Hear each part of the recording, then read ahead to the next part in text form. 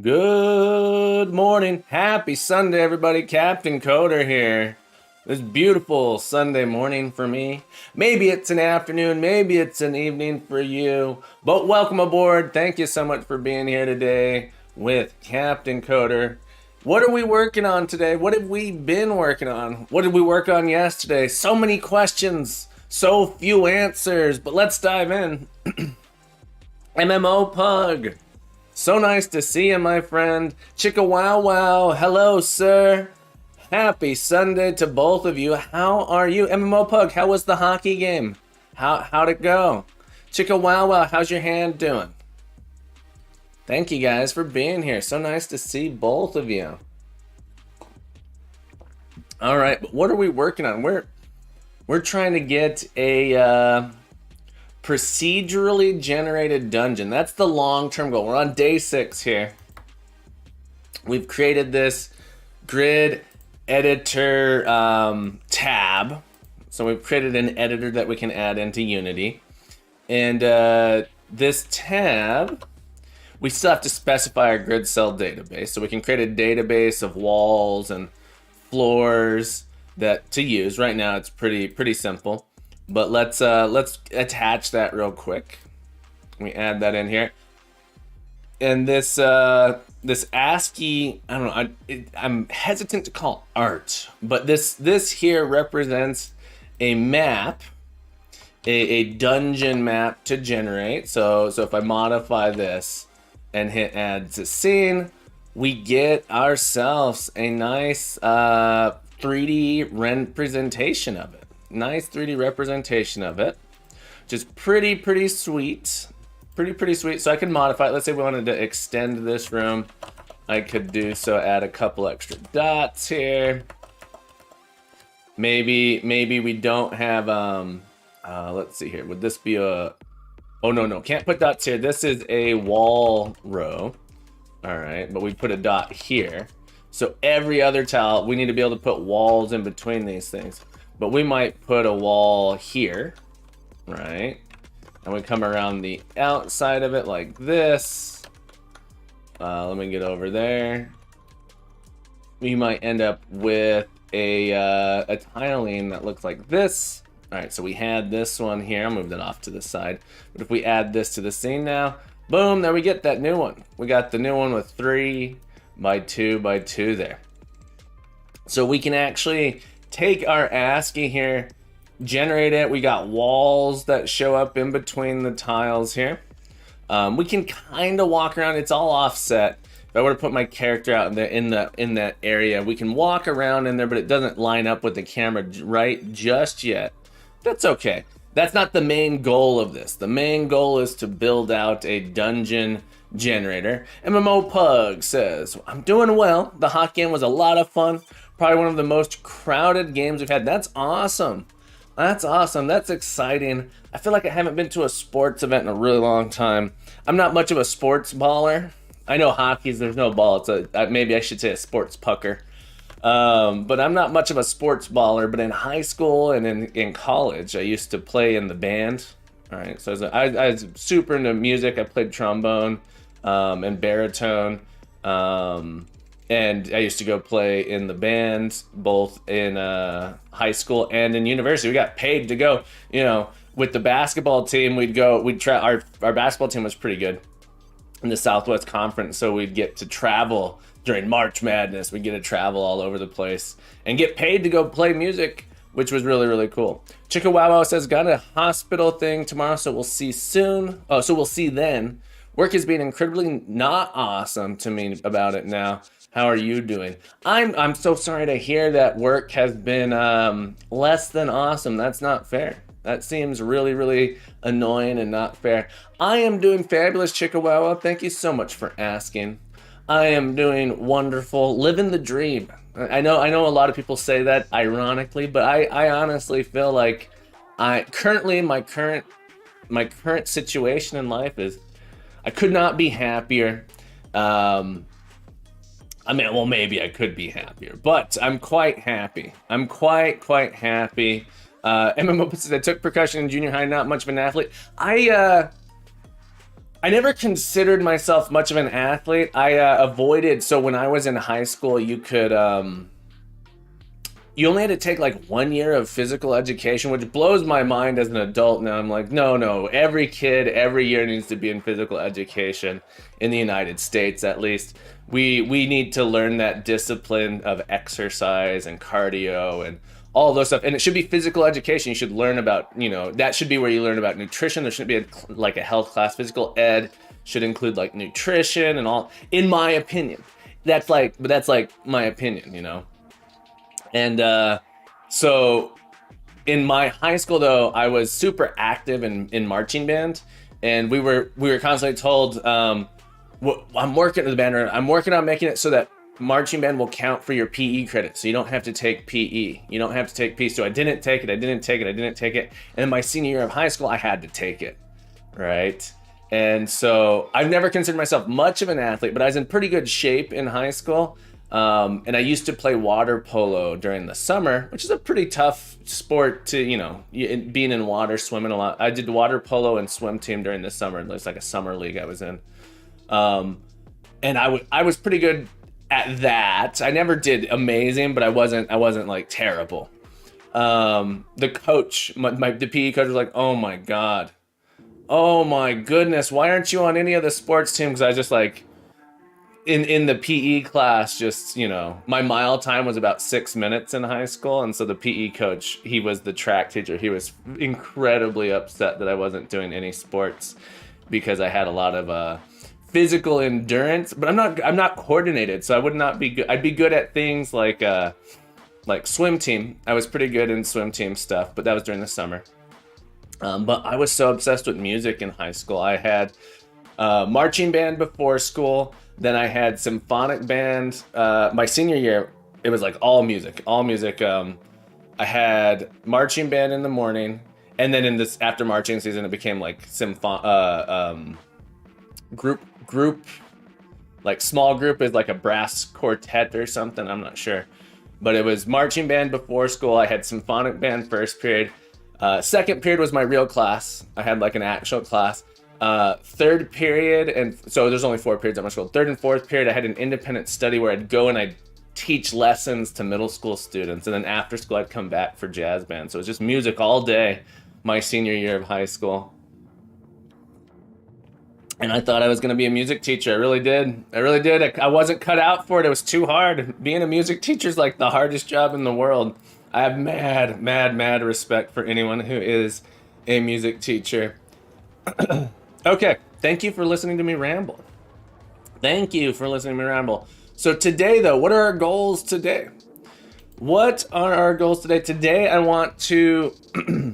So we finally fixed the bug yesterday with our corners. I'm going to leave these for now. I love your mesh merger, MMO Pug. I'm going to leave them out for now just for like my sanity so I can see where all the bits are. But I want to go through and at some point, it's my bonus here, implement an automagic mesh merger where we merge all these vertex. So we'd take the vertices that are super close to each other and say like, those need to be combined inside of a mesh. I need to figure out how to do that. But your merger is awesome, my friend. Thank you so much for sharing it. I do intend to use it at some point. Chikawawa says, when I was in high school, I never thought I would make it past 30. Oh my goodness. I don't even want to talk about that. I had, in middle school, you had to write a letter to yourself in the future for when you turned 30. And the letter I wrote myself was like, I was kind of a depressed kid. I wrote myself the meanest letter ever. About I can't believe anyway, I'm not going to talk too much about it, but I wrote the meanest letter to my 30-year-old self, and I can't, and then my teacher managed to, like, mailed it to my parents, and my parents gave it to me, and I opened it. I was like, oh my goodness, I was not a happy child.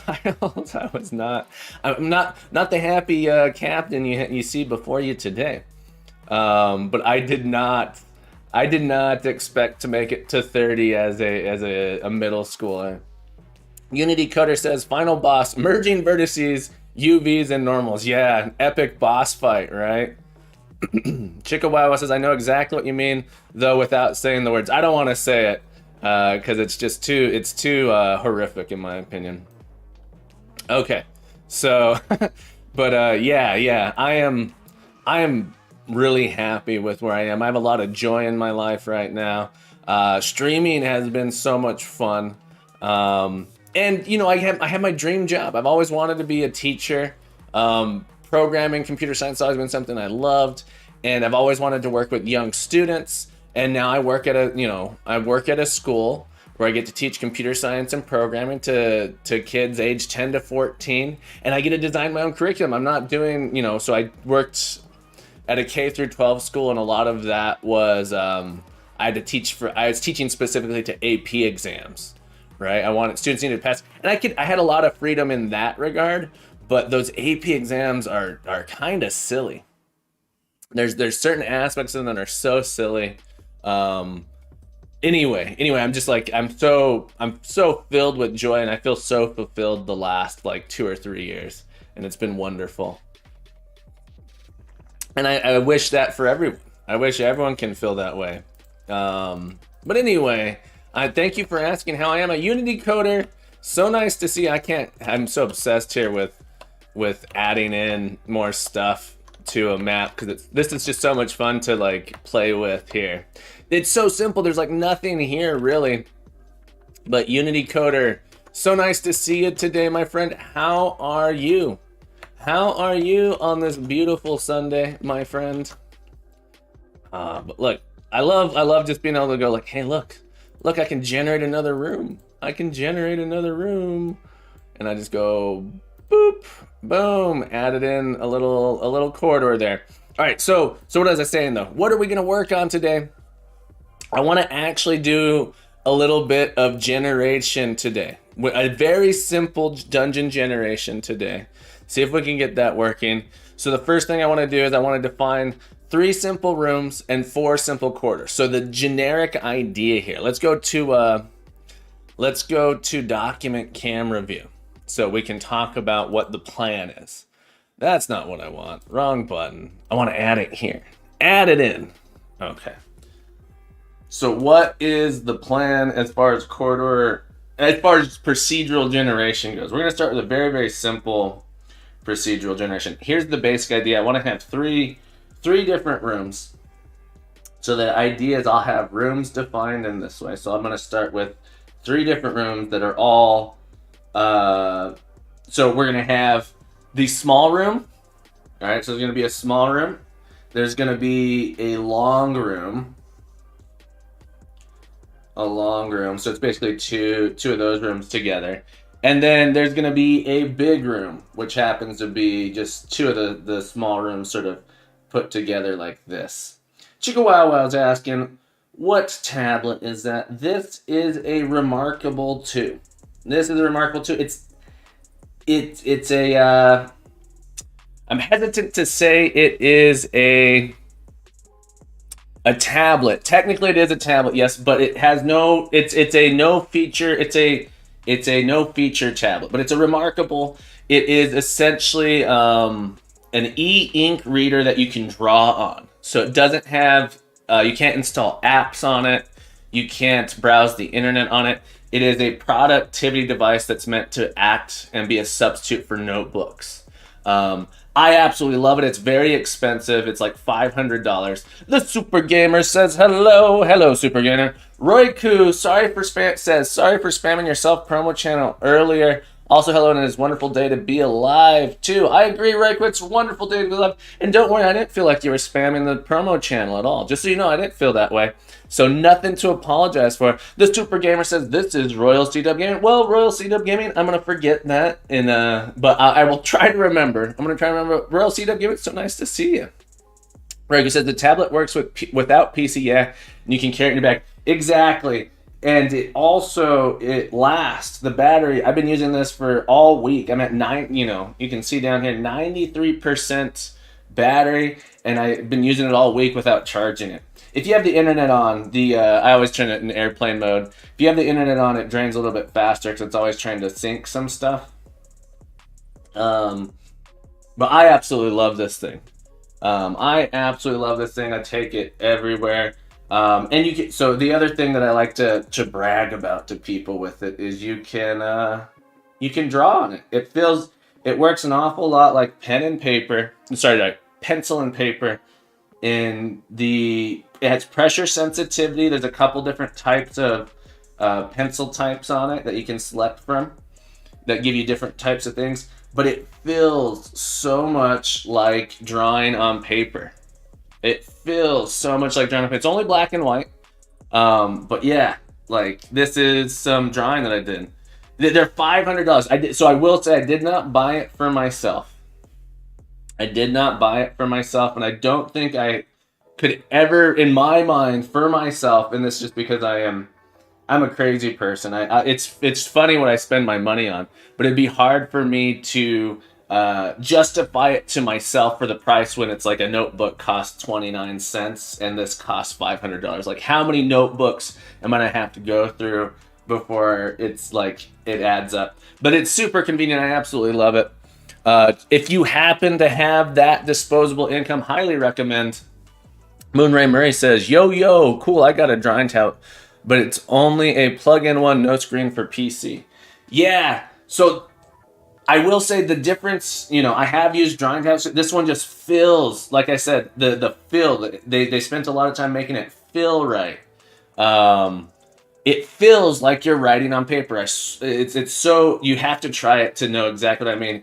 But like the response time, it literally feels like I'm drawing on paper, especially if I switch to the pencil mode. The pencil mode's crazy how much it feels like I'm drawing on paper. I can come in here and like sketch out.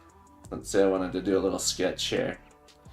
Just sketch it out like this. It just feels so good. The pressure sensitivity is just right.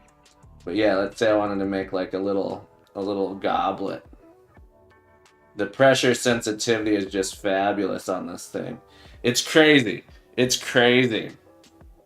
And then, all the other little pieces on here. It does have layering and that sort of stuff. Let's go back to mechanical pencil. That's the one I like for just note taking. All right, so Chicka Wow Wow says, I did get a Kindle Fire and mounted a non-Amazon OS onto it. Works amazingly well for a lot of stuff, but not drawing. Great for blogging or other design notes. Yeah, so that's the one thing I'll say is it is not it's not a tablet. It's a productivity device specifically for note taking. The idea is to have a no distraction device. The Super Gamer, aka Real C Dub, says, I'll be on Twitch after my stream. Fabulous, my friend. Fabulous. Happy to hear you're streaming. I have found it to be absolutely a joy to do it. I hope you're having as much fun streaming as I am. All right, so the idea with each one of these rooms, each one of the definitions, there's going to be little nodes that I attach to it. So I'll specify a node here, for example, here. I might specify some nodes like this. And then in my big room, I might specify nodes like this. These are potential locations where corridors can be attached. All right, so I might specify it like this and this right here. Let's change this one. But the idea is you're going to specify spots where generations can happen. So we might have something that looks like this in these rooms. Those might be the spots you can connect. Then we're going to have corridors defined. All right, so I'm going to define a couple different types of corridors as well. I'm going to have the short straight corridor. All right, short straight corridor. This one has a node on either end. And the nodes are spots where you can like connect. Things can connect at nodes. All right, so I'm going to have the long corridor. I'm going to have a corner corridor. Okay, so we'll have a corner corridor. And we'll have a T corridor, like so. This is going to be our Tetris T piece. And then we'll also have our plus piece. All right, so the corridors, these are the 4 different corridors we're going to start with. All right. And the idea is you'll place one of these in your world. So you're going to define this out. You're going to place one of these in the world, and then you go through each one of those corridor, or one of these nodes, and you say, all right, there's a probability that I should generate something here. In rooms, for default, to start out, we're going to say that any corridor can attach. All right, so that's the idea. In a wall, we're going to start out saying any corridor can attach to this. And so we're going to loop through all these and say randomly either 50% of the time generate a corridor and 50% of the time just generate a wall. So we don't want to generate a corridor all the time. And we'll get more sophisticated with our generation process as we go. But that's the general idea. Randomly select one of the nodes that is ungenerated and attach something there. Figure out how that spot's going to end up. And then corridors say you can either be another corridor or a room. All right, so the idea is you'd come out here and you might, so let's start with a small room example. We'll start with a small room. So you might start in your dungeon. Let me zoom out a little bit so I have a little bit more space. Come on, zoom out. I believe in you.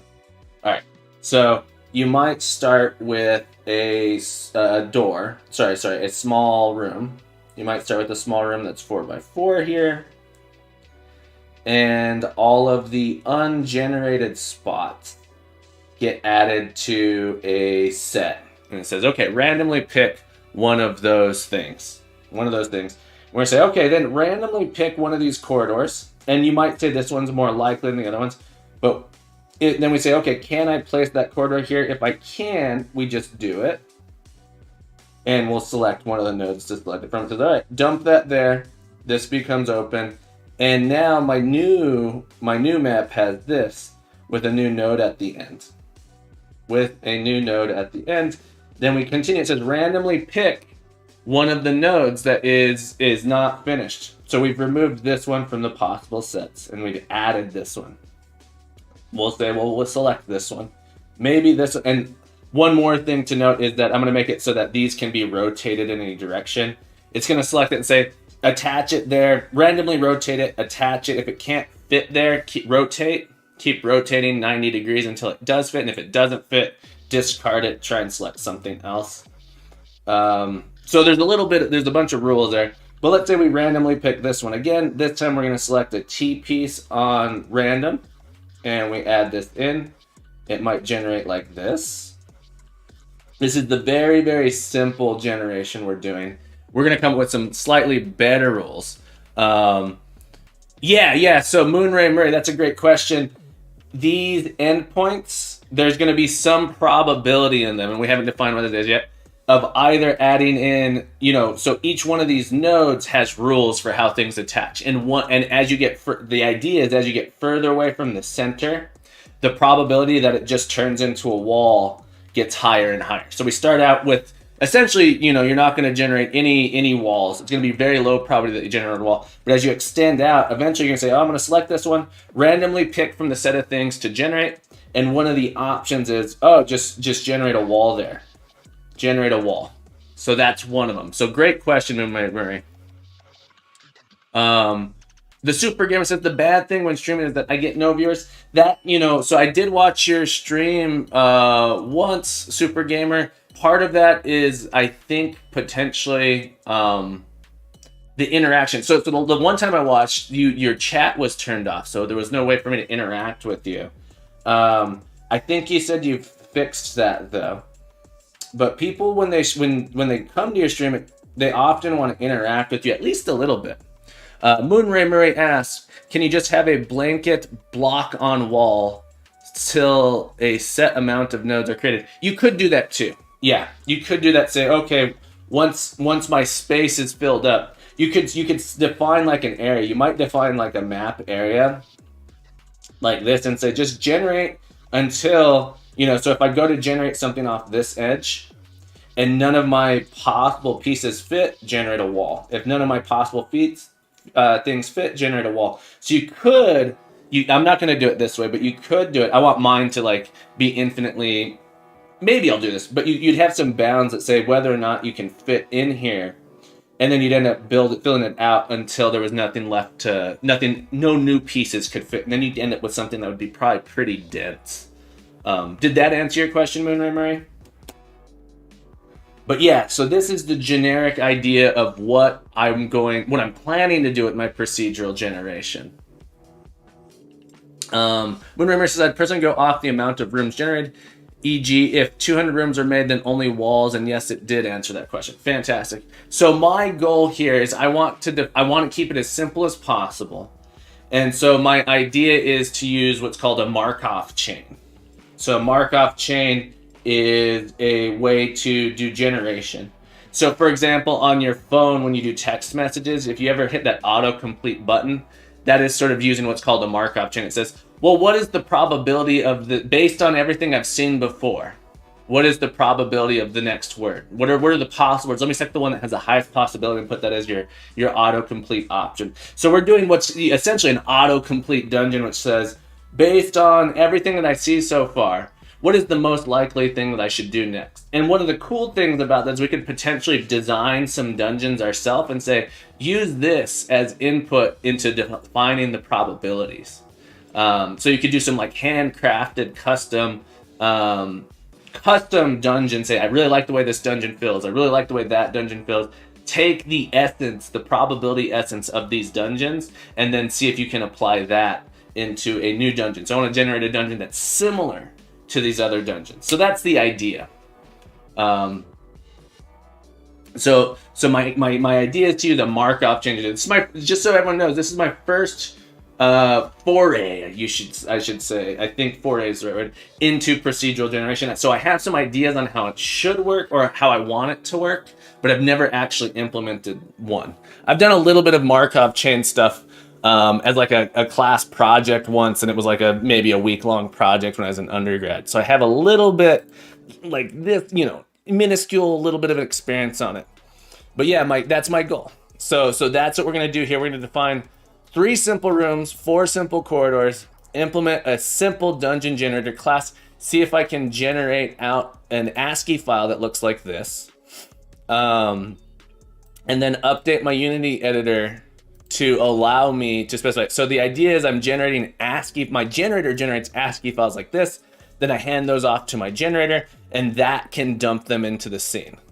So I'm not generating them in the scene, I'm generating them as an ASCII file. So I think that's pretty cool. I like that. It makes it easier for me to like potentially edit it later as well. So let's hop in. Let's do it. Oh, this is not my editor. This is not my editor. Here's my real editor. Now that's an editor. Okay. Here we go.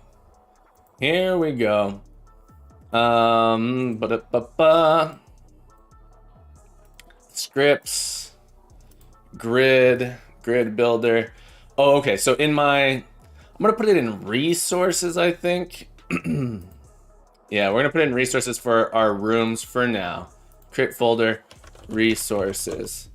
Although I don't think there's any reason things that I'm using specifically in Unity have to be in resources, but that's where I'm going to put it for now. Grid, and then we'll create a folder for rooms, and we're going to create a folder for corridors. All right, so I'm sort of saying that corridors and rooms are going to be slightly different from each other, but let's define a room. So we're going to do the small room.txt. All right, and this one's going to be our 4x4 room. So it's going to be 1, 2, 3, 4, with a wall on either end. Or, oh, need a space in between them actually, like that. Copy paste that. 2, 4, and we'll put that down at the bottom like that. And I need to define sort of like my connection nodes need to be a symbol. I think I'm gonna go with the @ symbol, although that apparently pulls up my username, which is interesting. So maybe we'll go with a different symbol there. What do we think? What would be a good symbol? I'm not sure. At felt pretty good to me.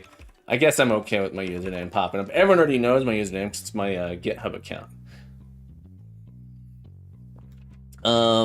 Yeah, so we have our small room with these at symbols here. No, I'm gonna go with a dollar sign. All right, dollar sign is gonna be that's where nodes can connect. All right, so I have a small room here. That's gonna be the small room. We are then gonna have our long room. Long room's a misnomer, really. And it's gonna just extend further out. 1, 2, 3, 4, 5, 6, 7, 8. So this one's gonna be 8 wide. And 4 tall. It's so interesting. Once I have a better font and a better editor, I can make it look so that these don't look. So now this one looks actually square because of the font height, when in fact this one is twice as long as the other one. So this looks like a square to me, even though it's twice as long. It's so visually, what's the word? Feels visually incorrect. All right, and then we're gonna put a door on, or a node on each side. So we have those 4 nodes. This is our long room. And then we'll have a big room. All right, so these are gonna be our 3 different rooms that we're gonna start out being able to generate and you know, smoosh together, you might say. We're gonna smoosh them. They're smooshable. 1, 2, 3, 4, 5, 6, 7, 8. All right, and let's put in our connectors down here, here, here, here, here, here, here, here. Okay, so this is our big room. So we got long rooms, small rooms, long rooms, big rooms. It's so fascinating how different these the ASCII makes it look. I wish I'm sure there's a font that is a square-sized font that I could use. Also, I really wish I could do a different file name extension, but Unity likes the TXT file extensions for loading text assets. All right, so we got rooms. Now we're going to define our 4 corridors. All right, so this is going to be our straight. So our straight corridor is just 4 tiles wide. 1, 2, 3, 4 tiles wide, like that. We're gonna have our corner. And remember that these can be rotated 90 degrees to attach. So I'm specifically doing them that way. So this corridor could be horizontal or vertical. I'm specifically designing it so that way they should try and rotate to fit wherever they need to be. Same with our long room. Our long room can be horizontal or vertical. So that way we get to sort of rotate it and mirror it in the different direction spaces. All right. And that's just for our own ease of use. All right, so this one is now going to be coming down 1, 2, 3, 4. Is that right? Or should it be 4 on each one, or just a? You know what? Let's make it a short corner. We'll make it a short corner like this, where it just goes 1 out in each direction. Yeah, I think I like that a little bit better. And then it could potentially have the short corner can have different nodes attached to it.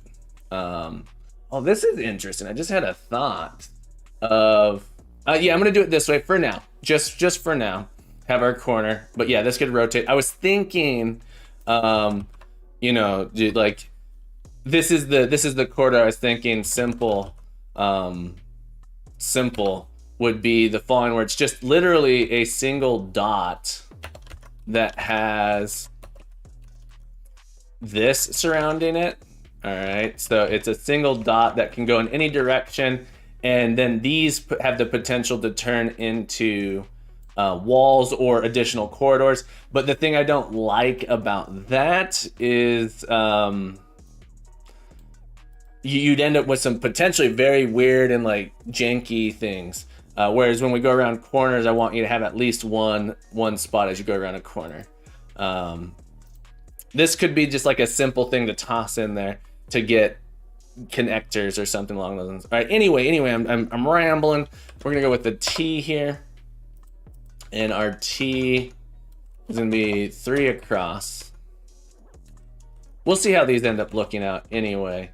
And this one will come down here like that. Oh, come on, editor. Okay.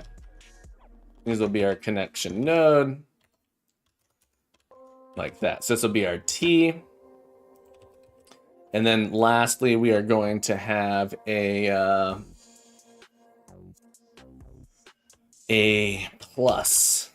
All right, so, or maybe a cross. So we got a T and a cross. All right, so this one is gonna have, we go up like this. And dot. Oh, not quite. I need to have, what's this one doing? Oh, there's already a blank space there. There we go. Right. Like this. Plus dot plus. Yes. And then the dollar comes out that way on the end. Okay. Ari says, hey, do you learn coding in computer science? Typically, you'll learn some coding in computer science. So I have a bachelor's in computer science, and then I also, anyway, I have a bachelor's in computer science. When I was in computer science program at my university, I learned a lot of programming. It was one of the main things that we did there. Yeah. I actually think I want to define it this way without the wall on the end. Is that right? Because then when you attach up, no, we do want a wall there. We do want a wall there. I learned an awful lot of programming concepts. So I'd been programming a long time before I got to my undergraduate program. And in my undergraduate program, I was introduced to so many things that I didn't know about. It was a fabulous experience for me. So before that, I started programming really young. I started learning in a programming language called BASIC, then I did Quick Basic, then I did a language called Turbo Pascal, and then I learned C. I learned, how to start. I got really into Linux and doing operating system stuff, and I learned about C, and that just like opened my mind to so many things as far as like getting to the nitty-gritty details of C and doing some assembly stuff. Then I think I learned JavaScript, PHP. I learned PHP doing some web programming, and while doing that, HTML, JavaScript, and CSS. And then I got to college. So then I got to college, and so I had never done object-oriented programming before college, and then we were using Java. Like my first programming class in college was actually MATLAB, but then that was like a non-major programming class. But then learning Java and learning about classes just like opened my mind to a ton of new ideas and concepts. And then the next one that really did that for me was a class on functional programming where we learned Scheme and Haskell, and that just blew my mind, opened my mind. So yes, in a computer science program, you will almost certainly do a lot of programming. I've only have my personal experience, but I can only imagine that is the case in general. And I've taught AP computer science in the United States, which is like you get college credit for computer science, and you have to know Java for there's 2 different AP tests. One of them is generic. You don't have to know a lot of programming, but it's more concept stuff. And then the second one is all specifically Java based. You have to understand object-oriented programming. So I think accredited universities are required to teach you object-oriented programming as well as some level of functional programming. I hope that answered your question, Aries. Again, I went off on a tangent there, a rambly boy. I'm a rambler today. But I hope you found that information useful. Don't hesitate to ask more questions if you have more. I love when people ask me questions. All right, so we've defined our rooms. It's always nice. Here we go. Yesterday, we got so few things done that I wanted to make sure we got this one knocked off the list as soon as we could.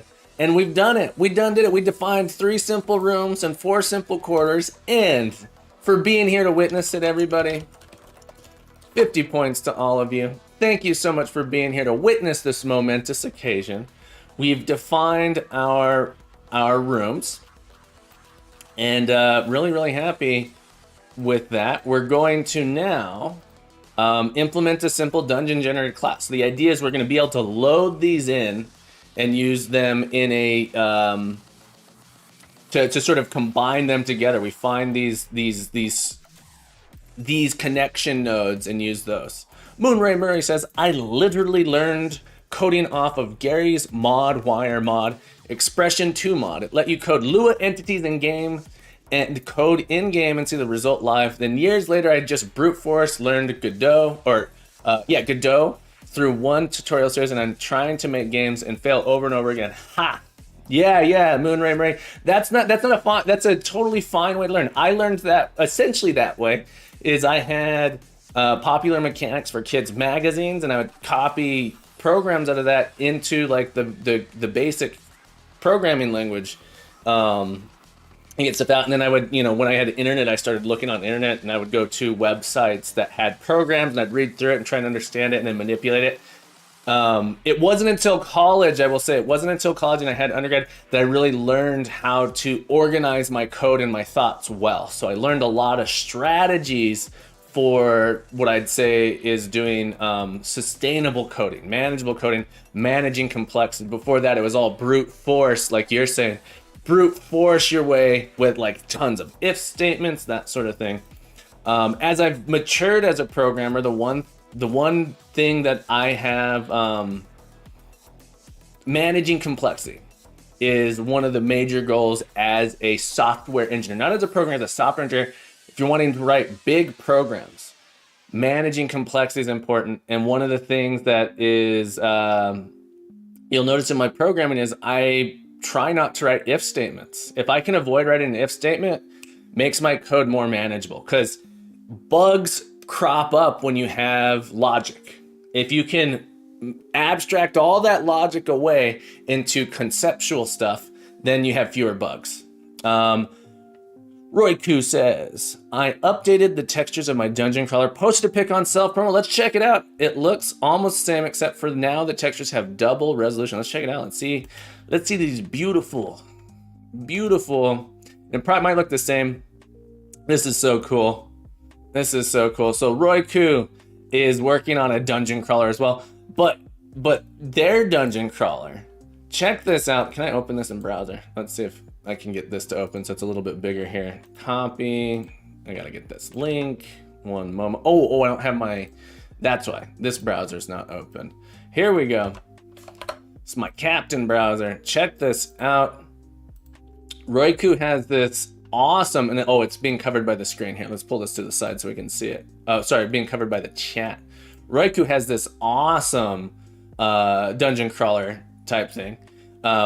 So yours is not using 3D rendering. You're using the traditional, like, if there's a wall in front to the right, you have like these tiles that you place. I love this style of dungeon crawler as well. But your map here, the way Roiku does the map is fascinating. It's a picture here.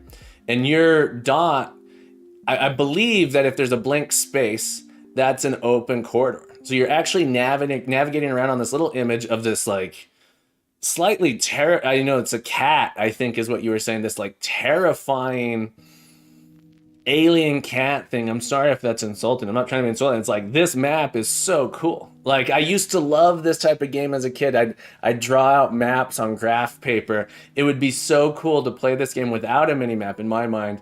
And you chart it out by hand, and all of a sudden you get this you're like, oh man, this is some kind of alien cat monster. I love it. I love it, Roku. Thank you so much for sharing, my friend. Much appreciated. Much appreciated. All right. And that, if you're not on the Discord, you're welcome to join. No pressure. No pressure if you don't want to. But a nice little community here where we share stuff with each other, ask questions, get coding advice, and just hang out. It's been really, really fun. Roku says, there's colored dots now, which are different difficulty enemies. Gotcha. Yeah, you were showing me like the green, yellow, and red zones. So I'm assuming it randomly spawns enemies in there. Moonramer says, oh, I learned how to code in Unity 2 years ago. Dramulks, my friend. Hello, welcome aboard. Happy Sunday. Happy Sunday. I got it right. How are you, Dramulks? And Roiku, how are you as well? It's so nice to see you. Roiku says, I have that many enemies loaded on the map and there's no performance. Nice. Okay. So we're going to implement a symbol dungeon generator class. Dremel says, all good. Happy that I was able to make my Artisy importer / converter. What is Artisy? I don't know. Is Artisy something I should be aware of? But congratulations on getting your importer / converter working. Artisy. Artisy is a tool you can use to create dialogue. Oh, gotcha. So it's like a tree dialogue with decisions and stuff, maybe? Let's go look at it. Artisy dialogue. Dialogue help center. Flow dialogue. Yeah, this is cool. These types of tools are cool. So you can sort of don't have to think about the logic of coding. It generates this, and probably generates like a JSON file or something at the end of the day that you can use. Very, very neat looking tool.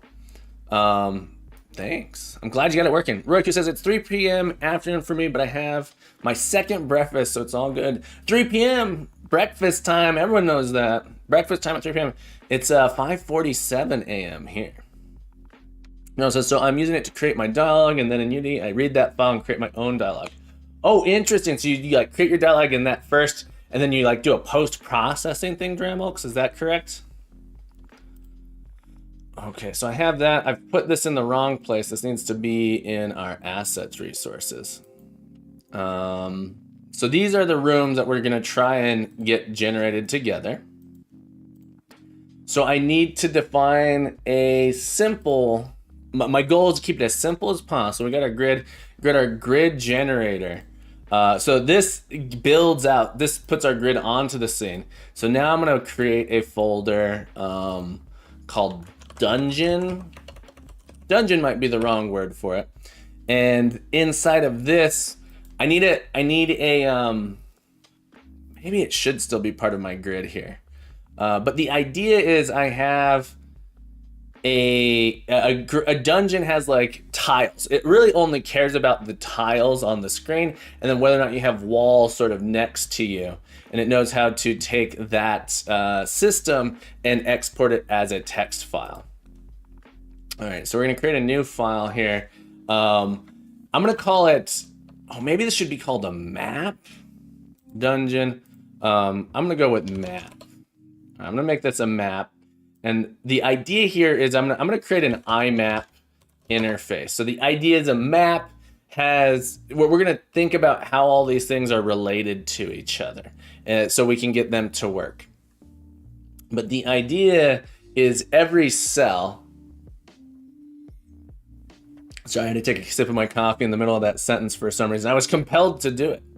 The idea is that every cell in our map is like a tile, and then our map is made up of tiles, and every tile knows whether or not there's a wall adjacent to it. And I want to make it so our maps are like infinite size. So there's not like an array of our map. Instead, it can grow out infinitely in any direction. So that's sort of my idea here. And so I'm gonna have a map. All right, so let's do class, namespace captain coder.dungeoneering. Public interface IMAP. All right, let's get this to load in here. And so we have like this idea of an eye map and an eye, there's going to be an eye tile. And an eye tile will have the walls associated within it. But my main idea is my map needs to be able to have the following. We're on a grid, so it's XY coordinates. Let's create another class here real quick. This is going to be called a position. All right, so our position has sort of an X, Y, and position. It's gonna be a super simple, essentially record type. So namespace captain coder.engineering, public class position, and this is gonna be the simplest class in the world. It's gonna have a public read only int X, public read only int Y, and a simple constructor public position int X int Y, and this dot X equals X. This is this here. I'm so used to Java conventions. I switch programming languages all day long, like that. And then can we generate? Let's have this build. Can VS Code generate toStrings for us? Dremel says, and I managed to even put in Artices some custom values that can be used to create my custom dialog nodes, which makes it easier for me or any writer who wants to write dialogue. That's awesome. Can you, so my question is, so I have a question. So you do it in Artice, you export it and you add it to Unity and then you modify it there. Can you ever go back to Artice, or once you have it there? So let's say you have to make some revision later. Do you just do it again in Unity, or do you have to go back to Artice? How does the revision process work? Oh, you can go back and forth. Sweet. That's really cool. Generate overrides. Well, that did nothing. Generate.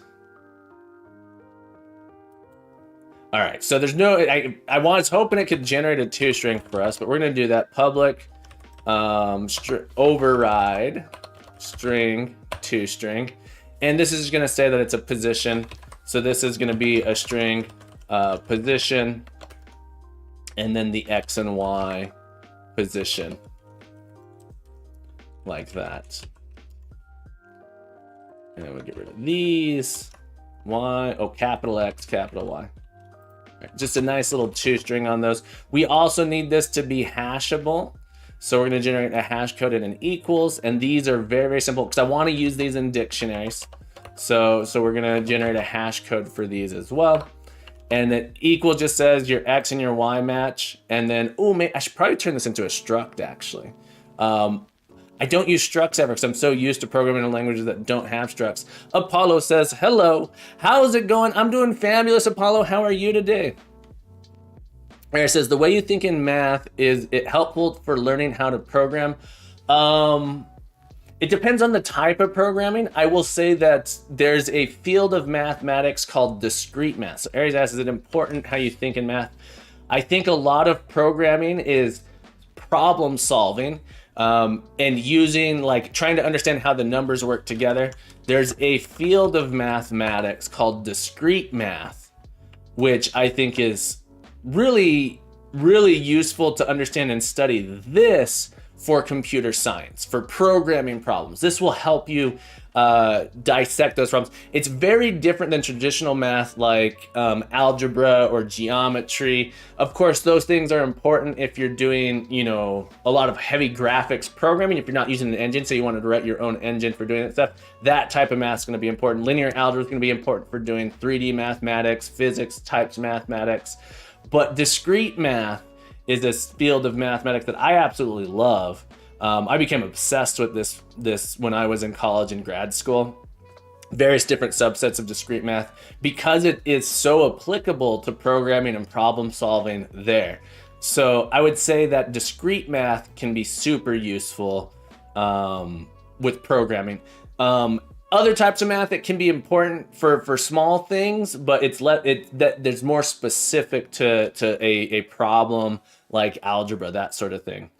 Roiku says, programming for me is creating. is creating problems. It's not about solving problems, it's about creating problems. Well, you know, you say potato, I say potato, you know. Is that how that goes? Tomato, tomato, potato, potato. I don't know. There's a song about that. Apollo says, I'm fine, thank you. I'm glad you're doing well, Apollo.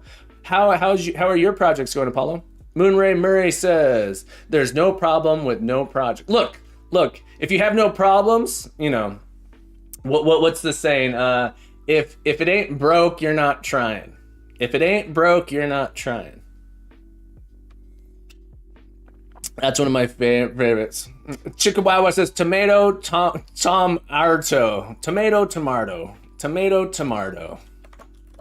All right.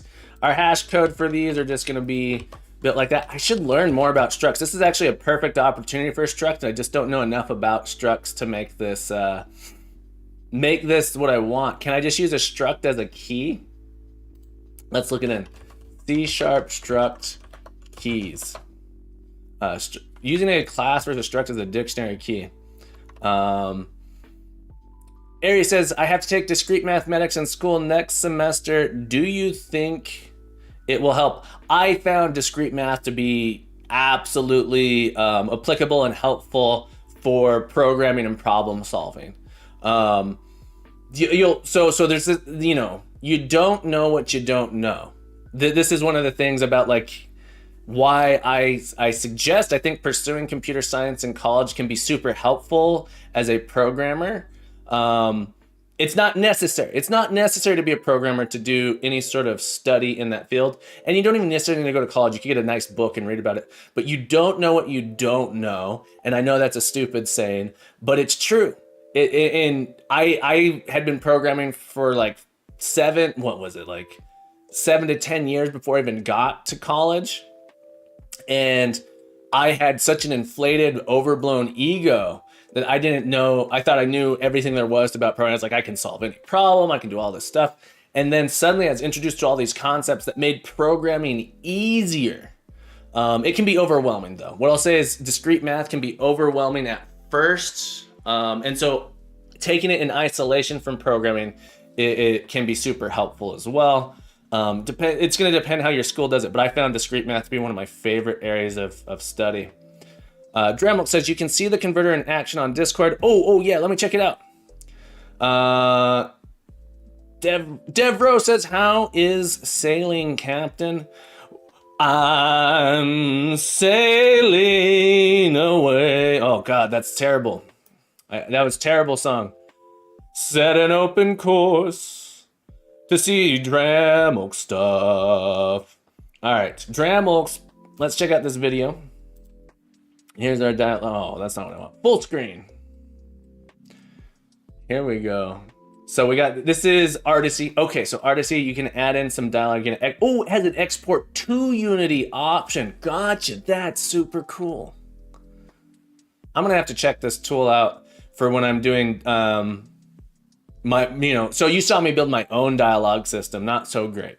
Not so great. It was a fun experience, but this is cool. That's cool. Devro, we're sailing well, my friend. We're sailing into the future. Doing good. How are you, Devro? It's so nice to see you here this morning. The lanky Scottish nerd. I love your name, my friend. The lanky Scottish nerd has joined the crew. We welcome you today. How are you? So happy to have you here, lanky Scottish nerd. As you may or may not be aware, Captain Coder is a computer science educator. This stream is typically dedicated to building classroom. This looks awesome, Dremel. And as such, questions are absolutely encouraged and welcome. So ask your questions, ask me anything. It doesn't have to be computer science related. It can or cannot be. It's up to you. And backseat coding is welcome as well. Chickawawa said, I found with math, a lot of people are scared off because of their experience during school. Yes, the same as language learning in school, but all programmers have learned a new language, so you are certainly capable of learning new math skills. Yeah, so many, I hate this about so many, I hate this idea of like, math is hard. You know why math is hard? Is because your teacher said it was hard. And so I hate this thing. I've been in so many classes before where the teacher starts saying like, this is a really hard subject to understand. So you got to pay close attention. You're going to have to study hard. And it's like, well, you know, if you build the blocks up right, it's all about, you know, managing in your mind how you're learning stuff, making sure you know as you grow and not moving too fast. So yes, it's hard if you're struggling. Anything can be hard. But it's all about, in my mind, making sure you don't fall behind. In class, it can be super fast-paced and scary, but every little, you know, there's like building blocks to understand. If you understand the small atom there, it's like this leads to this, leads to this. This is like the thing I love about math, is how it sort of, everything sort of falls in and relates to each other. So if you can understand a little bit here, you're going to understand this. The reason it's hard is your understanding of this thing over here might not be solid enough to move on to the next concept. And so it's not that math is hard, it's that the way we teach math is bad. That's sort of how I feel about it. Same with programming in a lot of cases. I remember being in classes where students were like, oh, this is so hard. I was going, you know, as a tutor, I used to tutor when I was in undergrad and grad school, and I'd have people come and be like, oh, you just, you know, you broke it down. So this is why I wanted to become a teacher, is you broke it down in such a way that it was so easy to understand. And it finally clicked. There was a thing that clicked. Drama says, sorry, I'm falling behind here. SP, yeah, it uses the info from those nodes, creates my dialog. So with its corresponding nodes, all linked and all the info needed. That's super cool. Moonray says, I use math all the time. Doesn't mean I understand it properly. Trust the calculator or the algorithm, and I have a certificate in accounting and machine. Yes, that's exactly right. So understanding how it works is super, you know, you don't have to understand all the nitty-gritty details, but you understand how it's used, and the applications can be so important. Chikawawa says, Captain, funny you say that, because that is word for word what Bjarne said about C++. It's not that it's hard, it's that it's generally taught wrong. Yeah, that's the whole reason I wanted to become a computer science, not even a computer science teacher, just a teacher in general, is I feel like it's taught so poorly. It's often taught by teaching the mechanics, saying like, this is how the code executes, rather than teaching this is why you might use that thing. I think inheritance is taught so poorly. I've almost never see it taught well. There's so many topics that are taught poorly, and it's because they teach this is mechanically how it works. And so you learn mechanically how it works, but not how to identify when you should be doing something. That said, everyone, Devro's here. Do I have I think I have one for you. There we go. Devro, my friend. So happy to have you here. Did everyone know Devro is an incredibly talented game developer and 3D artist? You got to check out Devro's stream. Attention all lurkers. Please direct your attention to the chat just for a moment. Shout out to Devro, my friend. Devro. Give him some love. You see that little heart button there? Did you know you can click that heart button? You can click it. Oh, but don't break his heart. If it says break heart, don't break heart. Make heart love. Love. Give love. Give Devro love.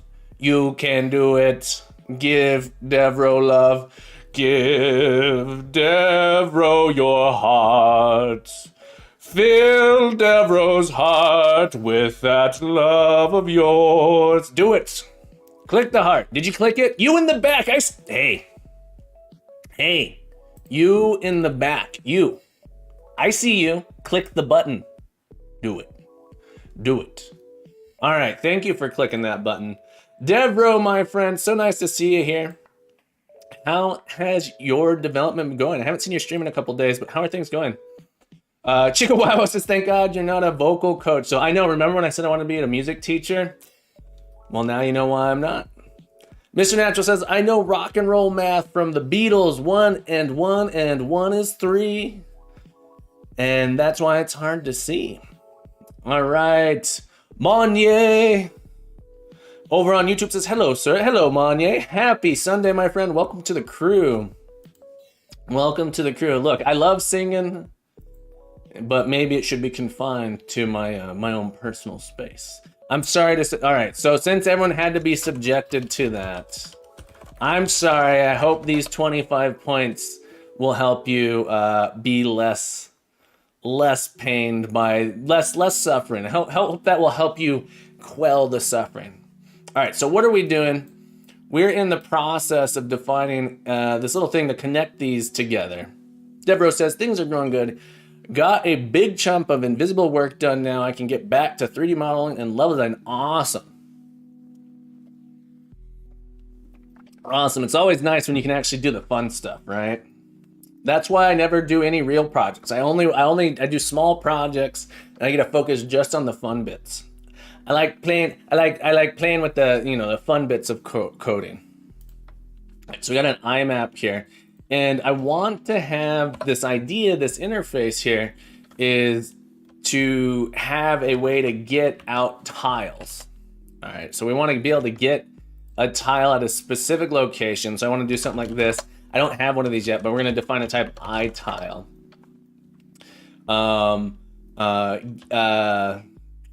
Tile at, and we're going to give it a position P. And this is going to give us back an iTile. So an IMAP is just full of tiles, and we can get them all. We can get the one out there like this. So I'm going to have to define one more, at least one more type, iTile. And we're going to build this up as we go. So our map has an iTile. iTile, you tile, we can tile together. iTile, you tile, we can tile together. All right, so we got an iTile like this. And so now our map should be happier. So I want to be able to get tiles at a position. And this is how we'll be able to define our map nicely. And every tile has sort of like this idea. Well, potentially have some like default tiles. Like we try and get something in a position that doesn't exist, returns like a no tile type thing, which will be an implementation of iTile. But our tile has this idea of I'm going to start with the public bool is passable. And so this is going to be whether or not we can move into that space. Is passable? Does that seem like a reasonable variable name? Anyone have a better variable name for me? Is passable? I want to convey that this is a tile that you can move into, that the player can stand in by default, without any trouble. Okay, so is passable. Then I want to sort of define, I need this class here for walls. I want to know which directions there are walls that I can move from, right? So is passable says I can move into this space, and I need to define whether or not there's a wall in each of our directions. So my iTile, I'm trying to think what the best way to do this would be. I kind of think that we need another interesting. I could do the following, and I'm not going to do this, but I could do this thing. Public bool has north wall. So I could have something like this, where it has north wall, has east wall, has west wall, has south wall.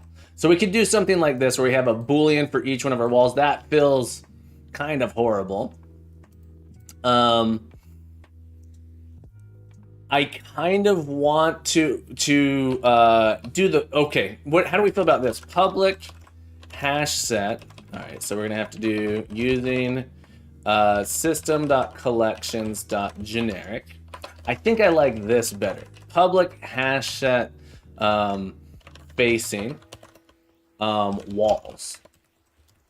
All right, so this is actually gonna return to us a set of walls. So this is gonna give us northeast, southwest. So we give walls, and it'll actually give us a list, in this case, a hash set of all the walls around us. So we could potentially toss this into a for loop and say for each wall, we can do this. Or I can say when I try to move a direction, just query that direction on walls and it will prevent us from moving there. So I think I like this. So is passable. and then walls. This will define which direction there are walls. So a tile for now has an is passable and walls, and tells us which side the walls are on. Okay, I think I like this. I think I like this. Yeah, I think I like that. So our map is made up of tiles, and the tiles allow us to get walls. Beautiful, I think. I think this is pretty good so far. And as we build up our tile, we'll be able to add things in here about different types of tiles. ITC Studios, welcome to the crew. We are happy to have you here. How are you today, ITC? Everyone who doesn't know ITC Studios, I don't think I have a hotkey is the wrong word, command for you yet, ITC Studios. Wound me, I should say. But yeah, welcome, happy to have you here. ITC Studios does, nice song. Yeah, I'm sorry I had to subject you to that. ITC Studios, real quick, everybody. ITC Studios is also a game developer. Amazing artist. Such an amazing artist. Real quick, click that heart button. If you're not following ITC Studios, you gotta click that heart button. She streams, I think, 3 or 4 times a week, typically. She just got back from vacation, so I missed your stream yesterday because I was streaming. But super awesome art. Some of the best art I've seen. But please do it. You keep telling me to break people's hearts. Dramulks, don't break. No, don't break ITC's heart. Don't break it. Don't break her heart. Don't break her heart. You don't want to break her heart. You want to give her some love. Yeah, click the heart. Amazing pixel art. Absolutely amazing pixel art over there. She's currently in the process of making a side-scrolling RPG. I always call it a beat-em-up, but a side-scrolling RPG pixel beat-em-up game that's so awesome. I love hanging over on that stream, though. It's really nice, chill place to hang out and watch someone make art. So you gotta go do it. You gotta do it. Okay. So I think this is sort of how our map will work. So let me think if this using these interfaces. So we're gonna sketch these out and go back to my document camera mode. ITC asks, how's the dungeon den going? The dungeon den. I think you mean the dungeon gen. It's going pretty well. We managed to get it working. As far as not working is the wrong one. We managed to get our grid editor to add these things to our scene nicely. So we de-thicked our walls. We de-thickened our walls. So you saw this a little bit yesterday, but we have our grid editor. This allows us to add, you'll notice that there's an uncanny resemblance. If you pay attention, there's an uncanny resemblance between this picture and this ASCII here. And it's quite uncanny. And that's because this picture was used to generate this texture, this element in the scene. So we got that working pretty well. I'm really happy about it. Dremel says, you can say the captain is creating a den. It's true. Or the dragon's den, the captain's den. The captain's den is coming soon to a theater near you this summer. Be afraid. The captain cometh for thee in Dungeon Den Generator. All right, here we go. So right now, a Dungeon Dengen. Exactly, Chickawawa, a Dungeon Dengen. That's exactly what we're doing here.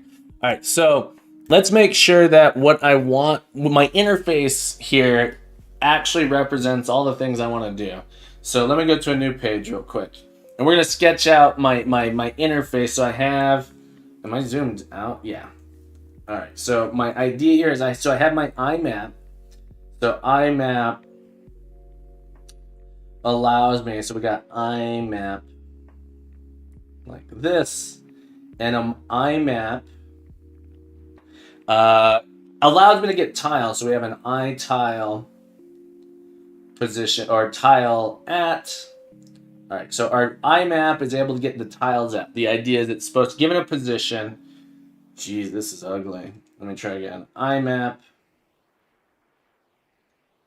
We can use that to get our position. So given an XY position, we are able to pull out a tile, and our tile, so for example, this one here would say that it's passable as a north and south.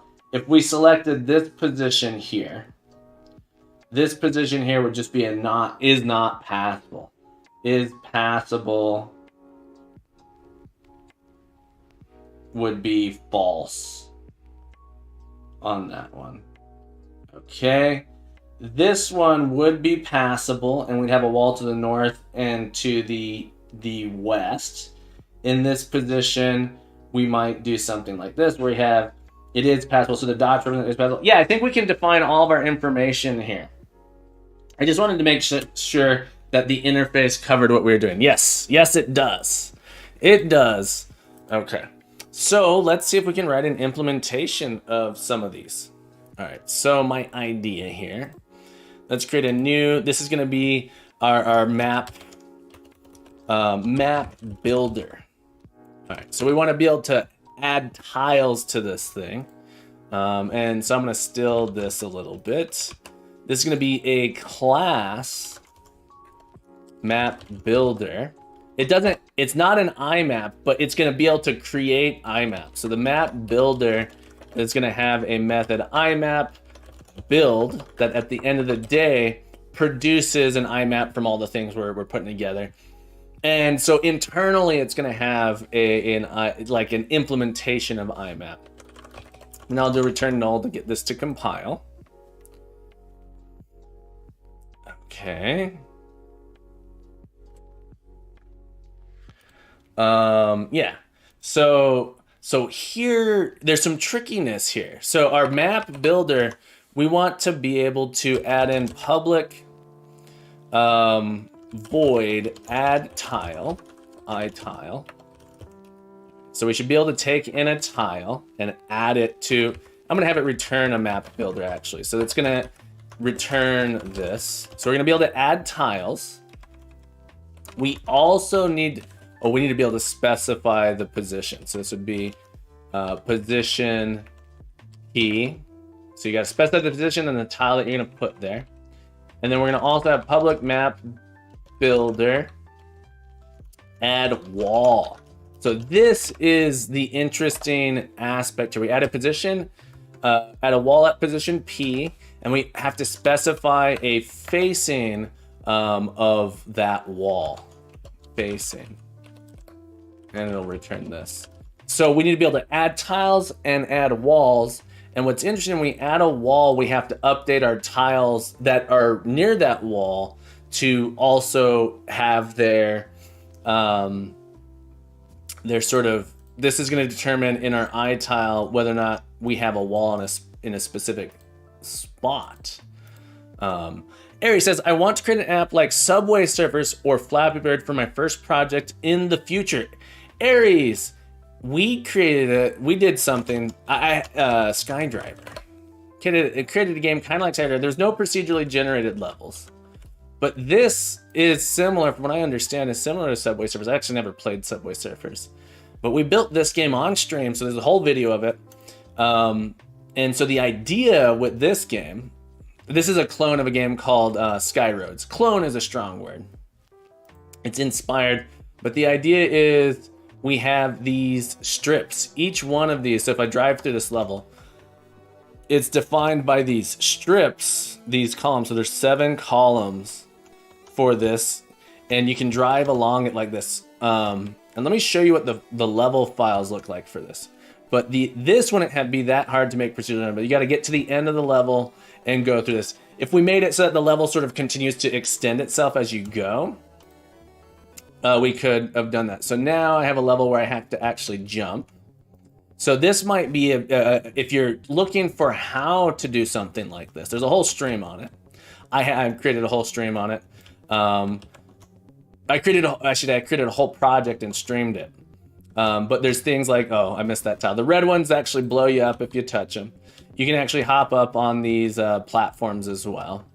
But there's only 3 levels here. But the interesting thing is that this is defined with sort of different strips that you can get into. Ari says, it's insane that people can create things like this. I want to be a part of it. You can do it. You can do it. So if you come here, come to this link. I'm planning on building out a YouTube series for this. I just haven't done it yet. But the full Unity project, you can get it. You can extract it and take a look at how it all works together. And you can see how on stream I can go through it. But the levels are defined in this. Check this out. Our level here, where's level 1? Our levels are actually defined as these ASCII files. So we say we're going to play track 2. The X's represent the exit tunnel. The dots represent tiles that you can, strip together. So this program, I wrote it so it reads this in and converts this into that map you see. So like here's the holes and the gaps. Here's a tunnel. Here's a tunnel. Here's the walls, the white walls you were seeing. So you can do it. I go through the whole process on stream. I think this one took us like 10 or 12 days, something like that. And then it's on the archive here. So you can actually find the whole archive. How long is it? I think it's 8 episodes is wrong. I think it was like 8 streams. It wasn't that long. Is this not the playlist? I botched that a little bit. I'll have to update that link. Playlists. You just got to start. Yeah. So this one actually only was 7 streams. So we did this in a week.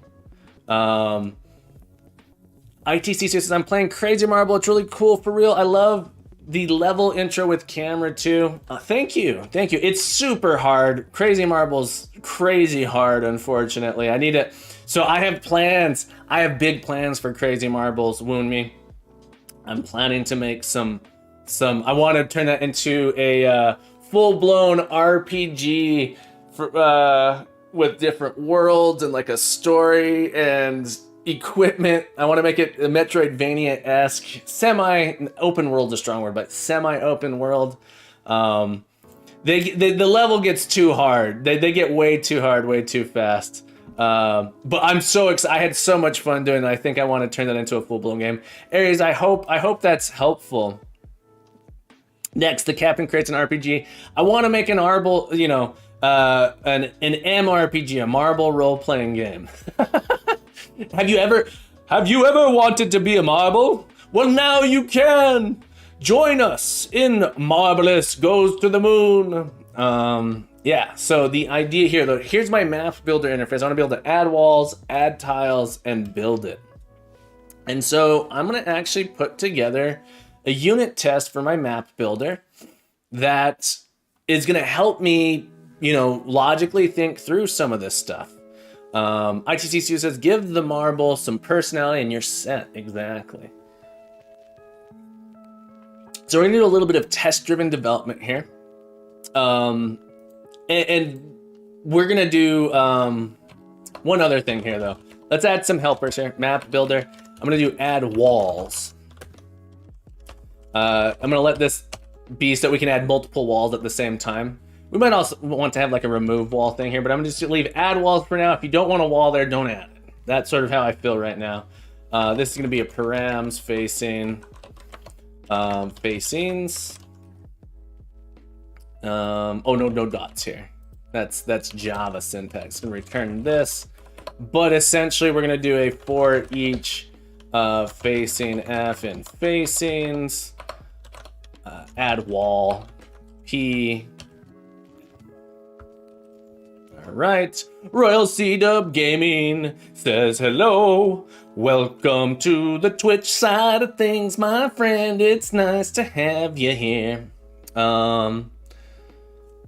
ITC says, give the marble some person on your set. Yeah, I want to do, you're the one that said we should do custom marble textures. So I want to add custom marble textures to it.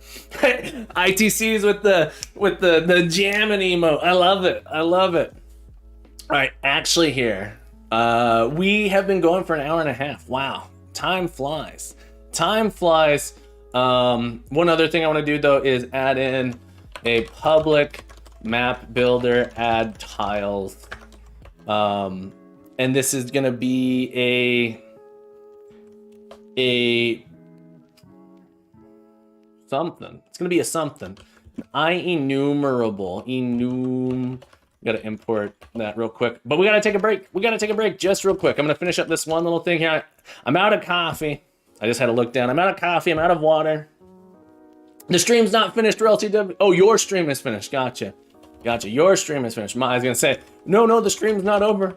We got a lot of stuff left to do today, so we're gonna keep going. Your stream is finished. How'd your stream go? How'd it do?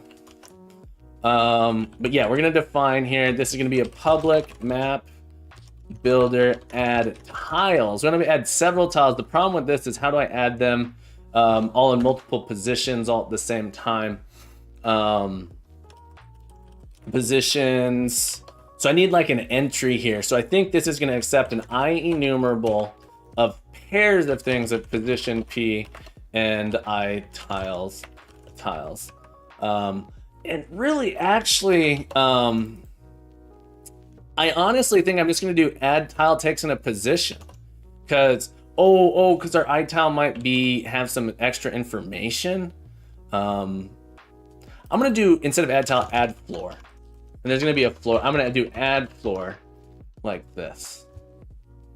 You did good. No viewers. That's okay. Just so you know, when I started out, I didn't have any viewers either.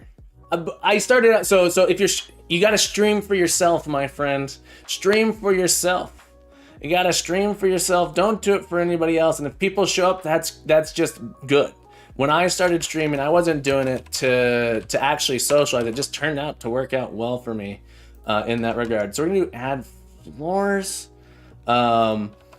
You only be disappointed if you stream expecting people to be there. Return this. Position P in positions. The real thing is, you know, if you want to stream so people watch, it's a little bit harder. But yeah, don't pay attention. Just assume people, you know, do it for yourself. That's one of the big reasons to do it. And if it's causing, the other follow up I'll say is if it's adding stress into your life, you shouldn't do it. If you feel like it makes you feel worse, it's not worth doing at that point. Art, my friend, you're just in time. We're going on a break. We're going on a break. But you know what that means, Art? You know what it means when we go on a break? Art, do you know what that means? Do you know what it means? It means when we get back, we're going to be doing stretches. So get your family in the room. Get them all together. Call, if they're not in your house, you don't live with your family, call them up on the phone. Be like, hey, Mom. Hey, Dad. Hey, Mary Sue. You know what time it is? It's almost time to stretch with the captain. So get your family together, wrangle them up, bring them into the room with you. If you have a pet cat, you have a pet dog, bring them in as well. If you have a pony, all the better. Bring your pony with you. Get your pony in the room. Maybe get your pet alligator. Bring them all together. When I get back, we are going to be stretching because we got to take care of ourselves. But until then, hang tight, everybody, and I will be back. I shall return. So I shall return. Hang tight, everybody. Where's my button? I can't find my coffee button. There it is. Coffee button found. All right, everybody. I'll be back momentarily.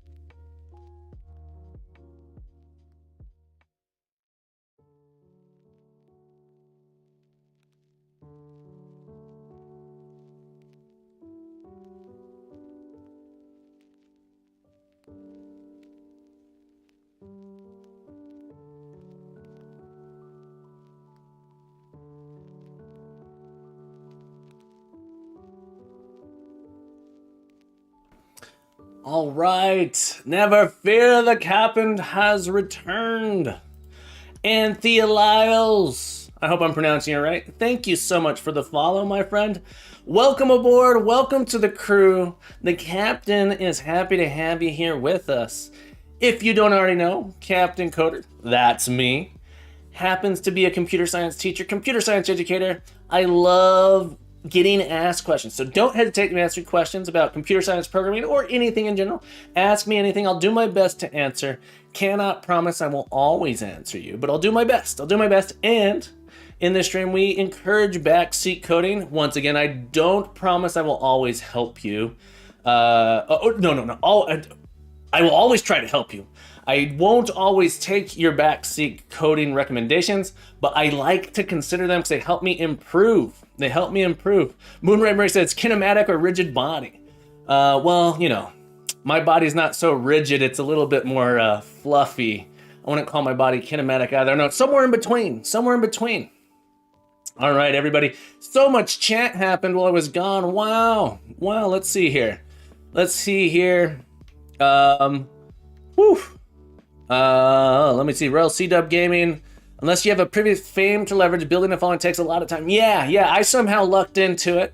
And I'm not, look what I'm saying. I'm not, did not start streaming specifically to get people to watch me. I had a different purpose. My purpose was that I was too lazy to upload my video, and live streaming sort of forced me to not go back and edit my videos for my students, which was something that I was struggling with, the amount of time it was taking me to edit stuff. So I'm like, no, I'm just gonna live stream, I'm just gonna go for it, and this video is gonna be an as-is video live stream. So for me, that's how I started. I had no one watching at all, and then like slowly a couple people trickled in to what I was doing. I wasn't planning on streaming past December. I started in December, I wasn't planning on streaming past then.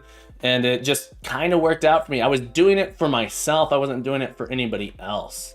The Lanky Scottish Nerd says, but as and thank you so much for the chat, Lanky Scottish Nerd.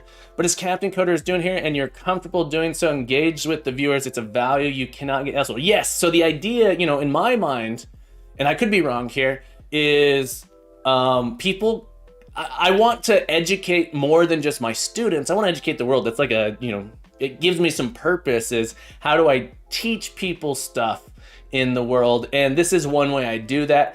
I would be up anyway coding this time in the morning. I've been doing that for years, and it just happens. I'm very, very lucky that being able to stream sort of is something that I can just like do while I'm doing other stuff.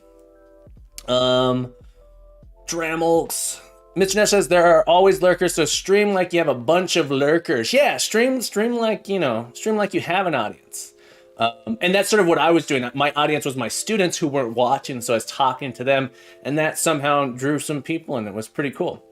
Let's see here. Mr. Natural said, I streamed for months to an imaginary until it wasn't imaginary anymore. Exactly. Art says, so did I. I think this is the most common noob experience. Yeah, so when you start out streaming, no one's going to, eventually people find you. That sort of has what happened to me. And so, what do you want your stream to be? Do you want it to be a stressful environment for you, or do you want it to be something that you're comfortable with? For me, I've really enjoyed streaming. I've enjoyed, it's actually been kind of scary for me. I'm, just so you guys know, I'm a little scared that I'm having so many viewers at this point, because it's hard to keep up and do what I'm doing. And so I'm not sure exactly what that means for the future, but how I'm going to transition this into, I love the community I love the community that's being built, but I don't know, what I'm going to do to make it manageable for myself as it gets bigger. Because right now, the number of chatters, that sort of thing, is really challenging for me. And so I have some ideas, though. I have some ideas on how I'm going to do it. Mr. Neff says, Royku says, I've been a streamer for like 10 years to an imaginary audience until I opened up my stream on my phone to get that one viewer. Now I create content for myself. You do you. That's right. Do it for yourself. Mr. Neff says, oh, yeah. If you enjoy it, it'll show and make you grow. So I hope it comes across. I hope you guys can tell that I really enjoy streaming. I love having you guys here with me too, but I would probably, like I said, I'd be up coding anyway. I don't know that I would actually be streaming, I was streaming originally just to get these videos out, but I only had like 2 people really. I had Smab and Corfless and G were sort of like the first people that were watching me code, and just hanging out and chatting was really, really fun to have that sounding board a little bit. Royku says, I want to stream my dungeon crawl development, but it's more fun to just chill here while I'm at work, while I'm working on it. And that's awesome. That's awesome. G says, I basically just stream playing games to finish my backlog. I didn't even know, I guess I kind of knew you streamed. G, do you stream on Twitch? I don't think I'm following you. There we go. I'd love to see you gaming sometime. You always tell me about your games. ITC could do a test stream and see how it goes, Royku. Yeah, that's true too. I've enjoyed streaming very, very much.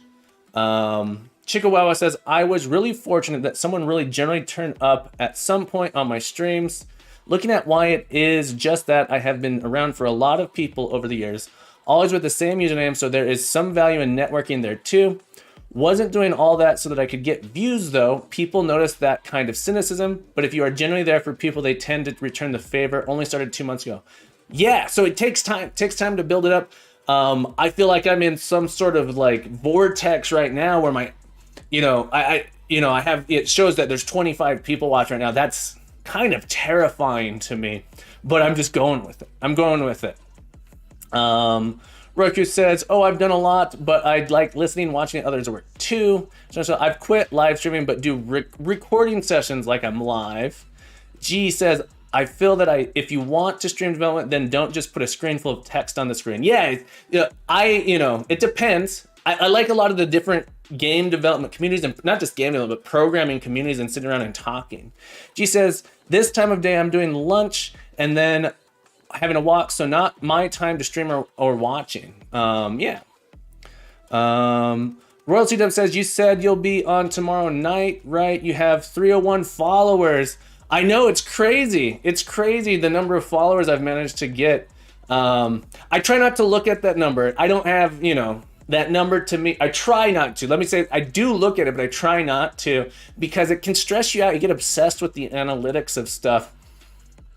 Everyone, thank you so much on the congratulations on 300. Missionette says, you need someone to read chat for you and pick out important, interesting comments. Yeah, I've been thinking about how I'm going to, I would love to find a way to do a co-host and do pair programming on stream, so that while one person's working on it, another person can be reading chat. And if there's no chat, you can actually sort of pair program together.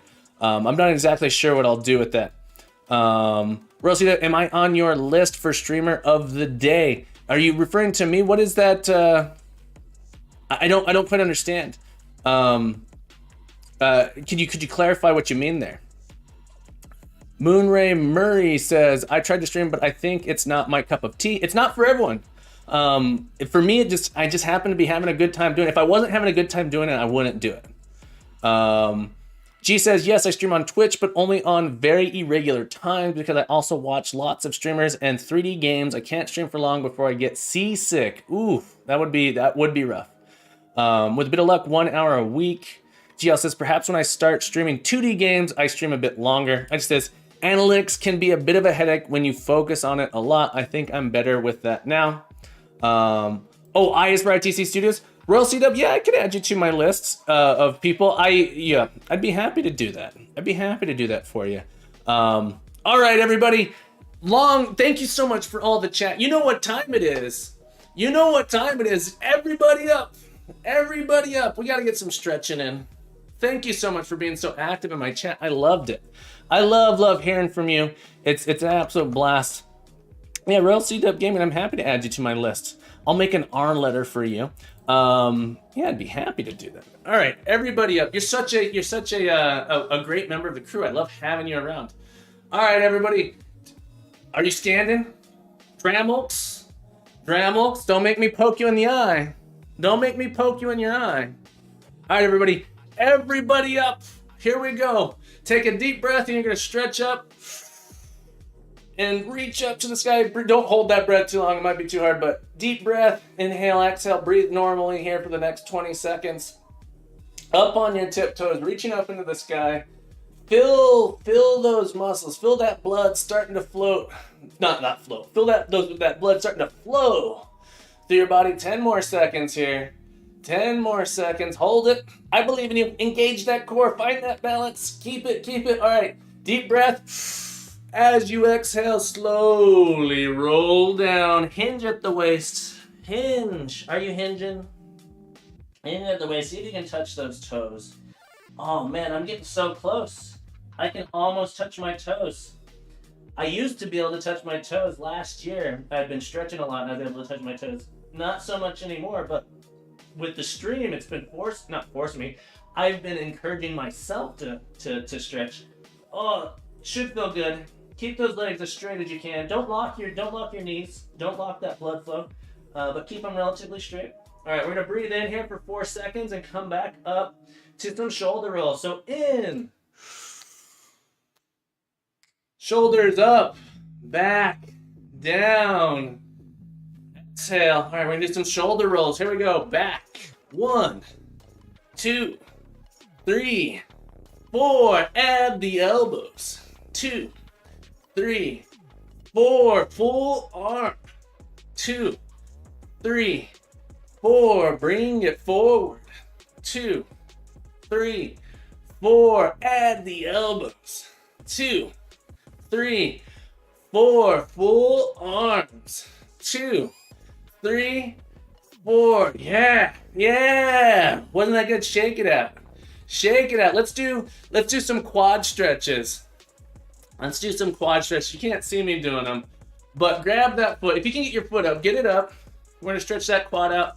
Pull it in nice and tight. Don't hurt yourself. Find the balance. Don't hurt yourself. Maybe for you, if you're not feeling like a quad stretch, maybe do an upper arm stretch. Maybe stretch out those forearm muscles here. But we're gonna hold this for another 20 seconds. Oh, feels good.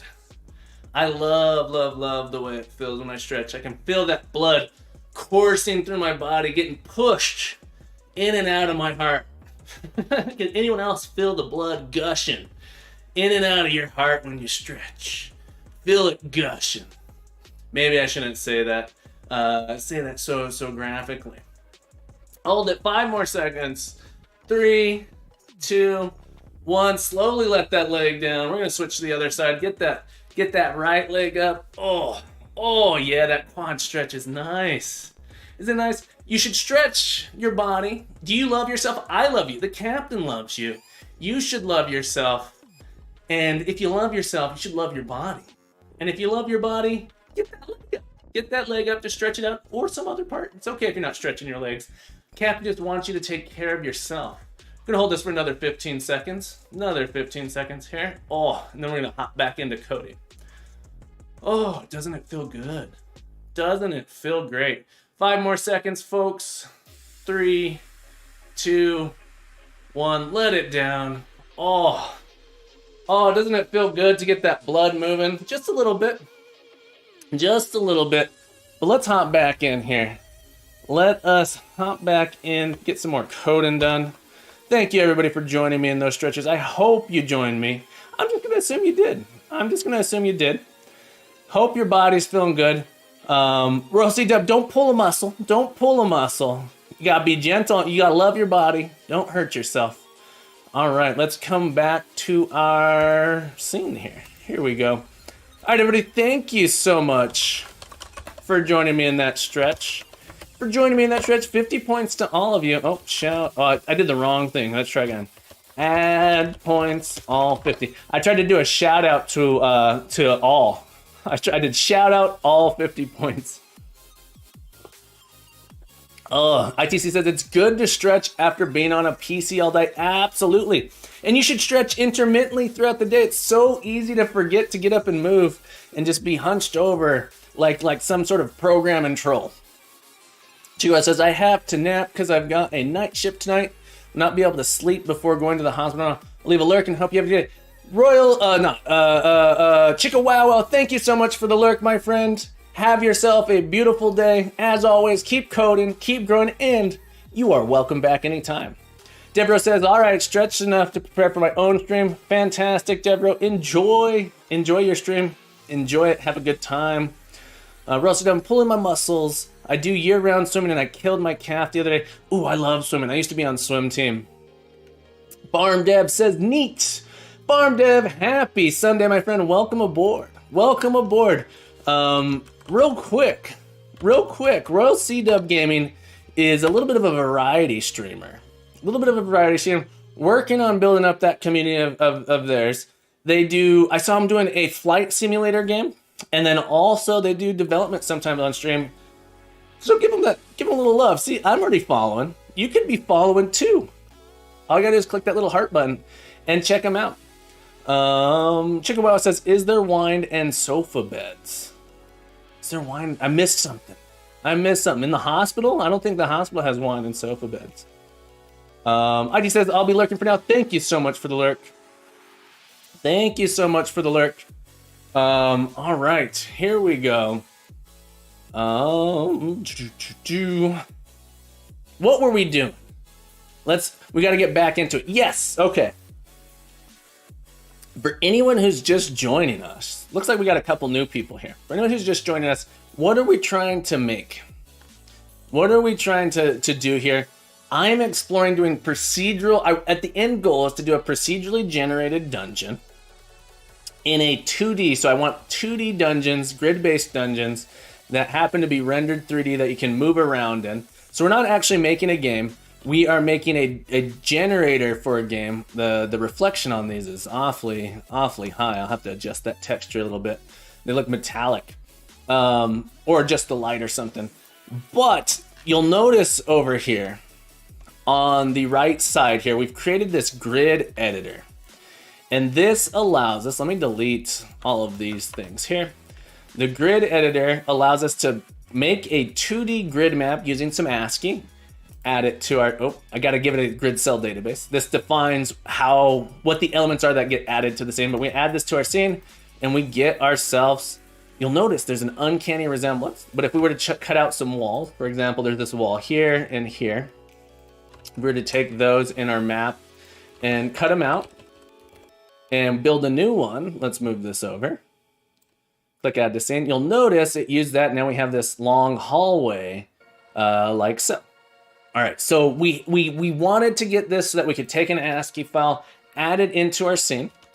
All right, my end goal is to have a generator where I can use procedural generation to generate a random-esque dungeon, a dungeon that's relatively random, but follows a set of rules to make it so that the dungeon is semi-playable. I'm missing a semicolon here. All right, so let's look at what our design document has. I'm gonna bring my design document back up here.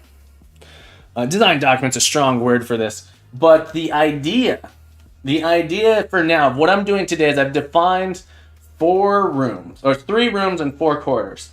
So there's 3 rooms. I have this called my small room. This is what I'm calling my long room. Yeah, long room, because it's long, and so we have this 4x4. We have this 4x8, and this I'm calling my big room. And so this one is my 8x8 room. So I've defined those. Every room happens to have these nodes defined on them, and this is where you could potentially add in corridors. So right now my rooms can have corridors added to them. And then over here I've defined 4 corridors that I want to use to be able to generate corridors. So I have my straight corridor, I have my corner corridor, I have my T corridor, and I have my cross corridor. And so the idea is, in my map, as I'm generating these, I'll have a map. I want it to be infinitely sized. So there's not going to be infinitely sized. It starts in the center and can grow out. And we have a set of all of the positions where we can actually connect something new. So my room might start out, for example, let's zoom back out here. I might start out with just a small room on my map. Let's see if I can get that to erase. I have a small room on my map, and that is defined this way. And what I do is, in each step of the generation, I say randomly select one of the unfinished nodes. And generate either for my rooms, it's going to be generate either a wall. So let's say, for example, I might randomly select this one here. And I say, okay, roll a die, and that die comes and says, okay, that one turns into a wall. That one turns into a wall, and that creates a dead end in that corner. Then we randomly select this one, and that one says, generate this one. We're going to generate a corridor. Select from my possible corridors. So it's going to select one of these. Let's say we randomly select this one. Then we say, okay, place that, attach one of its edges here. I don't know why it's flickering so much. It's driving me a little bit crazy here. And we're going to add that to our edge here. Fill that in, and it connects at this node, and it just says, okay, well, that's going to be now an opening. Our map still has 3 undecided nodes, so we randomly pick one. Let's say we randomly pick this one up here in the corner, and it says, okay, randomly pick something, and it picks generate a dead end. All right, so it says generate a wall, just toss in a wall there, perfect.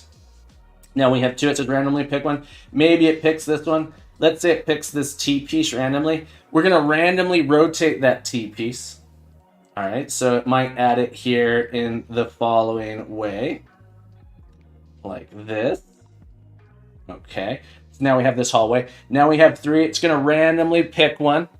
It's going to randomly pick one. Maybe it picks another, it picks a long room. So a long room, it's going to say, okay, the long room can be attached in any one of these. It'll rotate it, so we might actually end up with this rotation here, where we have a long room attached.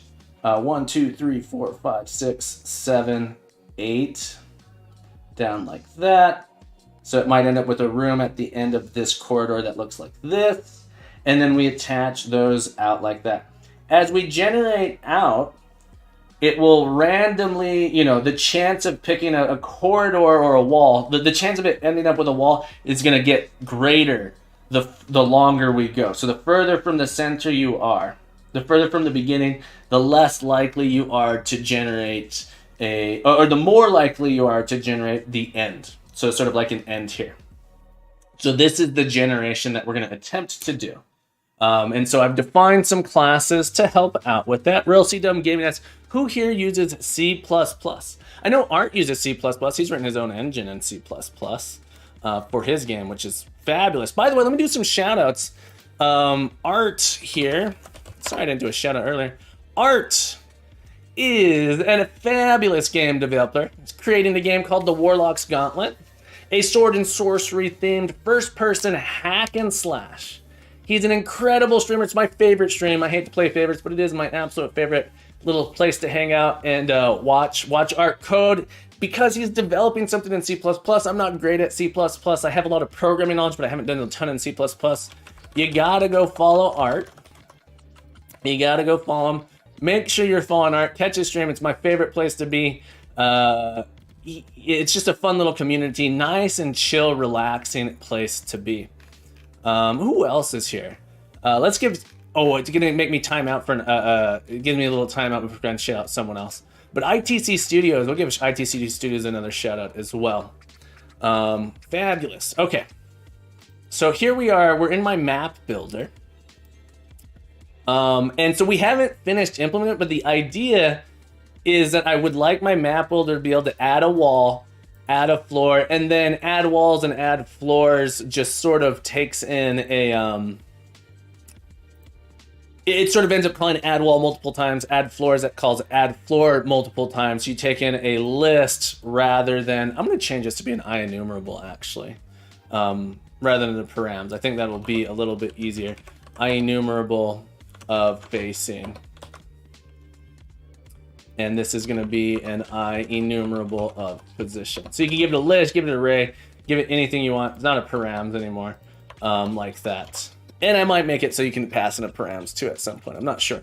Okay, so we've defined sort of like what an IMAP is, what an ITile is, and then in our map, tile at, yeah, so we can get a tile, we can say what's at that position.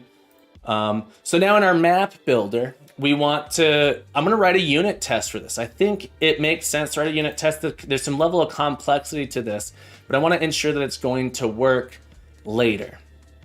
So I'm going to go into my tests folder. I'm finally going to write a test here. So I have a tests.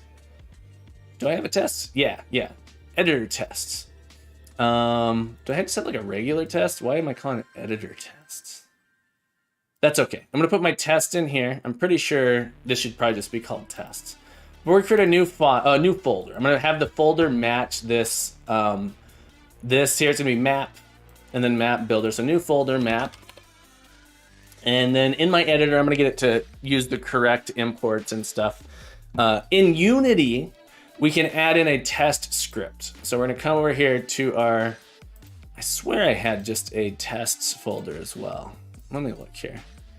Nope, I don't. I don't have just editor test, but we're going to come into our map and we're going to create not a C# script, but a test. Where's testing? We're going to create a C# test script. This is going to be our map builder test. It's our map builder test.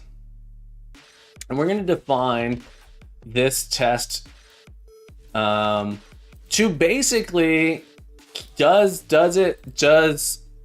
do these methods work? We want to test when I call map builder at the end of the day, when I call build, I need it to give me back tiles, an IMAP essentially that has all of the tiles that I've defined and worked out. And then if my map builder works, then I can write a tool that takes in my grid files and generates, turns those into the internal map or produces a string that is that. So that's my main idea here. So my map builder test. It's not a Unity test, I'm just a regular test. Unity test would be like a play mode test. I haven't done these yet, but I should really look into it. But we're gonna write some tests here. Map builder test simple passes. I'm gonna give it, every time I do these, I like to give them a timeout. That's how I give it a timeout? Let's check here. Let's have this compile. Giving it a timeout means that if it takes too long to run, it'll automatically fail. If we don't do this and we end up with an infinite loop, it's just painful. It can be very, very painful if that happens. So let's come back here. And the idea now is just so you know, if you've never written unit tests, especially if you've never done unit tests in Unity, super, super helpful. I don't have to hit run to test things now. I can, where's my test window? Let me find it. It's here somewhere. It's here somewhere. Text Mesh Pro. General. It's under General Test Runner. Okay. So now in my test, I can say, well, I just want to run this little thing. I can run all my tests, but if I want to run just like an individual test, say, hey, I made some changes. I want to make sure this thing is still working. As long as there's no errors or assertions that fail, it will continue to pass. So this is going to give me confidence before I start using it in like a bigger context that it's going to work. And I actually haven't implemented any of it yet. And so it's going to start out all failing as I implement components of it, aspects of it. I should start getting passes, and this will give me confidence. So I've thought through, how should this thing work?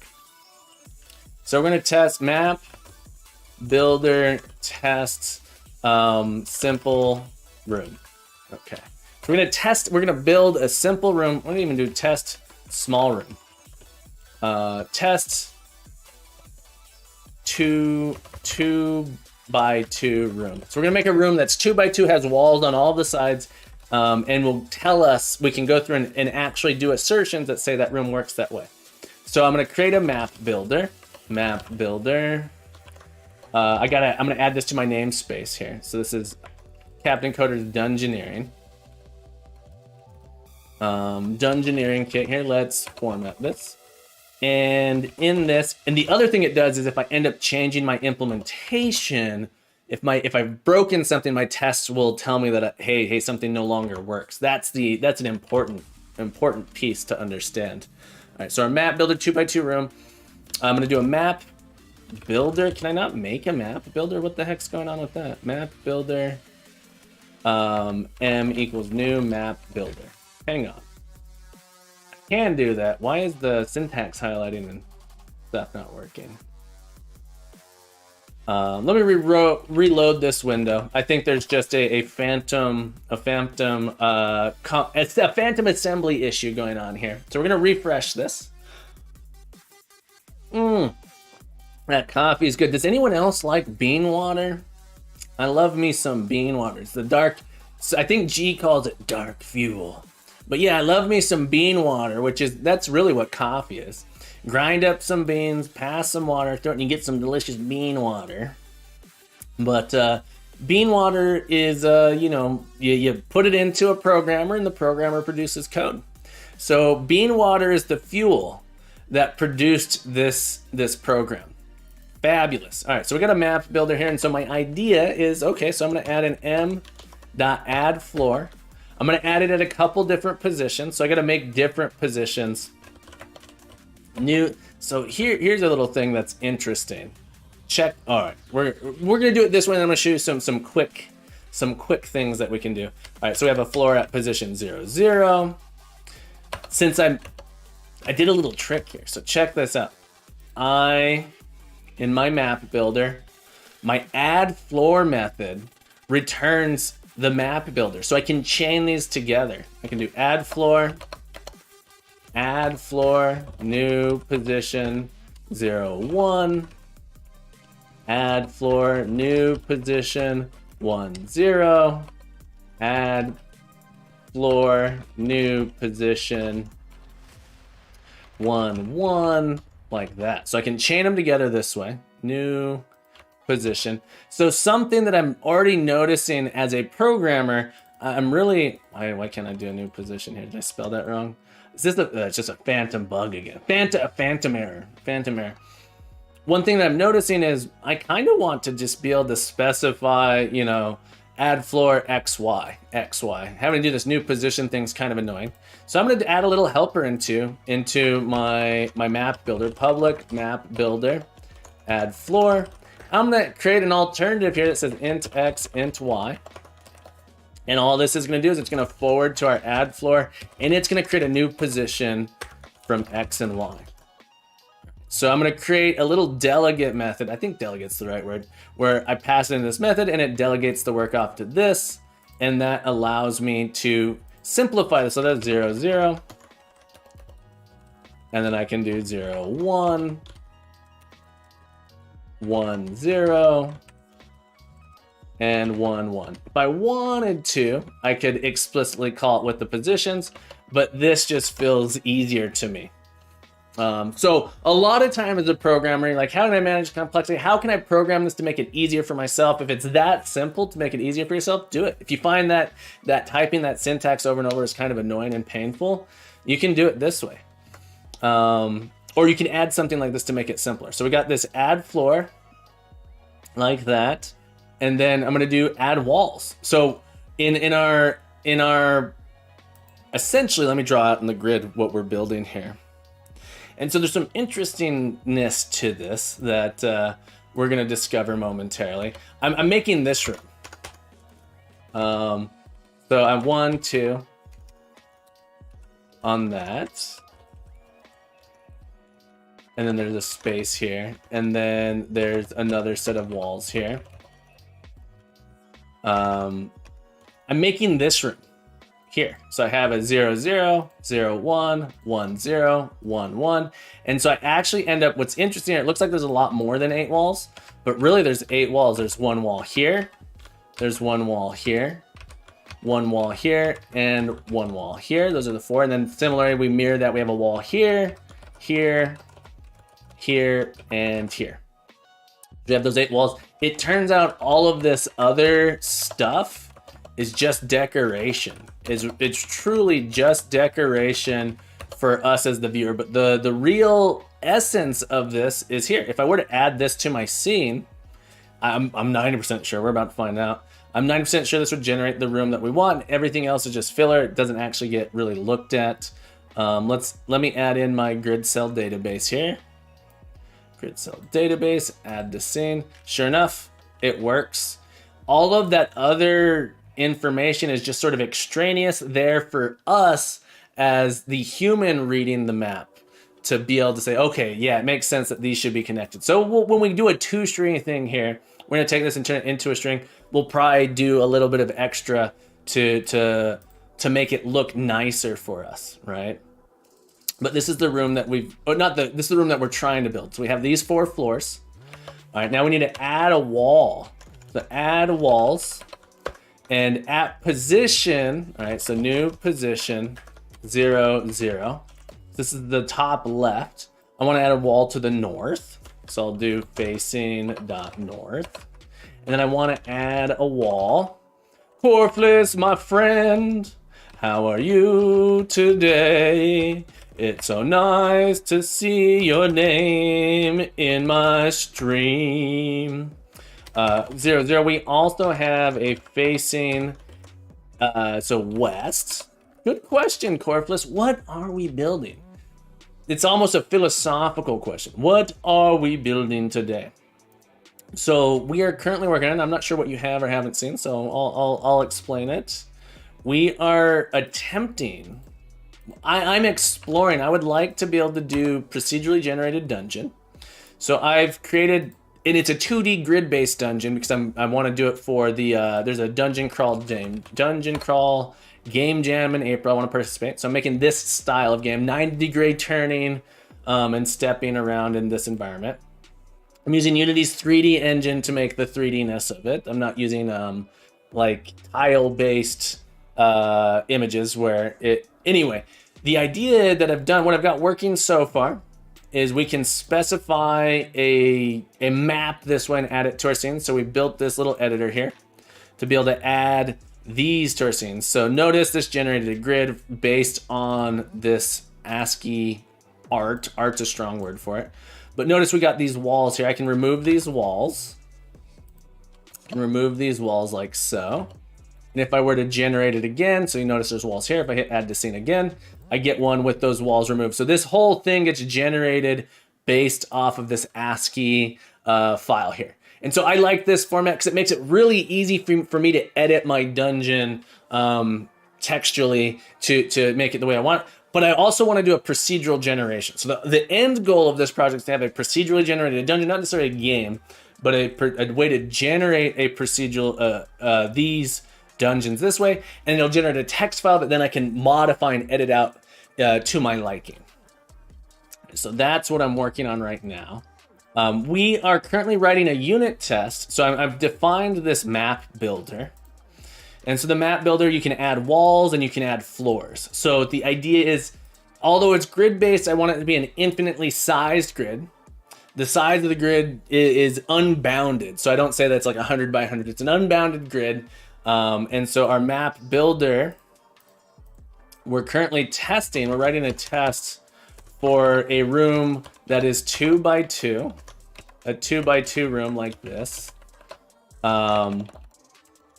So a 2 by 2 room with walls surrounding it. So we're writing a test to make sure that our wall builder can accurately, given the correct information, can generate a text file that looks like this. And I was just talking about how it turns out that those extra symbols on the map in the expression, it turns out these two things are equivalent. When we actually go to parse this through, it sort of ignores those tiles because they're not relevant. It ignores those positions in the text because they're not relevant to anything. In fact, we only really care about these, and this will actually generate the exact same square there because that's irrelevant.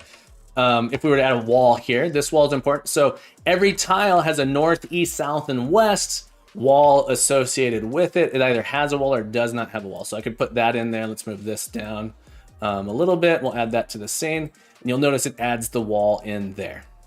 Okay, so that's sort of what we're working on now.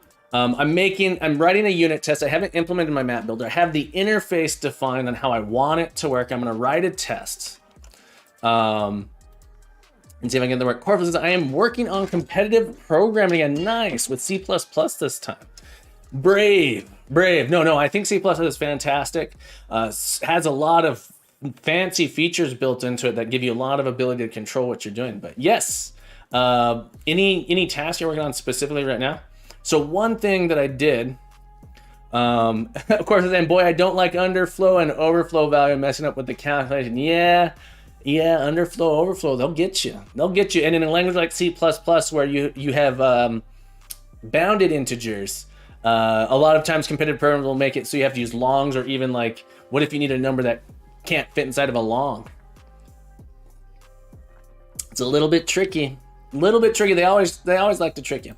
So again, notice I'm repeating my code here. I added this convenience function. No worry, Art says, thank you for the shout out. No worries. I love giving you a shout out, Art. Happy to do it anytime. Thank you for the lurk. Thank you for hanging out with us this morning. It's always nice to have your presence. I can feel Art in the room. I feel your presence, Art. I feel it. Let's see here. So one of the convenience things I would like to be able to do is, once again, I'm passing a position. I'm sort of repeating my north and south here. And I made it so that we can pass in an IEnumerable for our walls. And so that would look like this. We could do the following. It's not going to like this just yet. I would like to say, okay, well, we're going to add walls with an S. We want to add it at both these positions. And I'd have to do new array. Can I do this? Yeah, I could say new array with these things in it like that. And that's not horrible, but really I would like to be able to say something like this, where I just pass in all my walls following it. So we're going to use the params keyword to do this. I'm going to use the params keyword. So we're going to come to my map builder, and I'm going to create a new helper function in my map builder, public map builder add walls. It's going to take in a position P, but it's going to actually take in a params of facing. So param says it's going to take in one or more values, and it's going to treat it as an array. And we're actually going to forward this off to our add walls. Once again, this is a delegate method here. Pass in the P, and then there's one little annoying thing here where this is actually, I believe, calling this again. And we want to make sure it's calling this one. I actually think this should give us an error. Does it not give us an error? Interesting. I'm not convinced that this is being called down by this one, so I'm actually going to do using system.link. And just to ensure that it is, I'm going to say .toList. So now it's for sure going to call this one. Go from here to here. Apollo says new array X, Y, Z.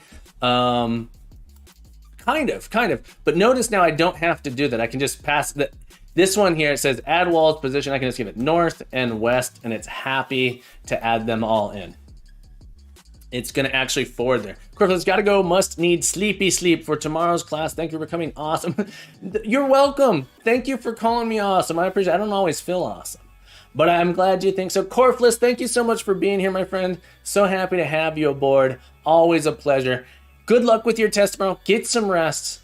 And as always, you're welcome back anytime, my friend.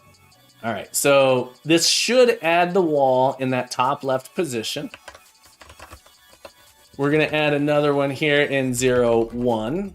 This one's the top right corner. So this was the top left corner. This is the top right corner, so it should be facing north and east. We are gonna add another one in position 1, 1. This is the bottom right corner. This one should have one facing south and east. And then the last one we're gonna add in is gonna be 1, 0, and this one happens to be facing south and west. Apollo asks, is Corfless your student? No, Corfless is not my student.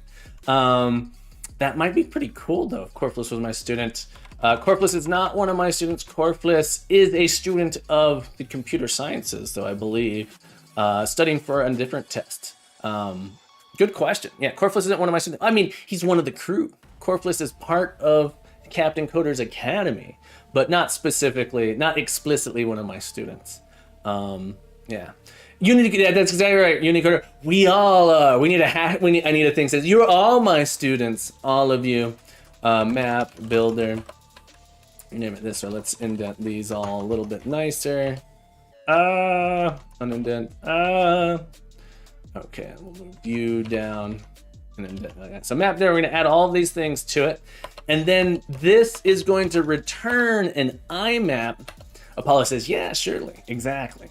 This is our map. and that's going to be map builder dot build. So the idea is we defined all of the map using our builder, and then we call build, it actually gives us back the map. All right, so now we do all of our assertions. It says doing these things should have resulted in a map that meets those conditions. So I'm going to do the following. We're going to say map dot tile at position, new position 0, 0. So the tile at position 0, 0. Okay. Tile at position 0, 0. So I end up with an I tile, top left. Right, so I have a top left tile. Now I want to assert. I'm going to say assert true. All right, top left dot is passable. It should be passable. We should be able to enter that position. So this is going to assert that it is true. It asserts that this value is true. If this value is not true, then we fail. This test will fail. Then we're going to assert that top left dot walls dot contains facing north. So we're going to assert that it has a north in it. And we also want to assert that it has a west in it. Right? So we're going to assert that when we build it with these values, that is true. So this means as we make edits to our code, if something breaks, we'll know right away when we run this test that, hey, by the way, your definition will work. APOC SVK. Got that dancing boy. Got that dancing boy. Dancing boy. Dancing boy. Whoa. We're dancing.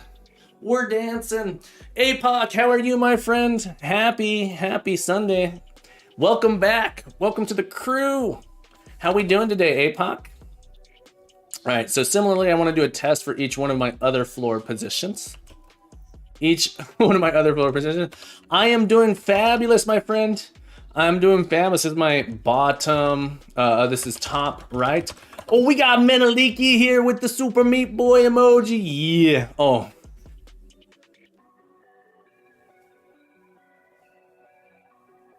There we go. There we go. Meneliki. So nice to see you, Meneliki. Happy Sunday. Welcome aboard. Welcome back. How are you today? How are you this beautiful day, my friend? Top right, top right, right, top right. Our top right one, now I want to check that it has a facing east. Ooh, there's one other thing I forgot to do. What test am I missing here? Does anyone see the test that I'm missing from this case? Some more assertions that I should be doing? What do people think? Anyone see some assertions that I should add that I'm missing? Meneliki's doing good. The Captain Coder's doing great. He's doing great today. You know why I'm doing so great? Because I got this delicious cup of finely ground bean water. And that fuels me up. It makes me feel great. It gives me the energy I need to produce code, the dark fuel. All right, so in addition to these being true, there's a very, very important thing that we should also test, which is that the other walls should be not, they should not have walls there. So our walls, it should not contain east and it should not contain south. In fact, that's a really, really important thing to say. It's like, because what we could do is our walls could always just return northeast, southwest, and this test would have passed. But we're actually cared, are those walls not included? All right, so we're actually gonna add that down here to our top right as well. Specifically, north, east are true, and then south and west are false. Because this will be important for when we're implementing our navigation. When we start implementing navigation, we want to say, well, if there's a wall there, we can't go that direction. Boom, don't allow it. Disallow it, don't allow it, don't do it, not gonna do it, not gonna allow it. Gotta prevent that. All right, so this is gonna be our bottom right here. Bottom right. I'm gonna update all of these little fellers. All right, so we shouldn't have a wall to the north, but we should have a wall to the south and to the east. We should not have a wall to our north and to our west. And then let's do one more. I'm gonna do a little bit more than one more. But we're gonna have to our bottom Take it to the bottom left now. Take it to the bottom left now. Hang on. This is top left. Yeah, because this is, hang on. Top right, this should be 1, 0. Hang on, did I do this wrong? 0, 0, and then X, 1, 0. This is our top right. All right, I'm glad I caught this. 1, 1 is our bottom, and then 0, 1 is our bottom left. All right, so top left, top right, bottom left. So top left, this would be top right, bottom left. Hang on. No. Top right is here. All right, bottom left. I almost got myself all boozled. No recall. It's like Total Recall. That's Terminator though. No recall. Happy Sunday, my friend. Welcome aboard. So happy to have you here today. So happy to have you in the chat, in the crew. Welcome aboard.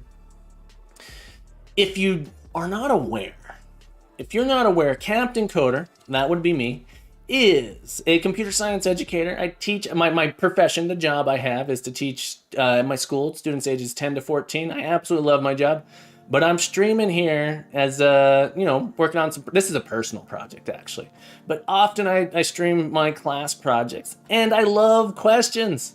Ask me anything, ask me those programming questions. Anything you'd like, doesn't have to be programming questions. You want to ask me something outside of programming, I'm happy to entertain your questions, but bring them on, my friend. Happy to have you here. If you have any questions, don't hesitate to ask. I also appreciate backseat coding. Art Berkeley says, this, in quotes, imitating me, this is my own personal dungeon. That's right, Art. This is my own personal dungeon. Although I could definitely see myself. I love this type of stuff. I think this would be a really fun project to do for students to do at some point. I just think it's complex. There's a lot of complexity here, and I think my students might not enjoy it as much as I do because it's sort of grid-based 3D stuff. They want those fast, action-packed, racing marble games, right? So I don't think my students. All of my students would like this all that much, so I don't think it'd be a great class project for the class I teach. This would be a really cool class project in the right context. All right, so we have all of our assertions here. What other assert should I add? I have some ideas from some more asserts. So I'm asserting that each of my tiles exists, the tiles that I add exist. I'm asserting that the walls exist, and there's some more stuff that I could test here. What is another assertion that I could make? Any ideas? What assertions would be useful to check here? What assertions might be useful to check here? Although these ones aren't as appropriate. So an assertion that I might want to check, this is what we might call an edge case. What should I do if I try to get a tile that is out of bounds, that I never added here? What should we do in this case? Also, what is some more information that I might want about my tiling system? I'm realizing my IMAP's missing a little bit of information. What should we do here? In this case, I think we're still going to return an I tile. We can get a tile that's out of position. There's some different options. We could make this throw an exception if we're out of range. But remember, I want my map to be infinitely scalable. It should extend forever in all directions, like some kind of squid from the abyss extends infinite, or octopus from this has 8 legs that extend forever. I need to decide how I want, what should I do in this case? Do I want to throw an exception or do I want to return a tile? So my initial thought is to return a tile. So what about the tiles on the outside of this, right? So here's a more reasonable one. What if I did -1, 0? What would this tile look like? This is like a tile we shouldn't be able to move into. All right, so we should assert true or assert false. Out of bounds dot is passable. So it's not a passable tile. We cannot move into that space. There's no floor there, right? But there is a wall. We should also assert true that we do have a wall. This is to the left of the top one. We do have a wall to the east. We have a wall to the east when we go there. So I think this is sort of how I want to treat it. Is if we get something that's out of bounds, it returns false. Because you could potentially be on the, you know, kind of on the outside. It's still technically, you know, a position in the universe. And so I think that's how I want to do it, which sort of leads me to my IMAP. I think I want to define one more thing here called like bounds. So I'm going to take in two, it's going to produce two positions, a position. Can I label these? Top left, bottom right. And I want this to sort of like bounds, tile bounds. Maybe this name is, this method name is terrible. But essentially this is gonna say returns the bounds of positions that could potentially have tiles. So like this description's a little vague and bad, I think.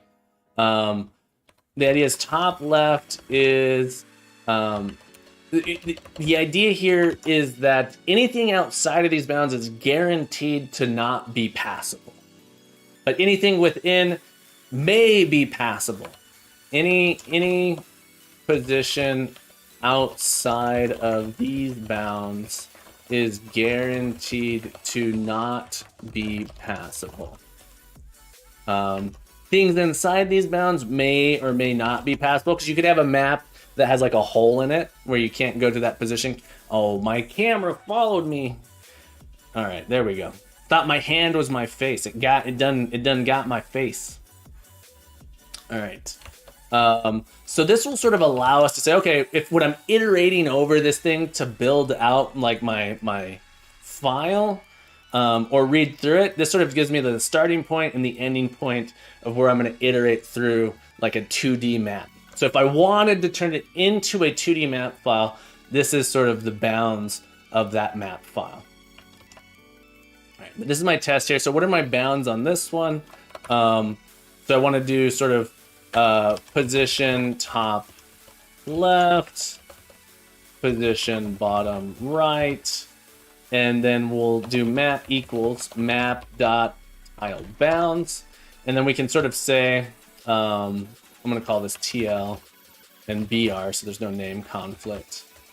And then we got to assert that assert R equal TL should be equal to a new position of 0, 0. That's our top left. And this our bottom right, our BR should be 1, 1. So even though we have those bounds, we should still be able to get stuff outside, but this will sort of tell anyone, hey, by the way, though, you really shouldn't check outside of those bounds. There's no particular good reason to do it. So this is sort of the definition I have. My test is definitely going to fail because I have done no implementation of it. And so we're going to get a null pointer exception when I run it, but I'm going to run it just for funsies to see it. Here, run. Sure, we can save our scene. And we fail. Object reference not set to an instance. Yes, exactly what we expected. Exactly what I expected. And that's because I haven't actually implemented anything yet. So now we're going to implement our map builder and see if we can start passing some of those tests. So right now it's failing essentially right here. Build is returning null. And then when we run it, it sort of stops here because we're getting a null pointer exception right here. And so that's sort of where we're at. All right, so let us take a look at our map builder. Apollo 1 object goes to grid. Yes, that's exactly what we're trying to do. trying to take our object here, and then we're going to convert it to a grid. We'll add a toString to our underlying implementation, or like a to text file. That might be actually a really good thing to put in our interface, but I think I'm going to create a separate thing. Royal CW Gaming has to go. No problem, my friend. Happy Sunday. Once again, everybody. Royal CW Gaming is a variety streamer, streams gaming, streams programming. Check them out. Give them some love. And be sure to check out that stream if you get a chance. I will see you tomorrow, Royal CW Gaming. Have a beautiful day. As always, keep coding, keep growing, keep building those skills. Be the best you can be. And as always, you're welcome back anytime, my friend.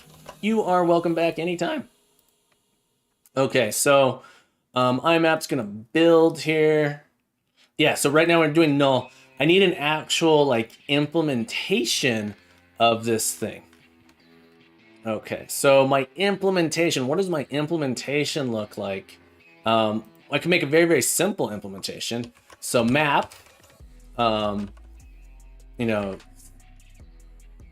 is there already is there a type called map? There isn't a type. I was worried there's a system.map. I don't want to conflict with something that exists called map. In Java, there's an interface called map. All right, so this is we're gonna write a very simple implementation of our map, and it's literally gonna be a container, public, static. It's gonna be a little bit more complex than that. Public, not static, public class map. To build a map, this is gonna implement IMAP. Let's comment these out real quick so that we get the errors. We're gonna have to override those. Not override, but implement those methods. All right, so this is gonna tell us, hey, this thing isn't implemented yet. So we're gonna generate some stubs for it, implement interface. And so now it's gonna compile, but this is gonna be a really simple implementation. My implementation is gonna work like this. On the inside of my map, I'm gonna have a dictionary, private read-only dictionary. So I need a dictionary here. So I'm gonna have to import using system.collections.generic using dictionary. And so we're just gonna have a mapping from positions to itiles. That is how my internal working gonna look. This is how I get the infinitely bounded thing.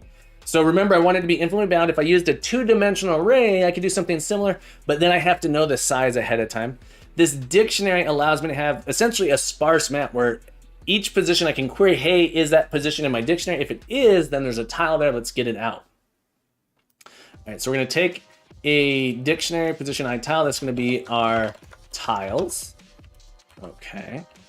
And tile at becomes, it would almost be really simple. We could do tiles at p like this. What's the problem with this? Doesn't anyone see a problem with this here? Based on my unit tests. Based on my unit tests. What is the problem with doing it this way?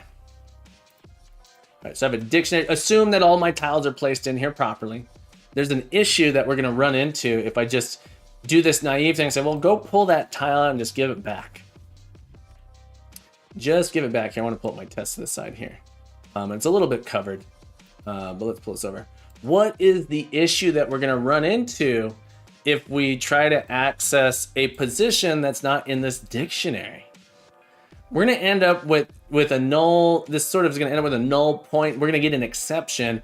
And I specifically said, hey, if I don't have that tile, I don't want an exception. I want like a special type of tile that happens to be not passable, but still has my wall bounds implemented correctly. So I cannot just do this simple thing here. This would be nice, but it's not gonna work. This is not gonna work for the way I've defined it. If I was gonna throw an exception if we were out of bounds, that would be different. Okay, what I need to do is I need to do a check here. So I can actually use there's a method on dictionaries in C# that lets me do tiles.try get value. So I can say try to get this thing, and if it exists, we're gonna have a tile. Okay, so I can say if there is a tile there, return that tile. So this one works, and now it's saying, hey, but what are you gonna do if it's not there? What are you gonna do? What you gonna do if it is not there?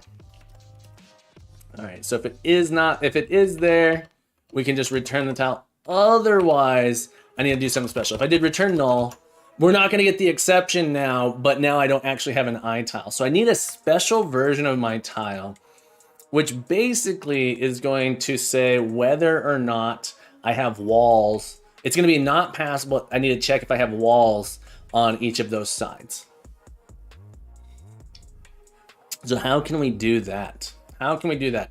I'm gonna create a default implementation of I tile. All right. So I'm gonna create a default, like not a default, but I'm gonna create an implementation of I tile. So I'm gonna create a new file. New file. That's gonna be like a no tile. All right. This one's gonna be a public class no tile. It implements I tile. Let's get Unity to build this for it. It's gonna yell at us. It's not implemented. Build and build and build and build and what? There we go. Now we got some, hopefully we get some errors. Come on, Unity. Why don't we have errors here? This is blowing my mind. No tile, I tile. This should absolutely have errors. My mind is hurting. All right, so anyway, is on a no tile, we're just gonna go here. Should always return false. I don't know quite what's going on here. But our no tile, we still need to know what walls we have. And so I'm gonna have a constructor that we can construct this and give it some walls. Or maybe we give it neighbors. Oh, there's gonna be a weird recursion issue here. But we'll get it, we're gonna get its neighbors. So we're gonna have a constructor here. Constructor should come before our properties. So public no tile, and we're gonna have this taken a params basing array walls. So these are gonna be the walls that we need to deal with. Okay, maybe I'll just make this taking a hash set actually. Hash set spacing. It's gonna take in the walls that it has, and we're just gonna say walls is equal to walls dot to lists, or to, we're gonna clone it to hash set.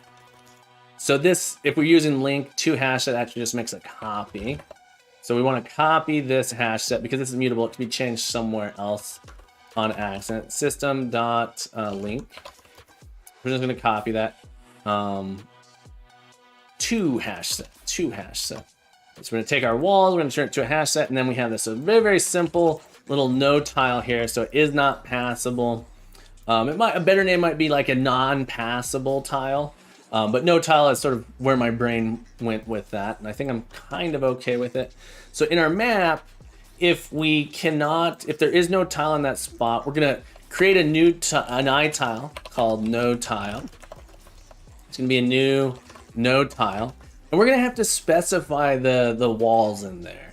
So I'm gonna create a variable called walls just above it. So it's gonna be a hash set. Exactly, Apollo says function check wall. We're actually gonna check, exactly. We're gonna check our neighbors. Say, hey, do any of our neighbors have walls? If so, we need to add those in. So we're gonna do a hash set here of facing walls equals a new, we're gonna create an empty wall here. And we're just gonna give it that. For now it's empty, and then we're gonna return no tile. So this is our way of getting around. If we don't have a tile, we don't wanna fail, but we're gonna generate a new tile, and we're just gonna create a new tile like this and pass in no tiles. Now the thing is, how do we figure out which tiles we have that we're facing?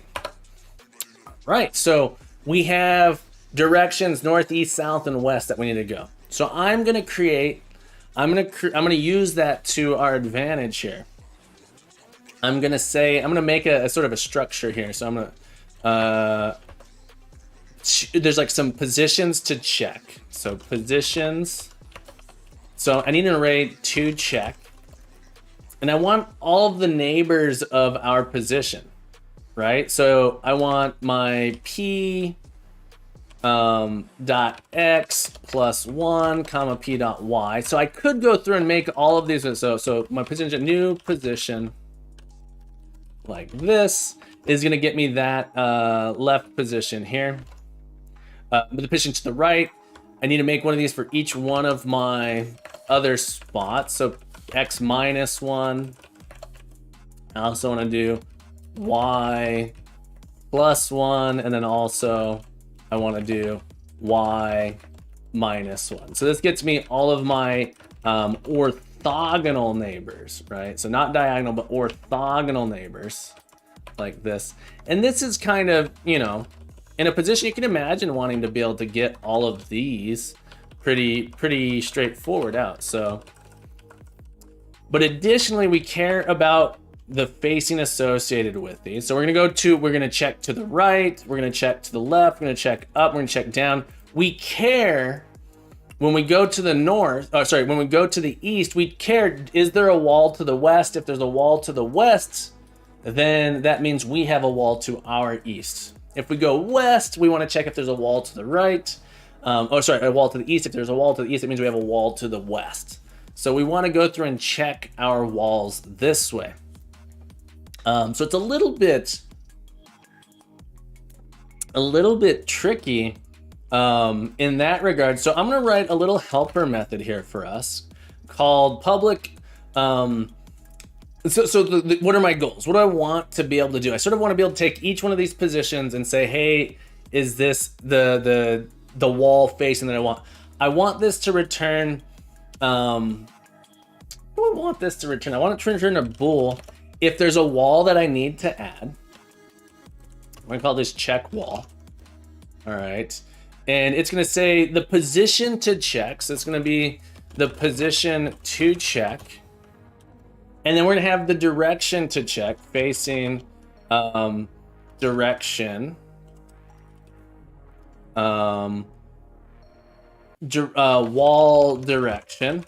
All right, so it's going to get us our wall direction. It's going to tell us true or false if there's a wall there. So essentially, we can do the following and say, okay, hey, we got to check, is there a tile there, right? So we might have another no tile. So we're going to say to check if there is a tile there. And in fact, this is easier for me. I'm going to say if there is not a tile there. All right, so if there's not a tile there, Art says, Captain, it has been very nice hanging out here today. I'm heading out to catch some evening sun on my run. Ooh, that sounds beautiful. Have a good Sunday. Art, thank you so much for hanging out. Once again, everybody, if you're not following Art, Art is a real game developer. I'm a wannabe game developer. I'm a programmer. I'm a programmer who's exploring game development. Art's a real game developer, making a real game. He is creating a game called The Warlock's Gauntlet. Warlock's Gauntlet. I'm not sure. I think it's pronounced Gauntlet. Is that right? Anyway, it's a swords and sorcery themed first-person hack and slash game. It's an incredible stream. It looks so awesome. He is going to be having his alpha version out in March. I'm so excited for that. But if you are currently not following Art, highly recommend his stream. Go ahead and hit that heart button. Give Art some love. I dare you to click that heart button. Don't unheart. If it's not green, then you're mean. If it's not green, make it green by clicking on it. Give Art some love. Art, as always, keep coding, my friend. Keep growing. Keep building yourself up. Be the best you can be. And as always, you are welcome back anytime. All right, so check wall here. I'm actually going to say if there is no wall, if there is no tile there, then there's not going to be any wall. So we're going to return false. All right, so if there is no tile there, we just return false. Otherwise, we're going to say tile.walls.contains wall direction. Okay. If this is the case, then we have a wall in that direction. Right? So if there was a tile there, we check, does that tile have a wall in this direction? If so, that means we have a wall there. That means we have a wall there. One thing that's interesting that just popped into my mind is if we have a no tile, should we just actually have a wall in every direction? For or should we be able to have people be able to see out into the abyss? I like the idea of being able to see out into the abyss. You might create a map that is like a sky world. You're in the clouds, and at the edge of the clouds, you can actually see.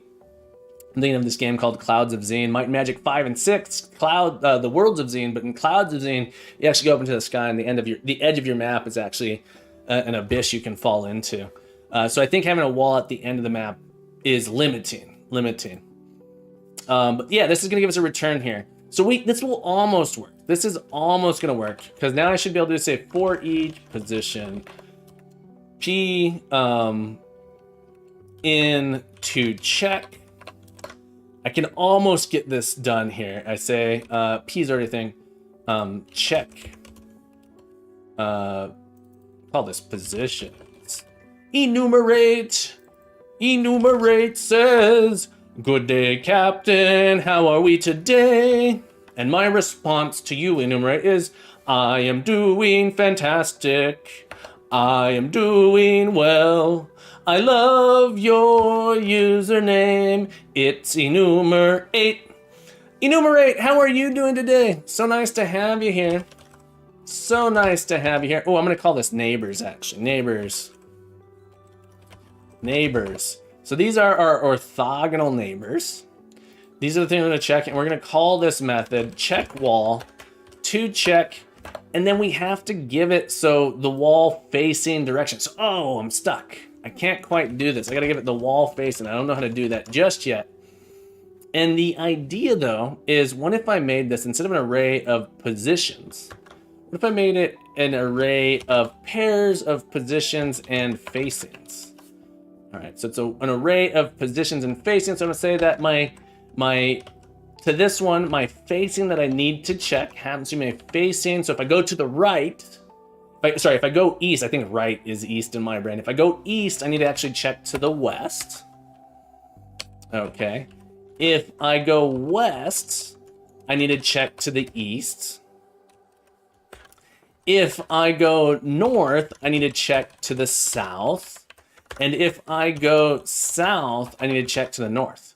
So now, rather than having a position here like this, a position, comma, facing to check, and now it's gonna say, well, I can't do to check and both of these. I can give these a name though, like, I'm gonna do pause for position. I'm running out of labels here, and I'm gonna call this dir for direction. And so now this becomes wall to check, pause and dir. Sorry, it's to check dot pause and to check dot dir. Can I do this without the to check here? I think I might be able to do that. Yeah, so I can do that without, so I can actually this is called pattern matching. Can I not? Are you a real error? Enumerate says, really love the musical number. I'm glad you like it. Some people find it torture. And that's okay. I understand that I don't have the most beautiful voice in the world, but sometimes I like to sing. Singing makes me feel good. Does it make you feel good? Remember, it says, I've been good, just chipping away at the old software renderer. Nice. Gotta love wrestling with weird levels of abstraction to initialize a window. That's true. Are you building your own engine? Enumerate? What are you working on? I didn't even quite realize you were working on it. What are you working on? I'd love to know more. Tell us more. Enumerate. Will you enumerate on what you're doing, sir? I'd love to know more. Or madam, I'm sorry, I don't know. I may have gotten your gen right. Enumerate, what are you working on? Vincent G6. Vincent G6 has joined the crew. Captain Coder welcomes you. Happy Sunday, Vincent. Thank you so much for being here. Thank you so much for the follow. Draco has joined our crew. Draco, I'd like to welcome you. Draco, thank you also so much for the follow. Welcome aboard, my friend. Happy Sunday. Welcome to the crew. For those who are new, just to give you a heads up, Captain Coder, that would be me. I'm the captain here.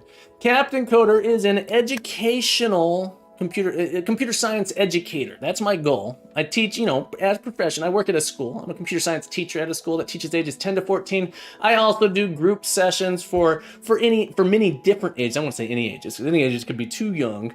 But I do group sessions for many other people as well as individual tutoring. But I love answering your computer science and programming questions, but you can ask me anything. Do not hesitate to ask me something. Happy to take it, happy to entertain any questions. Clayman Dev says, hello there, Captain. How are you? Clayman Dev. I'm doing fantastic today. How are you, Mr. Clayman Dev? Happy to say, hey. Clayman, for those of you who don't know, you gotta check out the Clayman. Clayman Dev is also a streamer. Attention all lurkers. Please direct your attention to the chat. We have a very special guest today with us. Clayman Dev is a real game developer. Hit that little heart. Give him some love. Give love to the Clayman. He's making a game called Epic Hero Game. Epic Hero Game. Let's go check it out real quick. Epic Hero Game is a roguelite, action-paced, physics-based combat extravaganza in which you throw fireballs, kamehamehas. If you like Dragon Ball Z games, if you like fighting games, if you want to be an epic hero, you gotta play Epic Hero Game. Developing it, what a fun stream too. Epic Hero Game. Sorry, Clayman Dev has an awesome stream. Click on that link, everyone. Take a moment, real quick. Click the link. Have you clicked the link yet? Click it. Click it harder. Click that link faster. Scroll on down here. Click add to your wish list.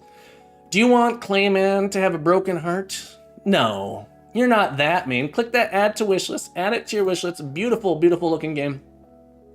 But Clayman Dev, how are you today? So nice to have you here. Enumerate says, I am, to a degree. It's a little toy rendering that I'm writing in C99 and the raymath.h. Ooh, nice. I remember in undergrad, we were using C84, I think, or C88, there's so many interesting restrictions when you're doing that. Learning raymath, so learning the experience for the graphics program, that's awesome. I love that low level stuff. Me too. C was like when I learned C, my mind blew up. I'd been doing programming in BASIC, Quick Basic, and Turbo Pascal before that. And so when I learned C and was like, oh, I can touch things deep inside the bowels of the computer. C was really cool in that regard. And then I learned a little bit of assembly. A while ago, Enumerate says, I wrote a little program using DOS's mode 13. Nice. DOS mode 13. It's like, what is that? Is that the 640 is it 640 width or 320 by 240? To draw some pixels to the screen, but this time I want to generate a random, more complex 3D print. It's very, very cool, my friend. Codrin. Thank you for the follow, my friend. Welcome aboard. Codrin, ha! Thank you for the follow. Happy Sunday, my friend. Welcome to the crew. Happy to have you here. Paulo says, cool game, isn't it? Isn't Epic Hero Games look awesome? Clayman says, trying to chill a bit for once. Apollo says, yes, he lets you go deep. It lets you touch the bowels, lets you get into all the little bitty details. It says, oh, what was your experience with Turbo Pascal? The language has always seemed so pleasant to use. I loved Turbo Pascal compared to BASIC. So like, it was easy to do graphical stuff in Turbo Pascal. I think I wrote a little platformer in Turbo Pascal when I was younger. I had a blast using Turbo. I think I used it when I was like 13 to 15, something like that. As my language of choice. Before, it's like when I was young, it was like Quick Basic was my language of choice for a long time. Then Turbo Pascal. C was just super fun. I got super into Linux when I was in high school, and so C, like, I started building like command line tools and stuff in C.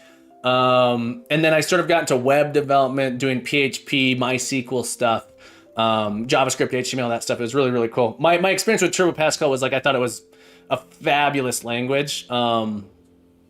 That said, I hadn't learned about object-oriented programming or really how to manage complexity. And so when I started, your programs could get too complex. I think Turbo Pascal done it, and a lot of languages at the time didn't provide nice tools for managing complexity. And that sort of object-oriented program brings its own level of complexities, but the a lot of the concepts with object-oriented programming were designed to help manage the problem that we're running into with building large chunks of software, big non-trivial pieces of code and software. And you know, Java was my first object-oriented language, or the first language that I learned object-oriented programming, design, and stuff in, and that was a huge eye-opener for me of how to manage complexity well. Okay, so now we can check the wall, but we're missing one thing here. We need to also know, okay, if this wall exists, which wall do we add to our tile? And so I'm gonna add one more thing here. One more thing here, facing, and this is gonna be the wall that we add if it's true. So facing dot west, facing dot north, and facing dot south. All right, so if we go west, if we go to the east and there is a wall to the west, we add a wall on our east. All right, so facing, these are two adds. So this feels somewhat complex, but I think it's not too bad. There are other options here. So we say if, I'm gonna do if we check the wall and it isn't there, we continue. So we don't do anything. Otherwise, our walls, we're gonna add in our to add. So it's a little bit complex here. All right, so there's a little bit of complexity here where we say, go through, we want to build up the set of walls that our no tile has, And to do this, we're going to iterate over each of our orthogonal directions. So we're going to go east, we're going to go west, we're going to go north, and we're going to go south. And we're going to check, does that tile that's to our east, west, north, and south have a wall facing us? And if it does, we're gonna add that to our walls, and finally we build up our no tile here. This feels pretty complex. Is pretty complex. Jaden Joe Star. I love your name. Is it Jaden Joe Star? Welcome to the crew, my friend. Happy Sunday. Draco asks, is VS Code better for Unity than Visual Studio? No. I really got to say no, it's not better. I don't necessarily think it's worse, but it's less feature rich. VS Code does not come loaded with all the awesome features that Visual Studio has. I wish it did. So let me say that there's a couple, let me tell you, so that might bring us to the question of, well, why are you using VS Code then? Why would you use VS Code if Visual Studio is better? There's a couple reasons. First one is that VS Code is pretty lightweight. It runs really fast. That's not the main reason I use it. It comes with its own can of worms. Visual Studio is way more feature rich and true IDE. Visual Studio Code is just a text editor. That said, Visual Studio is only for Windows. You can only use it on Windows. As I may have mentioned, I'm a computer science teacher. I work at a school ages 10 to 14, and that school is bring your own device. Not all of my students have a Windows computer, and thus I am using VS Code because VS Code works, and it works almost identically across all the platforms. So this is to teach myself, make sure I know how to deal with Visual Studio Code so I can help my students who are programming. I hope that answered your question, Draco. Jaden Star says, I've made a dungeon generator walker before. If you're just doing a 2D grid, you just iterate if next tile isn't a 1. Yeah, I wish I could use VS Code since it's cross-platform. That's the main reason I use it. It's easy cross-platform, and it's free. That's the other one. A lot of people say, well, Rider, you could use Rider. And Rider looks awesome, by the way. I've seen a lot of people using it. It looks so fabulously nice. But it's a paid tool. And there's an educational version I get for my students, but I don't want to lock my students into Rider. I wish they had a community edition.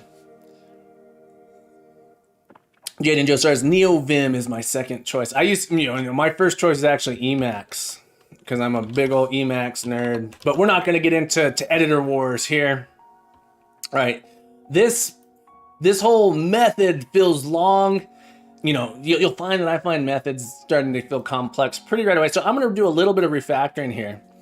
Unity Coder says also Unity dropped support for their VS Code plugin, but there's some third-party integration that is updated. GitHub Copilot and VS Code has better features than it does in Visual Studio. Interesting. I knew about the dropping the third-party support. I'm using the community tool for debugging, and that works. It works pretty well. I am scared it's going to get worse and worse and worse as we go on. And Tia, let me know if I'm pronouncing your name correctly. I like to get it right. And Tia Lyle says, did you hear about VS Codium? I have heard about VS Codium. I have a little bit of mixed feelings. I think I should probably be using it because of the information. So it turns out there's information being collected in VS Code. VS Codium is like the open source version of VS Code. And in fact, VS Code is mostly open source, but there's like a component of it. I think it's the IntelliSense component that's not open source. Correct me if I'm wrong. Jaden Stowstar says, is there a way to change Visual Studio's hotkeys to those of VS Code? That's the main thing stopping me from using it. I believe so. I haven't gone through the process of doing that, but I believe there is a way to do it. I would be surprised if there wasn't a nice plugin. There might not be an easy way to do it. You might have to download a plugin, but I know that you can modify the key bindings in Visual Studio. I've done it before, but I don't remember exact process because it's been so long since I done it. Great questions though. Excellent questions. Draco says you can change key bindings in the settings. Yeah, it's pretty sure you could. I mean, in the meantime, I installed VS Vim. Yeah, VS Vim. I used to be a huge Vim user, VI user for years. Like you may have heard me saying that, I was super into Linux when I was younger. I still am. I just haven't, again, I have to learn Windows and Mac. And, I'm very comfortable in Linux as well. On Linux, on Debian-based distributions and Fedora, Red Hat-based distributions, I think is what it's called. I'm pretty comfortable in both of those using the command line and stuff. Most of my students use either Windows or Mac. It's like a 50-50 split. So I actually have I try and be comfortable in both of those tools now and record my videos in Windows or Mac to show it to my students. Jaden Joe Star says, I haven't been forced to use a Microsoft product like Word in so long, so I'm not used to going through all these random setting menus. Yeah. It's a hefty program too. I feel like Visual Studio feels, it takes up a lot of, running memory. So if you have a computer that only has 8 gigs of RAM, which is like my students are required a computer that has at least 8 gigs of RAM, Visual Studio I think takes up like 2 gigs, 2.5 gigs just to be open if you're doing anything in it. And so that's another reason that I would personally try to avoid it for my students' sake, so that it's more accessible. VS Code is just a little bit more accessible. Great questions. Enumerate NeoVim gang, exactly. Ginger says, I installed VS 2019 at first because of the build tools I needed for Python. Do you recommend? I absolutely recommend updating it to 2022. I absolutely recommend updating it to 2022. It's in my personal use of it is way more stable. I had a lot of issues with 2019. 2022, I use Visual Studio when I'm building Blazor applications. That's sort of C# in the web, so to speak. And the features that it provides are just so awesome. Highly recommend here. I'm gonna refactor this here. You'll notice me, I'm saying this code feels already too long and complex. This method feels like it's doing a lot of things. I wanna refactor a little bit here, just for my sanity, so I can explain what each chunk of this is doing. This feels overly complex here. Hard to understand what it's doing. It either deserves a really nice comment or a separate function to pull it out. And so I think in my position class, and this should probably be a struct, but I think in my position class, what I want to do, Rave, my friend, you are here today.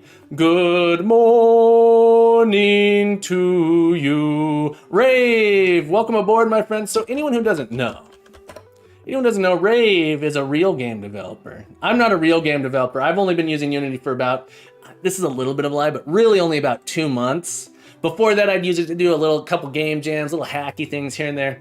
I've only been using it for about 2 months. Rave, on the other hand, is a real game developer making a real game called Unforgiven Space. It's sort of a spoof on Star Citizen. He has said it's sort of like Spaceballs What Spaceballs is to Star Wars, Unforgiven Space is to Star Citizen. So you gotta check it out. It's really cool stuff. Real quick, direct your attention to the chat, if you would, for a moment. We are gonna give a shout out to Rave. Hit the little heart button. If you want to see Rave do some, he's an awesome 3D artist as well. I've had him do some stuff for me. It's been awesome. Rave says, I've been working hard today to finish my bounty mission system, which is due tomorrow. Ooh, good luck, my friend. But yeah, everyone, real quick, hit that little heart button. If it's not green, you gotta make it green. Give him some love. Push Toy says Star Citizen will never release. Maybe not. But that works out in Rave's favor, because Rave's goal is to release before Star Citizen. Rave's goal to release before Star Citizen. But yeah, happy Sunday, Rave. I hope you're doing well. How's the snow? Are you still buried up there? So what I'm doing with my position now is I want to have a thing that says get neighbors.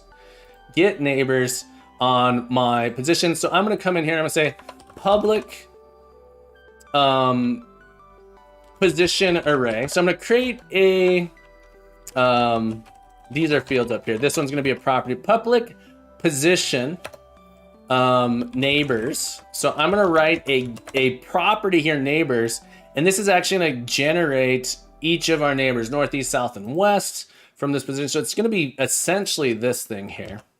It's going to be very, very close to this thing here. It's going to be a new array. Why are you doing this to me? Why do you want to autocomplete that way? Here we go, new array, and it's just going to be the positions like this. All right, we're going to steal each one of these positions in that order. I don't need, hang on. Bear with me. Everyone quick, grab a bear so you can bear with. You gotta bear with the captain here for a moment. P.X. This is why I wish we had record types in Unity's version. I can't wait for Unity to upgrade its C# feature versions. All right, so these are our neighbors, like this. Did that work? Is this gonna be? Oh, we don't need P.X, it's just X now. X. Give me an X. Give me a Y. What's that spell? Unpronounceable word. Rave says, hasn't snowed in a few days. Plows are catching up. Good to hear it, my friend. Good to hear it. Does that mean, oh, I spilled a little coffee on me. Got a little too excited here. Does that mean you'll be able to get back out to work once again?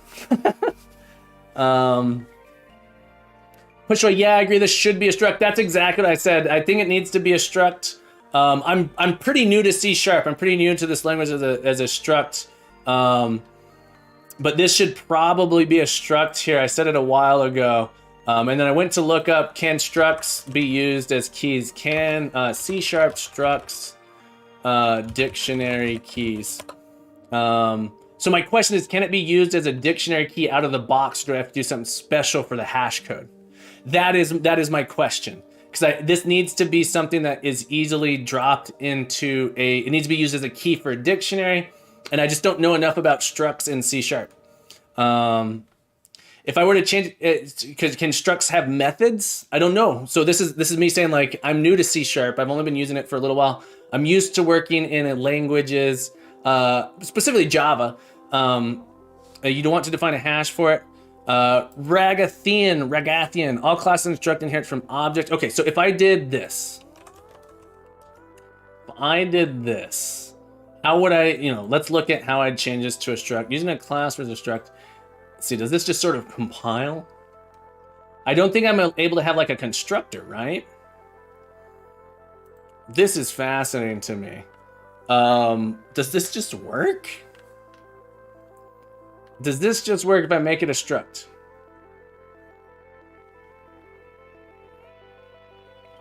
I don't think I need it should. Fascinating. So structs work very different. So, and again, I don't know C++ very well, but this is quite different than in like how structs in C. So in my mind, I haven't used structs a lot, but this absolutely should be a struct.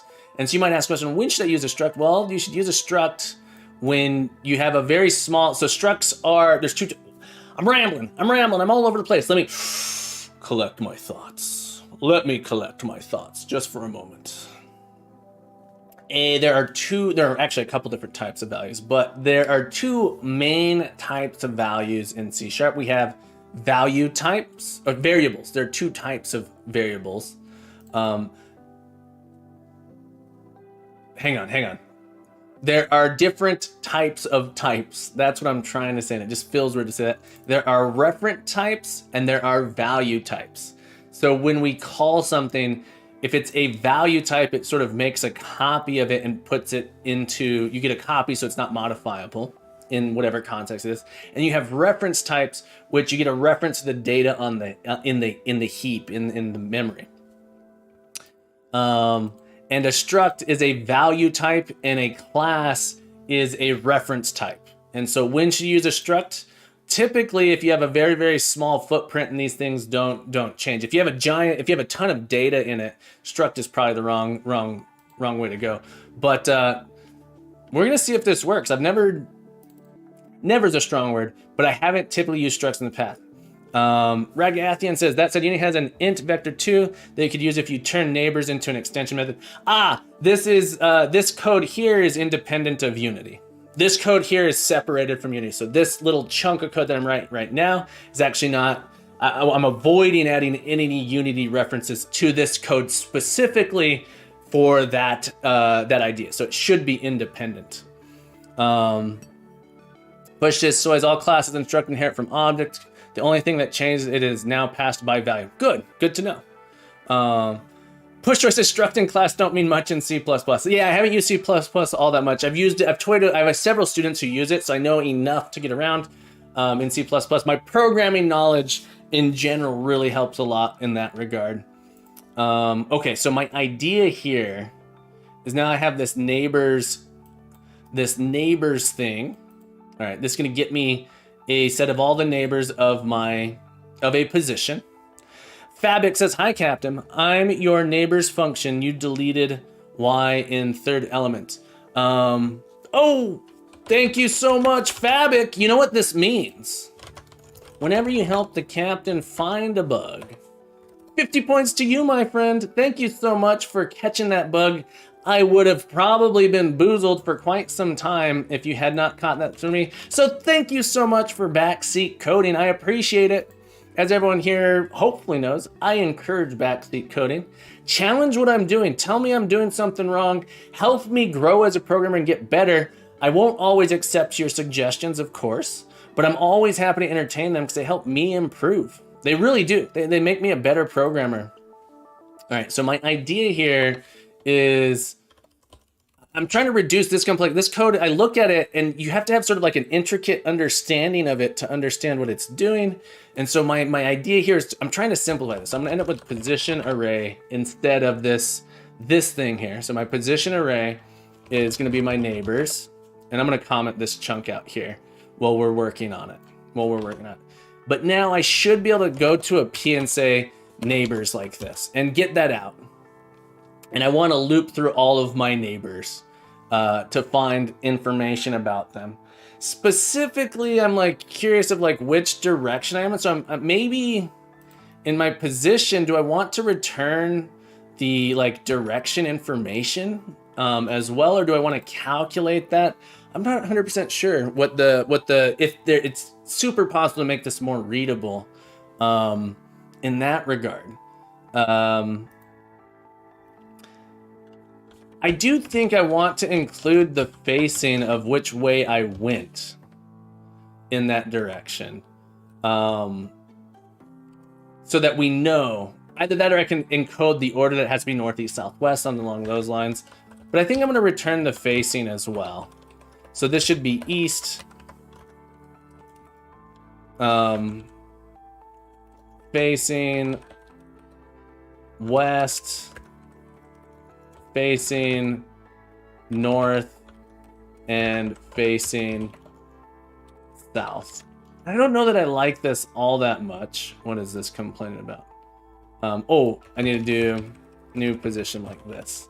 I could also write a thing that says given a position and another position, get the facing. But I think I'll be able to do it with this here. And this feels reasonable. And I'm gonna little comment. It's complex enough that I think a comment makes sense. returns an array containing the neighboring positions as well as the direction of each neighbor. All right, so the direction is relative to where I was. That neighbor's to the north, east, south, or west. I think that will help me. Usually I like to, as much as possible, writing summary comments is a good thing, but it's not, I don't think this is entirely obvious what this return type means. So I think this comment is almost necessary here. Ragathan, I would consider making an iron enumerable so you can use yield return and avoid creating a whole array up front. That's an option. That's an option. I know that I'm going to iterate through all of them. So IEnumerable is what's IEnumerable. All right, so let's do it. Let's show what we do here using system.collections. I'll show you because it's really good to know about. All right. So the Ragathian is, and let me know if I'm pronouncing it wrong. Ragathian is saying, well, you're actually constructing an entire array here. And that's true. Every time I call neighbors, if I only care about, like, if I want to short circuit this, say like, oh, I just want to find east. As soon as I find some information, I'm going to stop. This is actually creating a little bit too much. So let's change this actually to an IEnumerable of, rather than an array, we're going to do it this way. I'm going to create an IEnumerable. What's interesting is it turns out an array is an IEnumerable. Right? So it's like, oh, okay, cool, I can do this. But we don't get any real benefit from doing this. An IEnumerable is something that you can iterate over. So you can use a for each loop to iterate over it. But instead, we're going to give it a get instead. We're going to give it a get instead. And what we do is instead of returning an array like this, we're going to do a yield return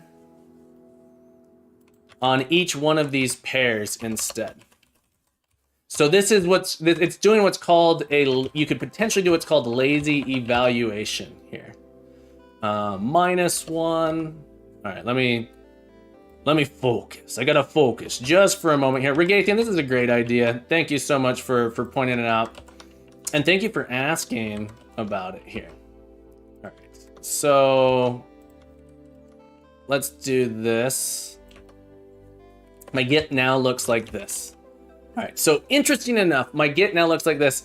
I'm an IEnumerable. When you're returning an IEnumerable, you can do a yield return. This says, after I return this thing, wait until someone says, get me the next thing. So it's doing sort of a lazy evaluation. Some programming languages call this a lazy evaluation. Other languages might call it a stream. But the idea is I only need this value when I go to get it. So in my for each loop, if I were to short circuit, I wouldn't actually construct all of these things. That said, under the hood, you are creating this thing sort of called a thunk. So there's another data structure sitting on top of this that is sort of like, it's called in some languages called a thunk, where it says, get this information, then pause and wait. All right, so now I have this other thing. So there's sort of whether or not, if I was doing a lot more here, it might be way more beneficial. If it could potentially loop forever, it might be super beneficial as well. I hope that makes sense, Jaden Joestar. Good question. Regathian 4. Forget me to do that. Forget me to do that for adding, your contribution to society. 50 points to you, my friend. Thank you so much.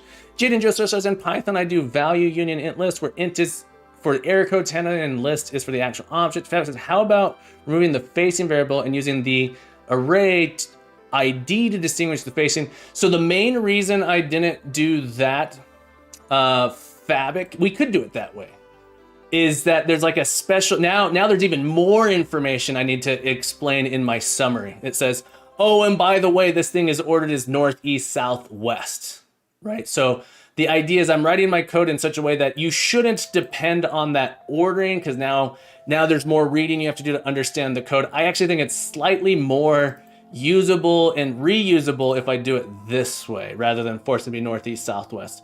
That said, maybe I'm completely wrong. Maybe I'm completely wrong. That's a great suggestion though.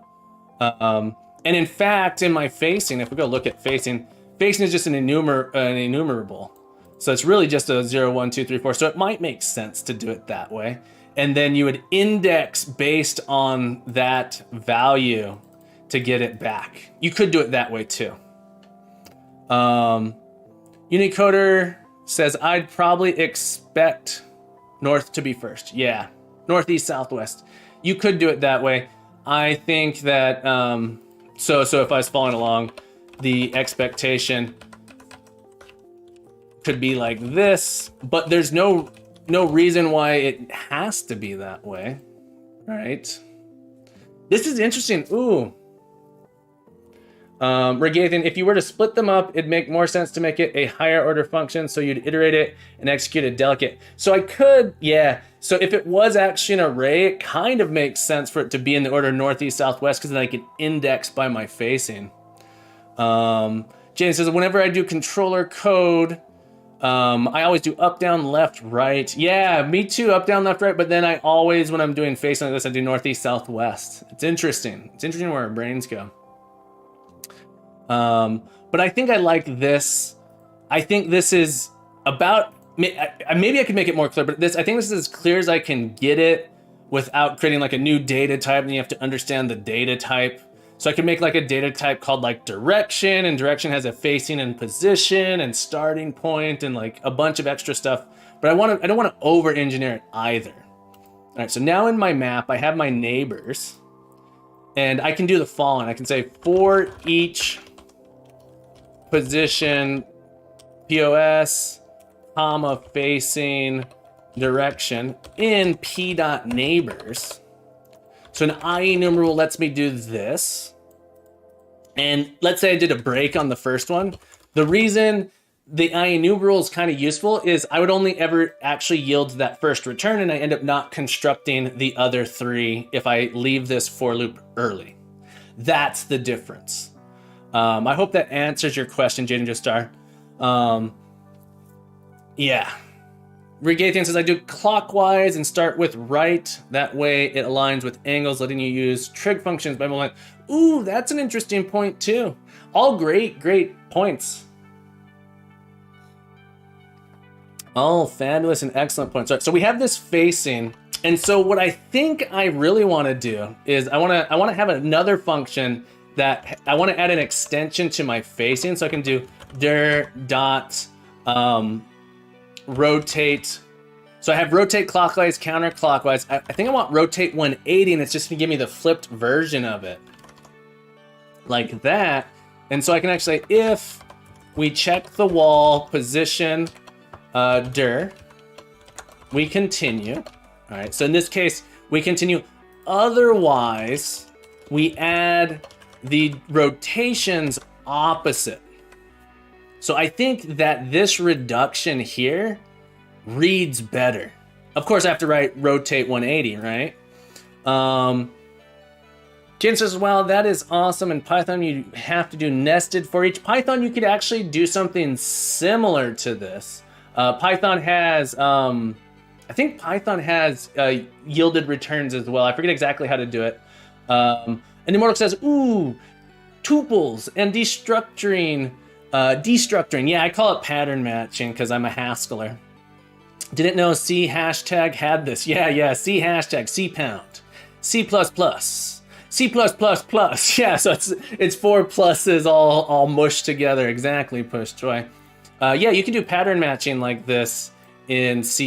It's, again, one of the things I just happen to love about C#. But we're gonna add in a rotate 180 here. Fabric says, no problem, I'm new to the stream and I really like how you explain everything clearly.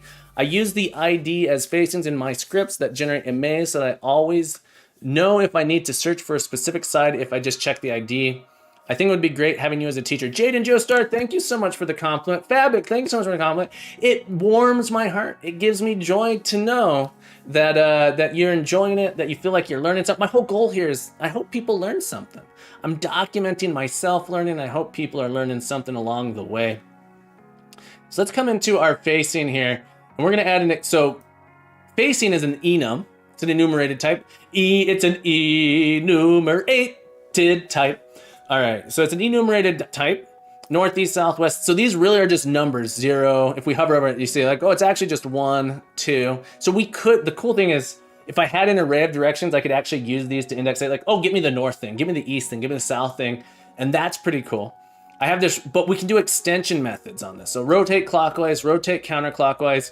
Rotating clockwise, we actually just, I've ordered these explicitly. So north is east, southwest. So we rotate clockwise, we just increment by 1 and then we mod by 4 and turn it into a facing. Rotating counterclockwise is like rotating clockwise 3 times. So we add 3. What do you think we're gonna do for rotating 180 degrees? Anyone think? Anyone think? What should we do here? If we rotate 180 degrees, what do we do? Rotating 180 degrees is like what? Call rotate clockwise twice, exactly. Call rotate clockwise twice, which is the same as adding 2 an Immortal Kid. Thank you so much. Immortal says they are a teacher. Wait until we get book cam because y'all are gonna learn. Y'all are gonna learn.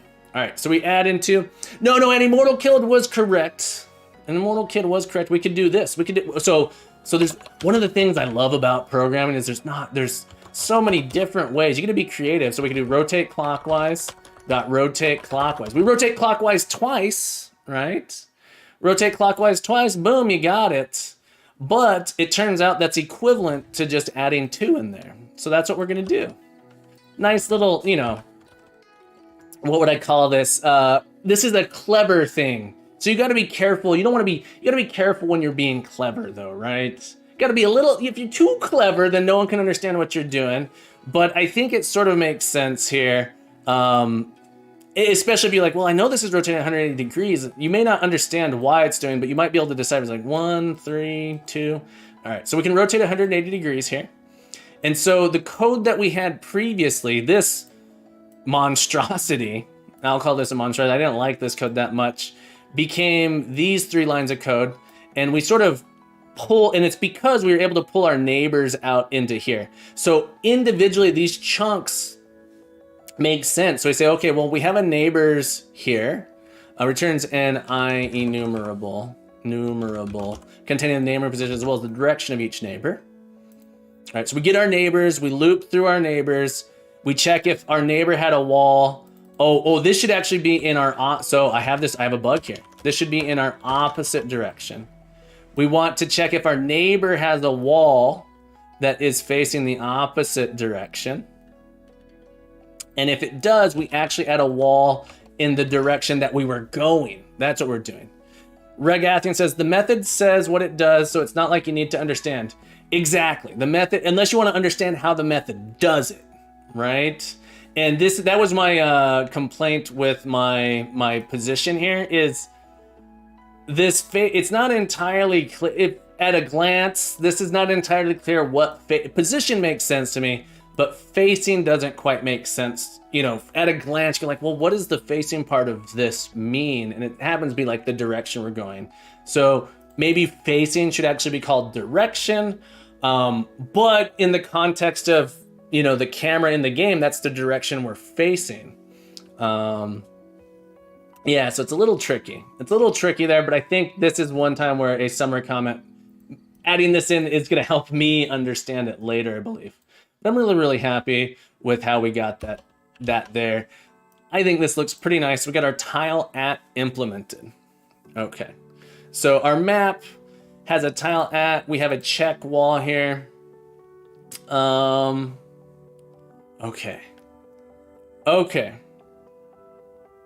What am I doing?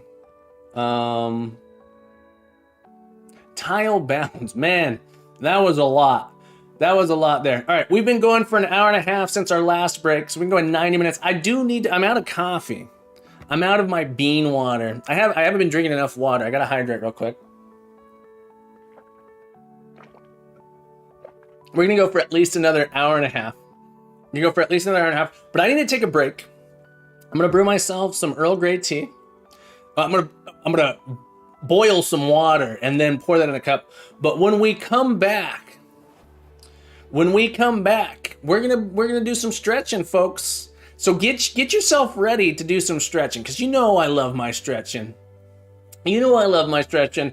We've been sedentary here for way too long, doing on our computer. So we got to take care of ourselves. When I get back, we're gonna do some stretching. I hope you'll join me. But get everyone in the room. If you live, get your roommate in. Say, Captain's about to do some stretching. Come on, let's get our stretching. But I'm gonna get some tea.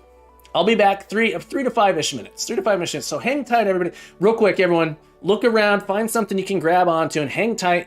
We shall return. We shall return momentarily.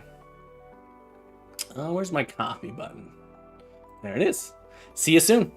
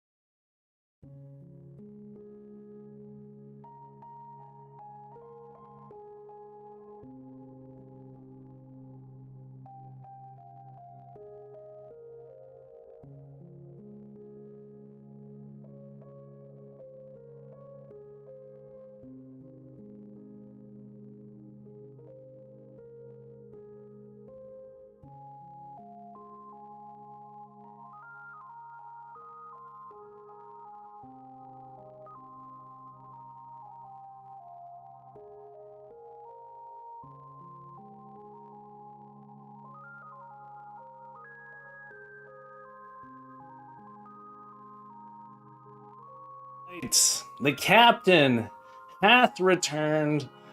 Thank you for hanging tight, everybody. You can now release. You can now release from hanging tight. We are back. We're back here.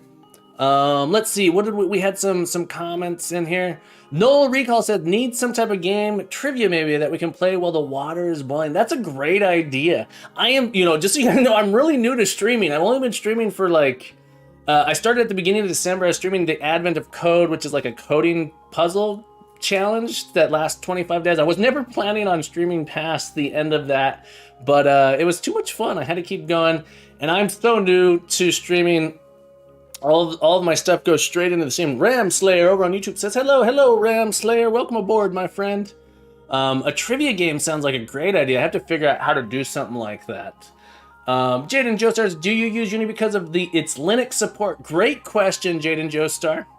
Jaden Joestar, the reason I use Unity is I teach a lot of stuff, but I teach a C# class. The school I work at, I teach an Intro to C# class.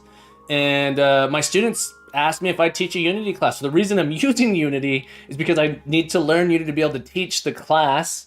And so I've really only been using Unity, like I said, seriously for about 2 months. Since the beginning of January, end of December, beginning of January is when I sort of started learning Unity. Prior to that, all of my experience with Unity was just hacking together really quick game jam stuff, not really understanding Unity, but really leaning on my programming knowledge to hack things in. But I do love that it has Linux support. All right, everybody, I am back. You know what that means? You know what that means? Over on YouTube, Totally Real Account says, hello. I hope you're a totally real account. I hope you're a totally real account. Welcome back, everybody. You know what we're going to do, though? You know what to do? After our breaks, we got to get some stretching. If you're like me, you're pretty sedentary. You sit at a computer like a programming troll all hunched up, and you're damaging your body. When you sit at a computer like that, you damage your body all kinds. You get yourself repeated stress injuries. You get yourself carpal tunnel. I got carpal tunnel over here. So we want to prevent that as much as possible. You are lovely people. Captain Coder loves you. You should love yourself. And you know what? If you love yourself, you should love your body. So get on up with me. We're going to do some stretching. We're going to do some stretching. We're going to do, first off, we're going to get a little bit limbered out here. All right, the first stretch I want you to do with me, you're going to reach around and you're trying to grab your shoulder, but you can't reach your shoulder, but that's okay. Just give yourself a nice big hug. Stretch that out. Oh, get that blood flowing. We're going to hold this for 25 seconds. Chihuahua says, Captain, I think Bethesda, hang on.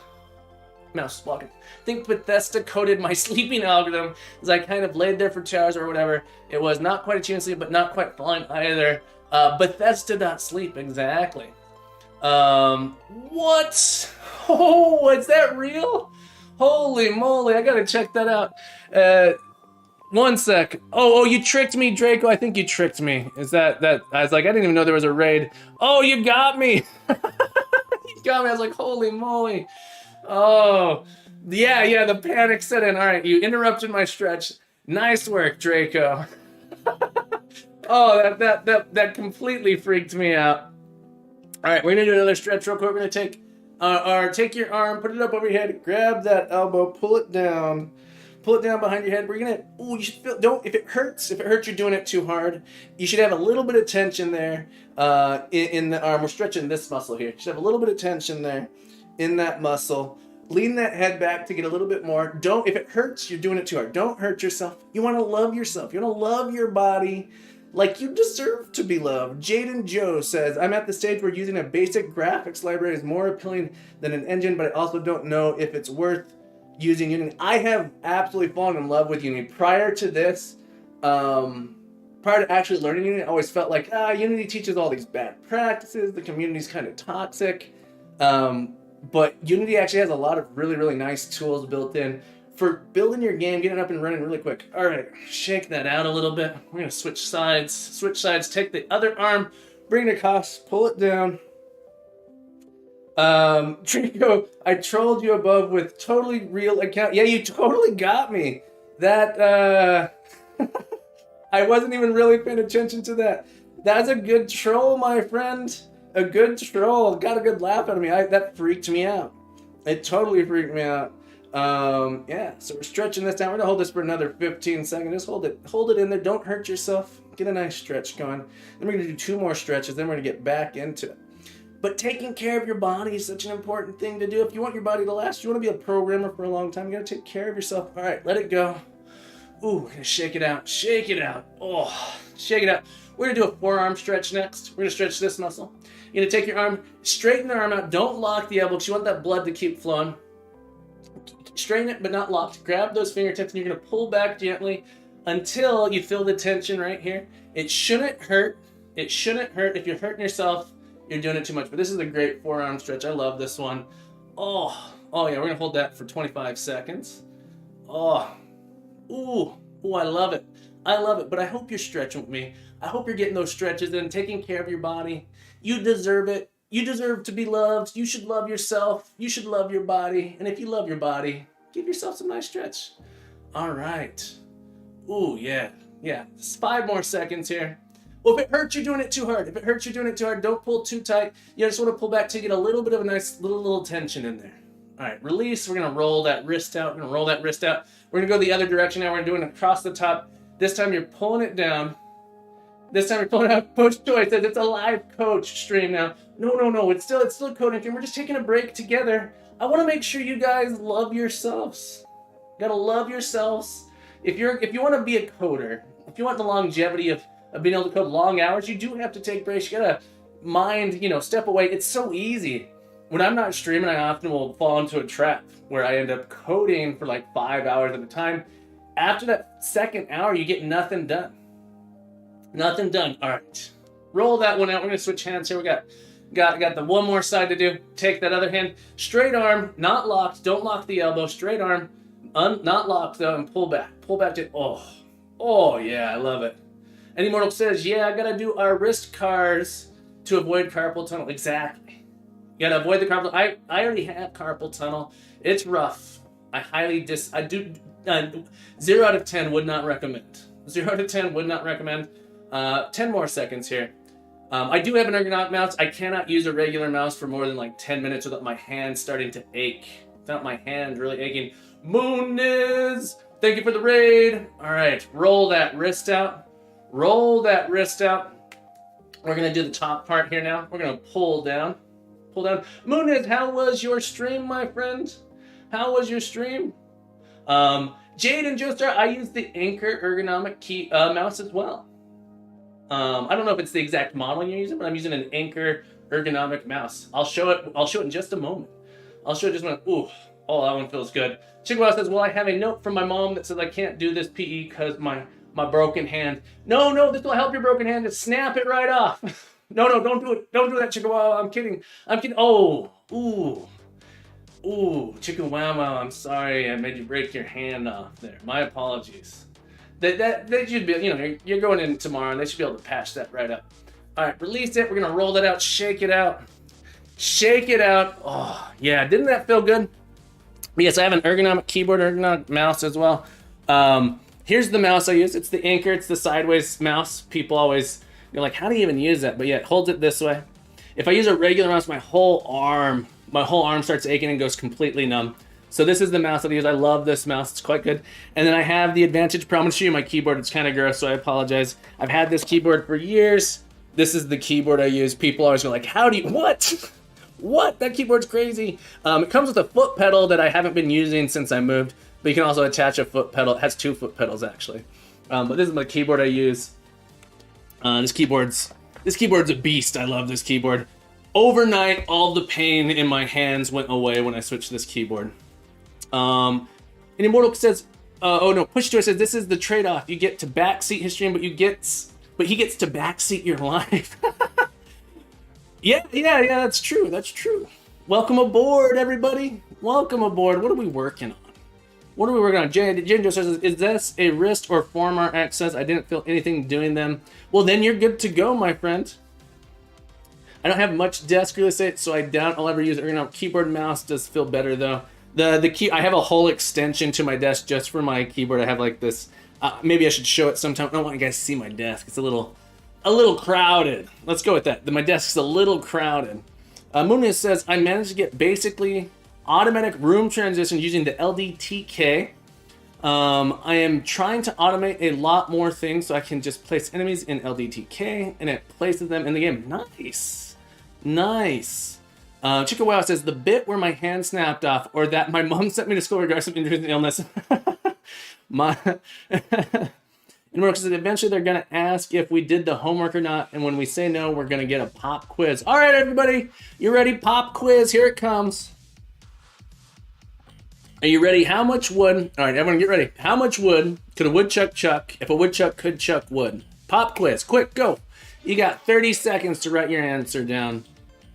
All right, let's move this chat off the screen here. I had it on the screen so I could see it while I was stretching. Mooniz, thank you so much for the raid. Oh, actually, Mooniz, really quick. Oh my God, Chickawaw says 50 kilograms. Ginger says it's 64 grams. Enrock says, I feel like it's 367 kilograms a day or something. Draco says the amount it can handle. Null Recall says 42. Unicur says -1. And Immortal says 2 to the 64 minus 1, which is the maximum of a signed long. Nice. Mooniz says, well, it's a cloud. It's a smiling cloud amount. Well, it turns out, everybody, the correct answer is, if you ask the question, how much wood could a woodchuck chuck if a woodchuck could chuck wood? The correct answer is as much wood as a woodchuck could chuck if a woodchuck could chuck wood. And and I'll slow it down for you here. So that was as much wood as a woodchuck could chuck if a woodchuck could chuck wood. So when you ask how much wood could a woodchuck chuck if a woodchuck could chuck wood, it's as much wood as a woodchuck could chuck if a woodchuck could chuck wood. I think I got that a little. Let's try again. How much wood could a woodchuck chuck if a woodchuck could chuck wood? As much wood as a woodchuck could chuck if a woodchuck could chuck wood. Oh, I can't do it. I'm trying too fast. We went for it. That's okay. We don't always succeed in life, but we do our best. All right, Mooniz is a real game developer. If you don't know who Mooniz is, Mooniz taught me everything I know. Mooniz is my Obi-Wan Kenobi. Taught me everything I know about Entheotasis. Chuck. Exactly. And Mooniz is an incredible streamer. He's currently working on a Metroidvania base game on his stream. You gotta go check it out. It's good stuff. If you're not currently following Mooniz, you need to be. Attention all lurkers. If you're not currently following Mooniz, please return to the chat. You gotta give Mooniz some love. Don't you love that Mooniz? Love that Mooniz. Gotta hit that little heart. Gotta go see Mooniz stream. Does some great stuff over there. MMO Pug says, ChatGPT. According to the popular tongue twister, a woodchuck approximately a quart of wood if a woodchuck could chuck wood. However, in reality, woodchucks, also known as groundhogs, do not actually chuck or move wood. They are burrowing animals that excavate soil and create underground dens, so their ability to move wood is limited to small sticks and twigs, so that might get in the way of their digging. Well, MMO Pug, thank you for ruining that illusion for me. Thank you for ruining that illusion for me, my friend. You get yourself, you know what you're gonna get. Oh, I hit the wrong button. Add points. MMO Pug. 50 points for ruining the illusion for me. And everyone, thank you for so much for joining me in those stretches. Everybody's gonna get 50 points. 50 points, 39 people. That's insane. Blowing my mind. Mooniz, you got enough points. Mooniz, you have enough points. You don't need any more points. One more benefit of taking that time stretches. My tea is now beautifully steeped. Earl Grey tea. It's good. Got that nice Earl Grey flavor. Got a hint of lemon in there. No cream, no sugar. It's beautiful. I love a dark tea. Draco says, if a woodchuck chucked the wood, would he have been chucked by a woodchuck chucker?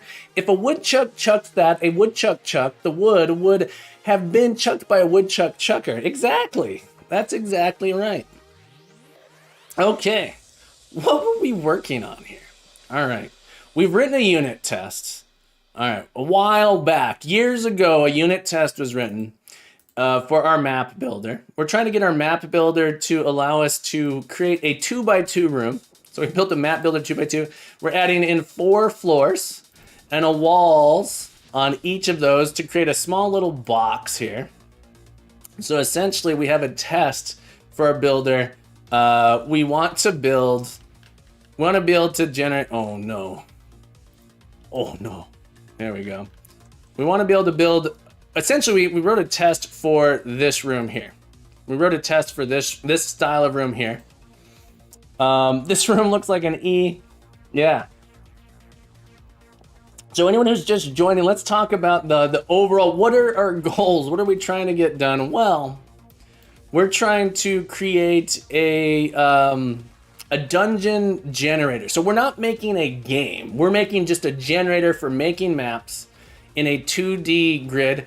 Jaden Joestar says, are you using voxels? I'm not using voxels. These are, these are 3D models, but my map is a 2-dimensional grid from the top down. 2-dimensional grid from the top down. Jaden Joestar says, I missed something. I missed something here. I know a ChatGPT answer when I see it. Totally not replacing homework. Yeah.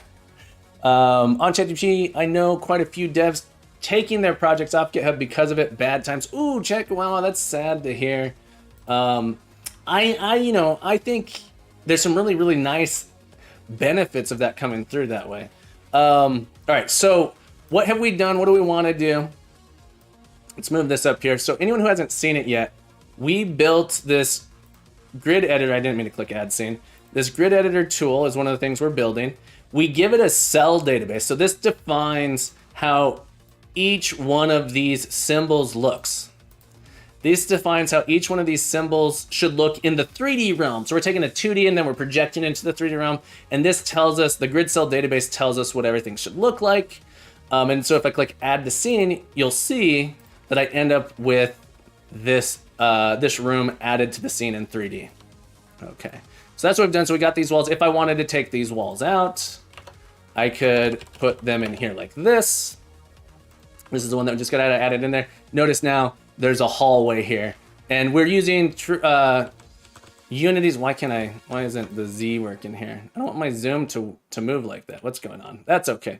But you end up with this. It's using 3D. The modeling needs to be a little bit better. The programming loner over on YouTube says, who you? I am Captain Coder. Who you? Who you, programming lioner? Happy Sunday. Welcome aboard. Draco asks, how many years of experience do you have as a teacher? That's a good question. As a professional teacher, so for being hired to be a teacher, the school I'm currently working at, I just got a new contract. I've been working there for about a year. 2 years prior to that, I was working at a different school. So I've been 3 years as a professional teacher, where it was like my paid profession to teach at a school doing computer science. Before that, I've worked at a lot of summer camps doing computer science teaching, going back probably like 12 years. In undergrad, I was a tutor, worked on a lot of stuff there. Yeah, Guan, these walls are way too shiny. I don't know. Let's look at their castle stone. I don't know why they're so shiny here. Metallic, there we go. For some reason, they got set to be real shiny. There we go. Now they look better. Fixed. Guan, they were a little bit shiny. Undergrad, I was a computer science tutor. I've been doing probably 10, 12 years. I've always wanted to be a teacher. I actually went to school to be a music teacher originally and then switched to computer science. Jaden Joestar says, you should add a pixel art shader. I think it'd be beautiful to do that. Slightly out of scope for what I'm doing right now. Right now, it's a little bit out of scope. But Guan, thank you so much for joining us. Welcome to the crew, my friend. Happy Sunday. Welcome to Captain Coder's Academy. How are you today? Why can't I, there it goes. Now my Zoom's working better. Happy Sunday to you. All right, so we've written this unit test. It's outside of the scope of what I'm doing right now, Jaden Joestar, but I think, so my whole goal is I'm building tools for this game jam, the Dungeon Crawl Jam 2023 in April. I'll be streaming all week long, April 1st. That whole week. I have no work that week. So I'm going to be doing I'm probably doing like 8-10 hour days streaming on this during that time. We'll see what happens, but a pixel shader would be awesome. Outside of the scope right now. Yo, we got Code Red Games. Code Red Games, real quick, everybody. If you are not following Code Red Games, Code Red Games is making this epic game. Check it out. Return to the screen real quick. Code Red, we're trying something out new here. If you're watching the screen, we're gonna see a preview of Code Red's game real quick. Code Red Games, making a game called Rogue Blight. It's an epic 2D side-scrolling platformer action roguelike game. Look at this gorilla here. Look at that gorilla. You gotta fight that gorilla. You gotta go check it out. Code Red Games, everybody. Making an awesome stream. He streams almost every day. I love hanging out on that stream. Go check out Code Red Games. Awesome stuff. Shout out. Gotta do a shout out to Code Red Games. Hit that little heart. Hit that little heart. Give him some love. It's so good. It's so good. I missed some chats here. Jaden Joestar says, man, I always wanted to make a dungeon crawler, but not sure if I have time or tools. That's sort of how I feel. You know, so I'm kind of building out the tools myself, so it makes it a little easier. But I pronounce it wrong again. You told me how to pronounce it before. Emma Limer? Emma Limer. Brings back the Fantasy Star. Yes. Jaden Joestar, have you played SMT or Persona? My favorite dungeon crawlers. I like Persona. Persona is fantastic. And Rose says, oh my god, I've seen your gorilla on Reddit. Me too. Drake says, how many seconds in a month does a year have if all the seconds got removed? How many seconds in a month does a year have if all the seconds got removed? I don't know. I'm going to go with 42. 42. And Immortal says, yeah, on Unity 2D subreddit, I think it was a before/after example. Fabic says, can I post a link to my itch procedurally generated maze game? I'm going to ask you if you will. If you post it on the Discord, I will post it here. Although I think my stream elements might allow itch.io post actually. If you want to try it in the Twitch chat, you can. It may ban you for 10 seconds. Oh, actually, you know what I can do? Here we go. Permit Fabic, hang on. Permit Fabic. Let's give you 2 minutes. You can post links for 2 minutes, my friends. Draco says, if all seconds were removed, there would be not even time, so it was a trick question. Oh, you got me! You boozled to the captain! Hey, hang on. I thought, didn't I explicitly say I like to be boozled, but you can't bamboozle me? That sounds like explicit bamboozling, Draco. You done got me. Nice work, though. All right, everybody. We gotta get this done. We gotta make some progress. So we got this unit test here. I believe in my map builder. Oh, my map here. We've added a tile lookup. So we've implemented this. I'm gonna open this up on another screen real quick. Babic. Let's check it out. Ooh, this looks good. Look at this. All right, everybody, check this out. Fabic, thank you so much for sharing. This looks amazing. Look at this map here. This is procedurally generated. This is awesome. This looks like Diablo. Oh, but better. Nice, my friend. Thank you so much for sharing. I'm gonna bookmark this. I'm gonna come back to it. I gotta bookmark it on my non-stream browser. That looks awesome. Thank you so much for sharing, Fabic. This looks fabulous. I'm really looking forward to checking it out. Chickabout says, or it just refers to the second and 20 seconds, so it would be a total amount of seconds minus 60 times 2 times 12. Drake says, I said all seconds, which means the second 20 second and the seconds which a minute contains. It looks awesome. Fabic, again, thank you so much for sharing. Okay, let us... Cheap Graham says, hey, student game programmer here. Could I ask what this specific piece of code does if you haven't broke it down already? Well, we'll break it down one more time. This here is accessing, so what we want to do. All right, so we're building out a map generator. We have built a room that sort of looks like this. All right, so the dots represent tile spaces the player can stand in, and the blanks, and then the rest are the walls here. Right, so we say we have a dungeon here. We can generate this tile here. Let me zoom out. Let me move this off the screen. Boop, if I click add to scene, we take this 2D file, we turn it into a 3D area in our scene. 3D area in our scene. All right, so that generates this chunk here. What I'm trying to do is I'm trying to create a tool. I want to eventually do procedural generation. And to do that, I want to be able to tell, I need this idea of a map. And if I give it a position, it's going to give me back the tile at that position. So this would be a tile. It has a wall to the north and to the west. This would be a tile. It has a wall to the north and to the east, etc. This one has a tile to the south and to the east. This one has a tile from the south and to the west. So when I get a tile here, I'm using what's called a dictionary. Given a position, I have a tile, and I get that back. If I have the tile, we're happy. We get it back. The world is grand. If I don't have a tile there, I have this special tile called no tile. This means I can't move into that spot, but I could still have walls. And so this code detects walls adjacent to another tile and generates the wall set for it. I hope that makes sense, Cheap Grams. I hope that answered your question. Thank you so much for asking.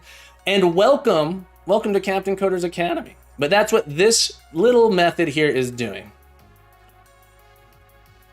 Draco says, I'll come back. I'm gonna go eat. Ooh, that sounds wonderful. I'm gonna need to eat here soon too. I hope you have something delicious, my friend. Chief Grant says, yes, sir. I'll definitely do more look into that process because that's new to me. All right, this is new to me too. Babbitt says, it's not instruments, just wanted to show how the map looks when it's generated. Chief Grant says, I want to make old school style games, so that's awesome. Yeah, so this is sort of following that style, old school style. I want to make, I want to participate in this game jam, so I'm making a dungeon crawler like this. Right now, I'm actually making a tool to generate procedurally generated dungeons, and this is one of the steps to get there. Cheap Grams, thank you so much for the follow, my friend. Happy Sunday, welcome aboard, welcome to the crew. We're so happy to have you here today. All right, so we now need to get the tile bound. So we want to find, all right, so we've done this part where we can get tiles out of this. We can get tiles out of this, and now we want to check the bound. So we actually want to find, okay, what's the leftmost tile? What's the topmost, the lowest X, the biggest X, the lowest Y, and the biggest Y. And so to do this, I'm going to actually iterate through all of my positions. Can you please post the link to the Discord, of course? Okay, Code Red Games, thank you so much for that. Much appreciated, much appreciated. All right, so to do this I think this is going to be relatively simple. We're going to loop through. We're going to loop through all of our positions so we can actually take our tiles. And it's a dictionary. We can say not values, but keys. All right, so in a dictionary, the left value is called our key. This is our lookup, and the right is our tile. We're just going to loop through all our keys. So we're going to say for each position P in keys. We're going to go through all of our positions like this, and we need to build up our leftmost position and our rightmost position. So I'm gonna create four variables here. Int min x, int max x, int min y, and int max y. And our goal is we want to find the min max of each our x and y's. And at the end of the day, if we have those, we can return a new pair of positions where we give it in our min x, and let's see, left, that's x and y.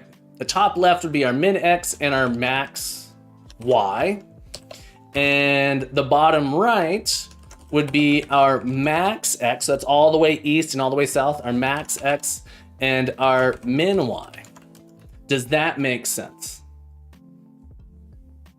Cheap Graham says, another noob question. This is all connected to a game object, right?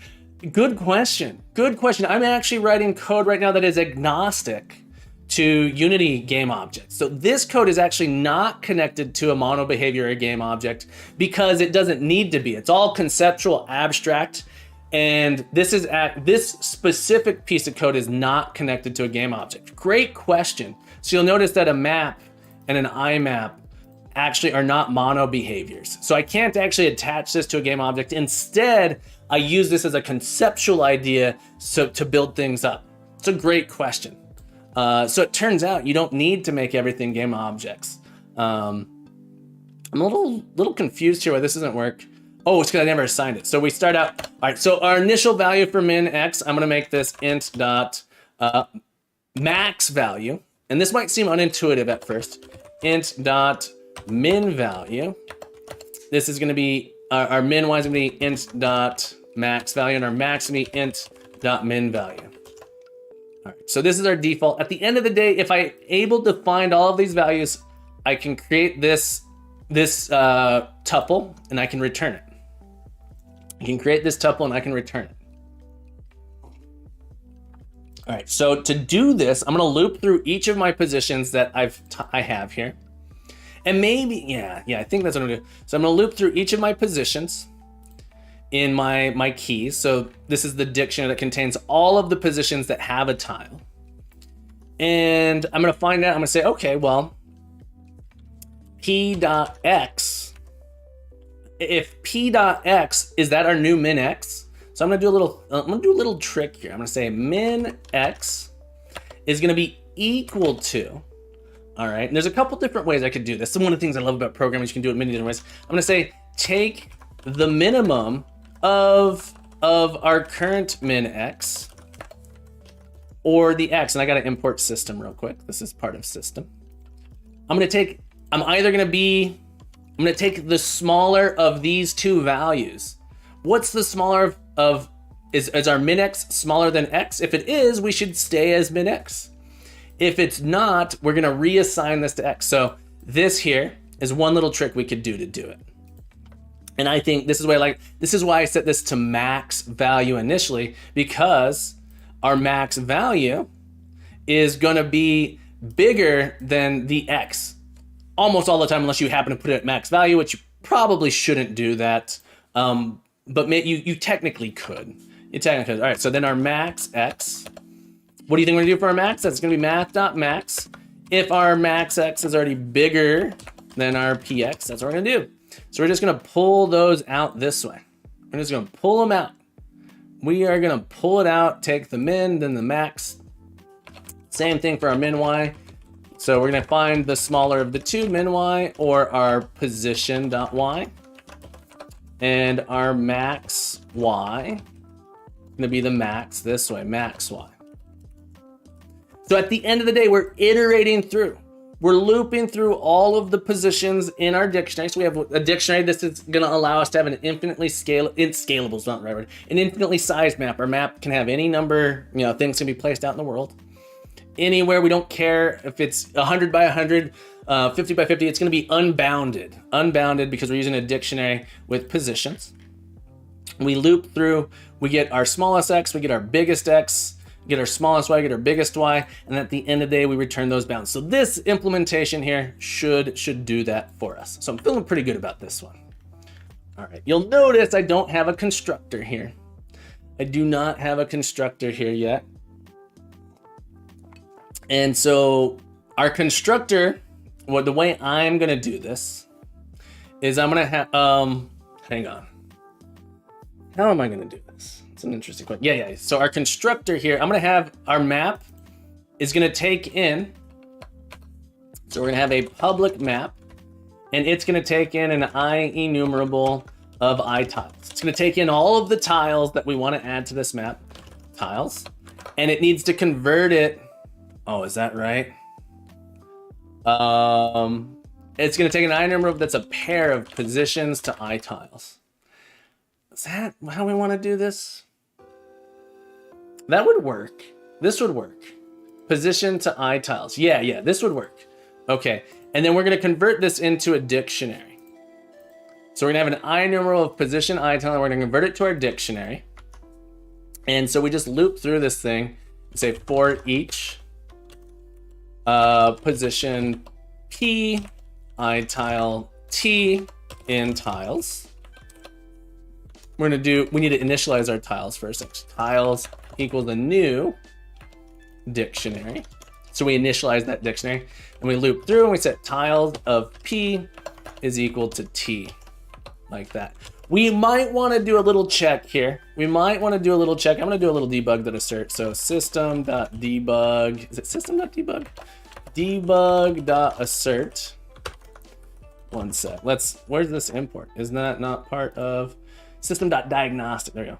We're going to assert, we don't want to add the same position twice. So we're going to assert first that tiles, well, I don't know why I'm doing, well, I've turned on my numpad. I was like, T86. Where's my keypad? Tiles, all right, tiles dot contains key. So we want to assert that the tiles does not contain this key. Key. So duplicate position detected at position detected, and then I'm just going to do key like this. We gotta interpolate here, so we'll put a little $sign in front. So then we're gonna assert here. This is just like a sanity check. Asserts are not in it when you are actually deploying this code into the real world. This is designed for the programmer to see. All right, so ideally you should never end with the position twice. You know, this is technically possible. I'm not gonna make it a numeral where I have position 0, 0 with two different tiles. If we detect that, we're gonna yell and say, hey, duplicate position detected. We can't have the same position twice. So that's how we'll construct our map. All right, so our map here feels pretty good, pretty lightweight.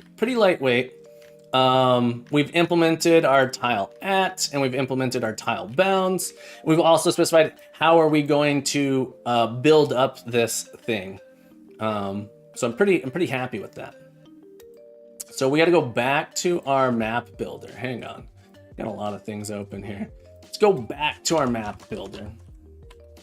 Okay, so we need to maintain our own a set of tiles we're in. Jaden Joestar says, are you good at pixel art? Not really. I love doing art. I'm a big fan of art. Good is such a strong word. Way too strong a word. I wouldn't say I'm good. I'd say that I have a lot of fun doing pixel art. And it also says, I'm thinking that maybe the biggest thing holding me back from making a dungeon crawler is the pixel art. Yeah, it's tough. It's tough. Let me show you some examples of pixel art I've done. So here is BPJ8. So this is essentially the most pixel art I've done here. So I made this game. What is this? So I've done a little bit of stuff here.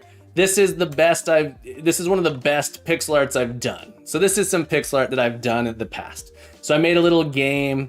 This was for a game jam called the Board Pixel Jam. So it was a pixel jam. And essentially this was a little Tamagotchi game. The theme was hero. And I was like, this is a pocket hero. And so this is, eventually your hero could evolve into like a ninja thing. So this is this took me like a whole day to make. This was like 8 hours to make this. Cheap Cramp says, do you teach? Would love to buy a class if you offer and you have a great teaching style. I am a computer science educator. I currently don't have any courses available for purchase. I'm currently working on, I'm working on a book. I am working on a book, the Cabinet Coder. If you want to check out my book, you can. The Adventures in C#, Cabinet Coder's Adventures in C#. It's an intro to programming in C# book. It's sort of targeted towards younger students, younger children, but that doesn't mean it's not accessible. This is going to cover the basics of programming. It doesn't get into object-oriented programming, but it gets into the basics of coding in C#. This is what I use for my students in my intro to C# class. And it's sort of, I'd call it an alpha level stage. An alpha level stage is choose your own adventure workbook. Absolutely, I've had a lot of success in the last year using this with my students. I'm constantly building up. Broguelike, thank you so much for the follow, my friend. Happy Sunday. Welcome aboard. Welcome to the crew. Happy to have you here. Justin Horner says, hello, everyone. Justin, happy to have you here as well. Welcome to Captain Coders Academy. Ooh, thank you so much for the follow. As I was just explaining, I am a computer science educator. I'm a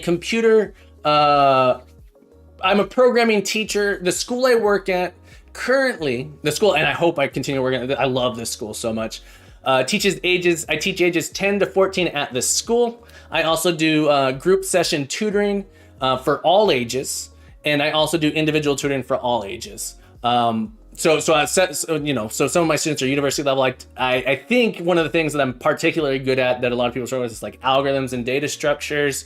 One of my students is taking a compilers course. Another student's doing our system architecture. So I have a what I'd call a wide range of computer science background, and I love teaching. I don't have any courses you can buy, but this site is there for you. I also have YouTube. Let's see, is it YouTube? This site isn't doesn't have a ton of stuff on it yet. I'm hoping to increase. I've been recording and building this up, but I have coding challenges here. So Advent of Code, the first 14 days of Advent of Code, I have sort of I would call these projects. I don't actually give you the entire solutions. I did some coding challenges stuff on here. I've how to make a Java weather app in JavaScript, how to make Tetris in Elm. So I do have a YouTube channel you can check out. And then all of my streaming goes to another YouTube channel, Captain Coder Live, which we cross-stream to, where you can check out all of my past streams. On stream, we've done a couple projects. We're currently on the grid-based dungeon enter. We did a physics, a 3D platformer using marble physics. We did a 3D platformer not using physics. We did an RPG game. And we did 2D space shooter. So if you want to check out some of the stuff I've done, you can find it there. Hope that's helpful. Let's see here. Cheap Graham says, wow, they're going to be crazy good if you're teaching them like this. I hope so. I'm very, very proud of my students. Very, very proud. Apollo says, did you finish the check wall feature? I did. Let's check it out. So here's that code here. Our check wall works this way. We have a tile at. We get our neighbors. Our neighbors returns an iterator that has the position of the neighbor and then which direction it is away from us. We check if our neighbor has a wall facing us, so we rotate 180 degrees. If it doesn't have a wall facing us, we continue. Otherwise, we add the wall in that facing. All right. So I did finish that. Good questions. Good questions. Let's see here. Cheap Graham. Sorry if I missed something. Jaden Joestar says, my high school teaches people in 10th to 12th grade Java and Python. Yeah, when I was a high school teacher for 2 years, K through 12, and I taught AP Computer Science we teach C# and then Java. So the AP exam is in Java, and then there's 2 AP tests. One of them is language agnostic. Cheap Grant says, everyone says Java and C are so hard, but I don't know because I'm learning C languages and they are a lot of sense to me. I don't necessarily think, a lot of people say things are hard. Hard is a misnomer. I think where the word hard comes from is I think a lot of people are not good at teaching. Teaching is hard. I do think teaching well is a difficult thing, and we're not quite sure how to teach programming yet. Jaden just says C and C++ seem harder than higher level language because there's a thing called the compiler and linker and memory allocation. Yeah, so there's more complexity to it. Cheap Graham says, yeah, I haven't gotten into that. I learned a bit about pointers, but I never got around to needing them. Jaden Joestar says, I'm self-taught to a degree, but still relied on textbooks. I learned from reading programming textbooks. That's how I really, really learned to program deep. And then in college, I always say, you don't know what you don't know. I don't remember who told me that. It seems like it's all over the place. But I learned so much in college about things I didn't know and how to organize my code and thoughts well. All right, so we have this check. We have our map here. And this is just going to take in our walls. Now our actual map builder. This is the part that's tricky because we need to be able to add walls in here. And so I think we want to do something special. Cheap Grim says, wow, you don't know what you don't know. That's a gem. It's true though, you don't know. So people always ask me, should I do a computer science degree? And I'm like, I benefited greatly from doing a computer science degree. I don't know that other people will benefit super greatly from doing it, but I do believe that I learned so many new things that I would never have been exposed to. Right? I think it's always, this is why I always say, keep coding, keep growing, keep learning, find something new to explore. This is my first time really doing procedural generation. I'm trying to learn how to do it here. So at the end of the day, I'm going to need to build my map here.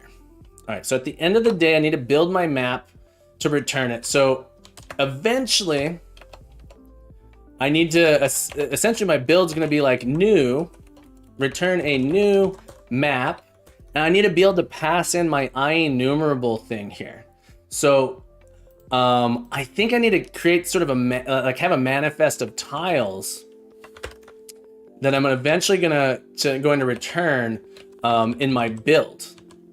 So again, to do this, I think the best way is using this dictionary pattern I have here. So we're going to have a dictionary inside here as well. All right, this one I think might have a little bit more information. This is going to be our tiles. I'm going to leave this for here now. Jaden Joestar says, I'm slightly thinking it may be smart to participate in the jam. Should I program in C++, Raylib, use WebAssembly, or use Unity? That's going to be up to you. It is 1 week. I think this is one of the harder jams because it's doing a dungeon crawler. That said, you don't have to build a fully playable game. It's all about learning and growing, right? It's a good question. I personally will be using Unity, but that's because I'm learning it. Ray Gathian, that's a great advice. Use Unity if you know or have interest in knowing it. That's great advice. I will say Unity provides a lot of nice features. Chief Grant says, I love using Raylib even though I never finished a project in it, admittedly. It makes more sense to me, but I'm trying to learn Unity to be more efficient in the long term, so I'd recommend that. Sorry for long answer. Yeah. Chief Grandma says, I totally agree. Yeah, cool. My dog is here. Hey, buddy, were you missing me? He must have been outside whining. So Dusty wants to say hello. So we get a treat this morning. I've been locked in my room and he's over here. Dad, I missed you, Dad. Look how sad he is. Oh, buddy. I missed you too. Buddy. Oh, who's a handsome boy? Who's that handsome boy? You want to be on stream with me right now? He wants me to stop stream. We're going to go 30 more minutes, Dusty. Oh, he's done. Oh, he heard me say Dusty. He turned around. All right, Dusty said hello. What a treat this morning to see the Dust Man, the Dusty boy. We're going to go 30 more minutes. We're going to do our best. All right, let's come back here. We're going to do our best to finish up what we're doing here. The doggo, isn't he sweet? Anymore says, hi, Dusty. Need a bed under your desk for Dusty. I have one for my doggy. Yeah, I have there is a doggy bed over to the right behind me, and we have a little sofa he likes to lay on as well.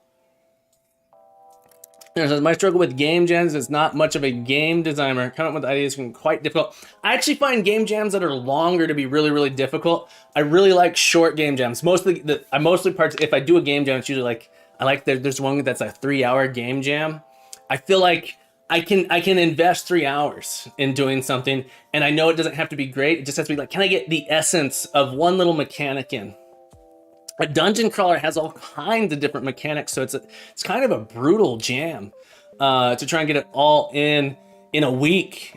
This is why this particular game jam, just so you know, this specific game jam, they allow you to use previously written code, previous assets. They understand that making a dungeon crawler is a huge task. It's so big that they let you do it. Draco, welcome back, my friend. Welcome back to the stream. Cheap Graham says, what fixed my problem with writing is I start with a simple action or mechanic and build around just that. The obstacle comes when it comes to programming the parts. The ideas can come easy though, even the story. Yeah, so it's always a challenge. Draco says, also, if 1 is 2, 3 is 6, and 12 is 24, what is 2? Well, 2 is 2, Draco. 2 is 2. Good question. 2 is 2. It's like this is this. All right. We're going to add in a wall. Gone bot, goodbye, my friend. Nice bots. Jacko, want to become famous? All right, buddy. Good bot. Thank you so much, Stream Elements, for saving me from the pain. We love you here. We love you. All right. My dog is behind me whining. Poor guy. Oh my goodness. Draco. Want to become famous? Follow these bots and get scammed. We're incoming. They're coming for us. Oh my goodness. All right, everybody, real quick. I got to turn on safe mode just so that these guys will go away. Hang on. Hang tight. Shield mode activated. Shield mode activated. All right, everybody. We just gotta, we're gonna put this into slow mode while this is going. It's the captain. It's your boy, the captain. Our first bot raid. I'm famous apparently, but yeah, we're in slow mode, everybody. So shield is on just for a minute. We're gonna leave that on for a minute. We're gonna switch back. This is a great opportunity. Unity Curse says you need to talk in slow mode also. This is a great opportunity to try and get some code done. Okay. Next, we need to add the tile to the dictionary. All right, everybody. Hopefully that was enough. We're gonna turn off shield mode here, see if the bots have subsided. That was fast. That's my first bot raid. Here we go. Let's see what's happening.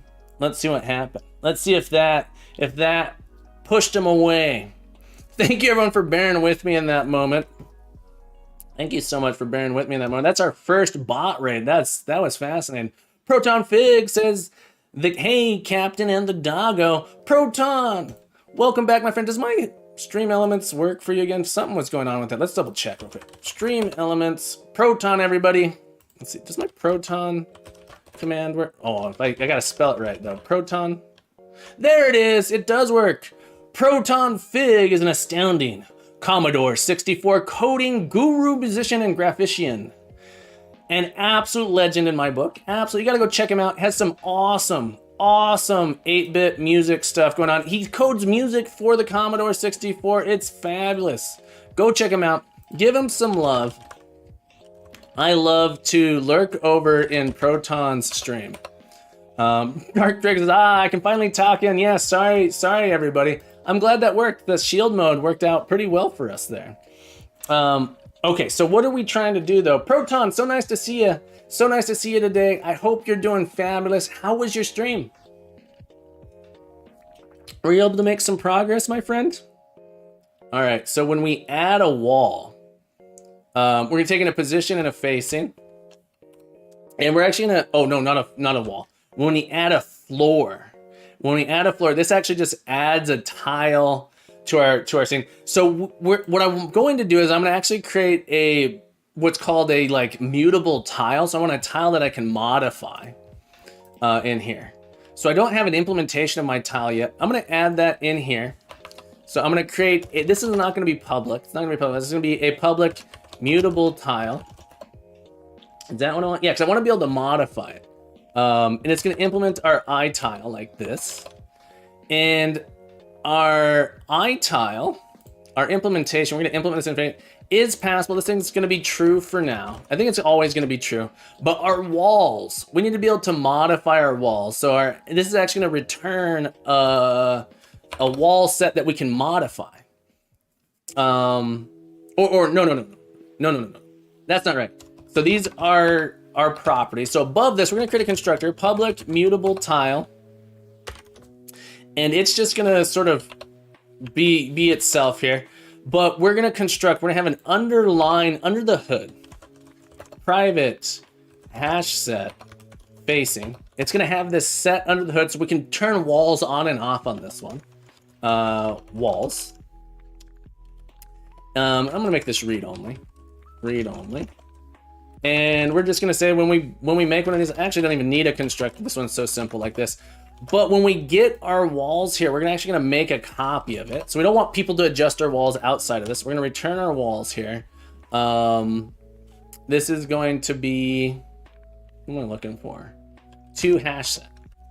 Gonna actually make a copy of this set of walls. Makes a copy of it. That's what this does. The reason we want a copy is we want people fiddling with our private bits, right? You don't want people to fiddle with your private bits, so we hide them. Anything you don't want people to touch. We're gonna call the things that you don't want people to touch your private members. This is a private member here. This walls variable is our private member. No one can access our private members but ourselves. So if you don't want people touching your private members, if you don't want people touching your members, you mark them private. All right. If you don't want people, so we're gonna make them private here.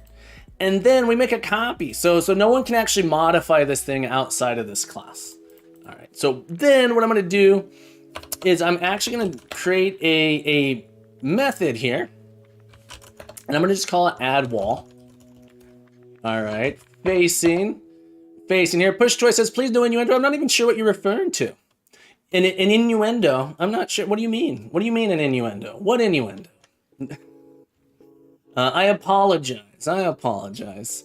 But yeah, you know, marking things private means it's only accessible inside of this class. It's exactly, Piety. There were no innuendos.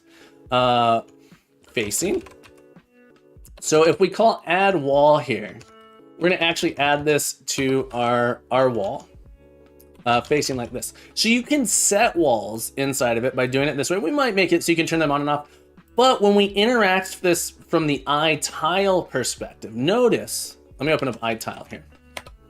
When we interact with it from the iTile perspective, we do not have access to this add wall method. We do not have access to it. Is that it's all coding phrases, right?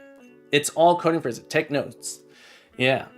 So from the interface perspective, so from my map, the interface gives me back an iTile. So I can only interact with it via these properties.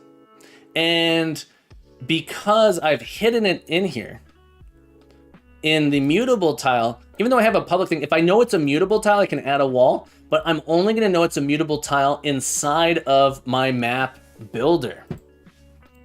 So up here in my map builder, this is no longer a tile, it's specifically a mutable tile. Why is stream closed in YouTube? Is my YouTube stream down? No, my stream looks fine on YouTube. Looks to still be running. Thank you for letting me double check that though, Draco. Or are you trying to troll me again? Draco's always getting me good. Draco got me with such a good troll earlier. Thank you for making it fun. So what we're gonna do here though is when we add a floor, we're gonna create a new mutable tile at that position. So we're gonna create a mutable tile, new mutable tile T, and we're gonna add this to our dictionary. So tiles.add, we're gonna do P equals T. So this position, we're gonna create a new mutable tile. One little thing we gotta do is we're gonna say like, okay, are there any walls that we need to be aware of? Are there any walls that we need to be aware of? And we wrote code to do this in our map. We wrote code to check this in our map. What walls do we need to get? So this is sort of telling me, hey, this is gonna be used in other places. I should probably abstract this as well. And so it's specifically related to tiles finding walls next to them. So I'm gonna put it in my iTile interface. So we're gonna abstract this out. And so the idea, so what does that look like? We're gonna create a static thing. We're gonna say, is it iTile? Is it iTile? Oh, this is interesting. Maybe I'm gonna have to actually duplicate this code again. That is an interesting thought.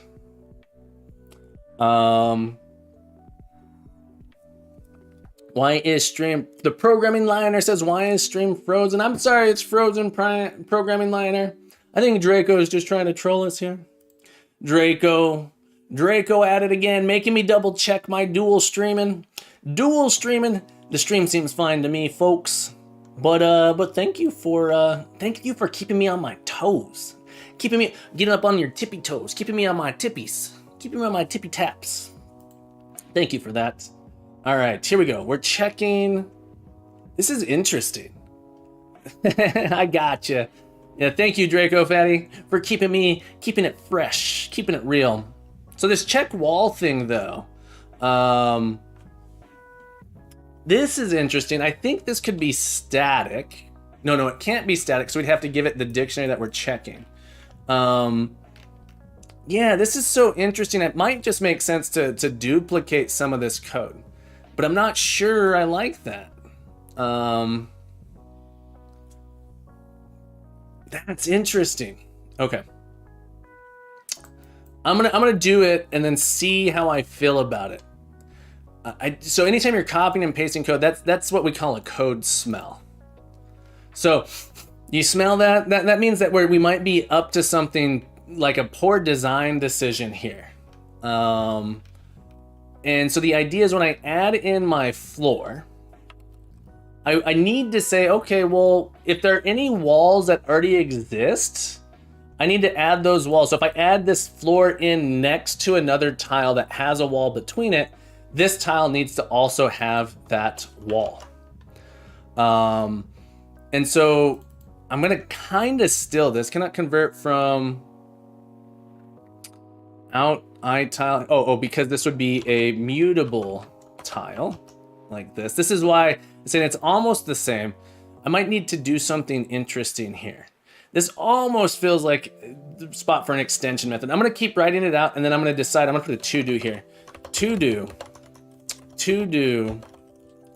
code smell. This is almost identical to map.checkWall. So I notice I'm copying and pasting. That's dangerous. That's a little danger. That's a little note. Like anytime you do that, a little fire should be going off in your head. Like warning. Why are we copying and pasting this thing? Why are we copying and pasting? So we want to find our walls though. So this is like getting our neighbor walls. Getting our neighbor walls. So private hash set facing neighbor walls like this, and this thing here needs to take in a position key and it's going to return walls. So notice this thing here doesn't rely on anything. Does it? What does it rely on? Check walls position. It does. Okay. Draco says, in function add floor, there is a new instead of a new mutable tile. Yeah, it turns out this is a feature of C#. It's able to determine that it should be a mutable tile because it's on the left. And so actually my editor's saying, hey, by the way, the preferred style is to do it this way. The preferred style is to do new. Hey, it's Simon. Thank you for the follow. I'm so glad you're here with us today.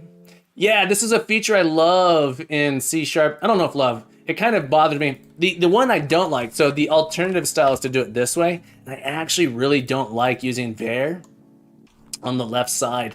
A lot of people really like that. I prefer it this way. Hey, it's Simon. Says, but does it actually work in Unity? They can be a bit slow to get the latest C# version. Yeah, in Unity this works. This one does work in Unity. Great question.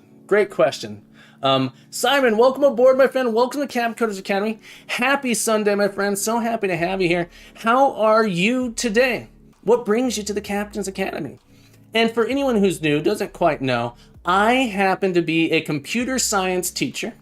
I'm a computer science educator. I love trying to answer your questions. So if you have a question, send it my way. I'd love to try and do my best to answer it. I can't promise to always have the answers, but I'll do my best to entertain your questions. I also like backseat coders. So feel free to try and backseat code. And once again, I'm not gonna take all your suggestions, but I like when people challenge what I'm doing. In fact, oftentimes I take suggestions. In this case, over in my position class, there was a great suggestion to make this in an IEnumerable instead of an array, and I loved that. Hey, it Simon says, I'm on a quest to follow all the C# and Unity devs on Twitch. Well, I'm glad to meet that criteria. I'm happy to do it.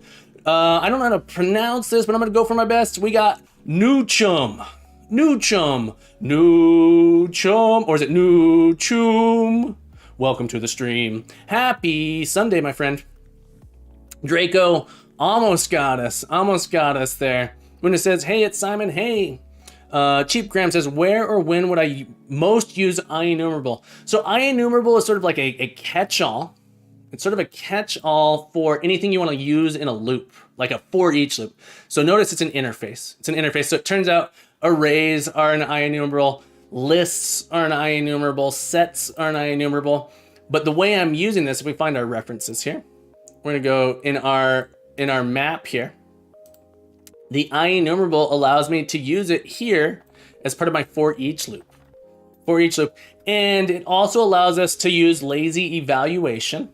So in our position, notice I put, instead of just return, I did yield return, and I have multiple returns. It says, well, first I'm gonna return this thing, and then if I just so happen to need the next thing, then I'll return that. So it lets us sort of delay that instantiation of this struct here.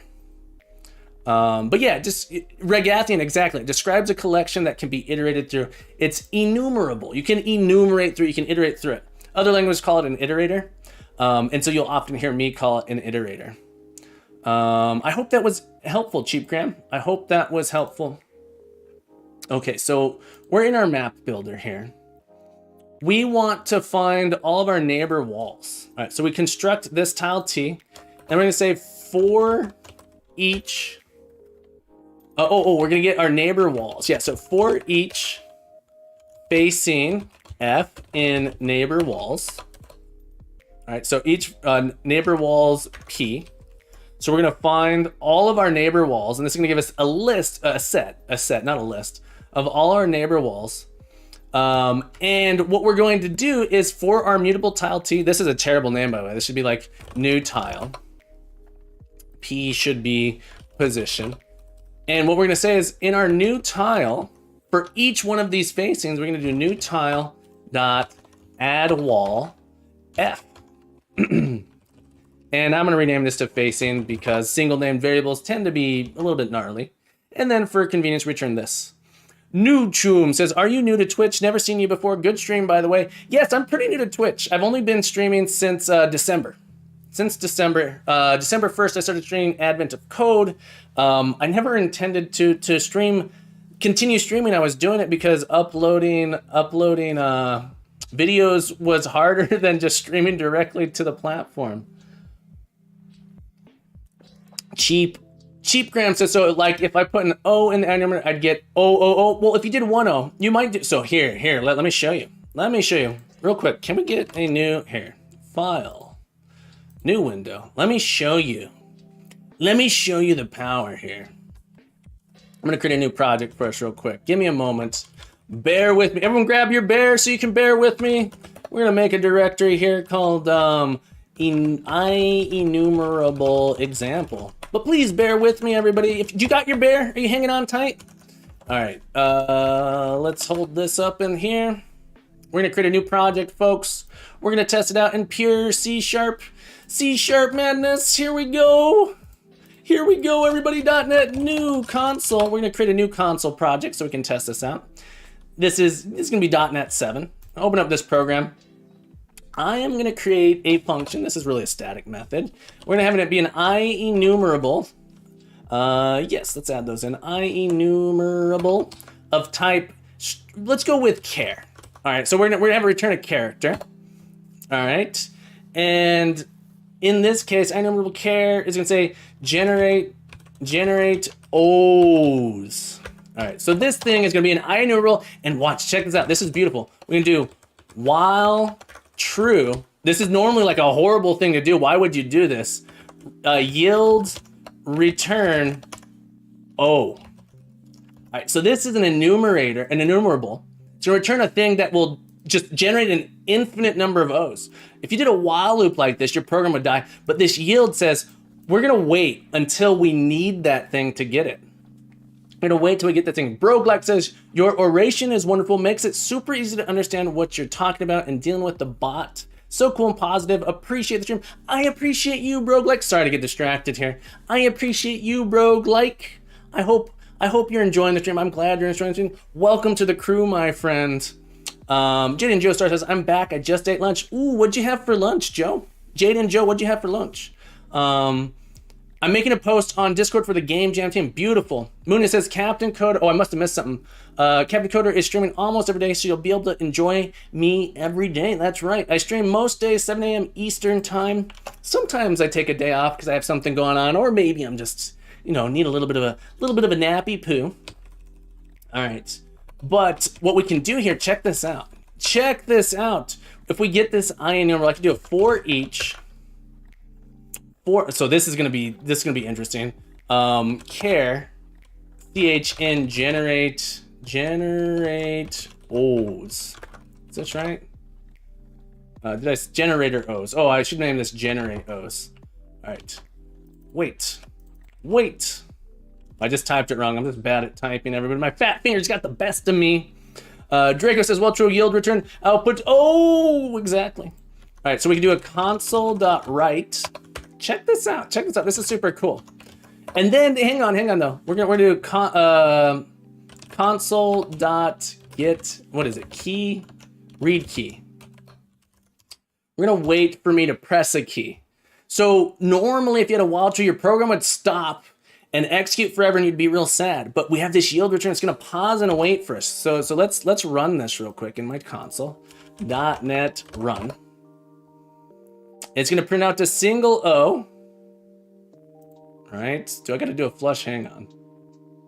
Okay, so it prints out a single O, waits for me to press any key. It waits for me to press any key. I press dot, there we go, I get another O. I do an underscore, I get another. If I press enter, I get an O. It's sort of like, it's gonna put a little O there every time I press a key. And it doesn't lock. The program doesn't block forever, which would be what would normally happen. So that is how ion numerals work.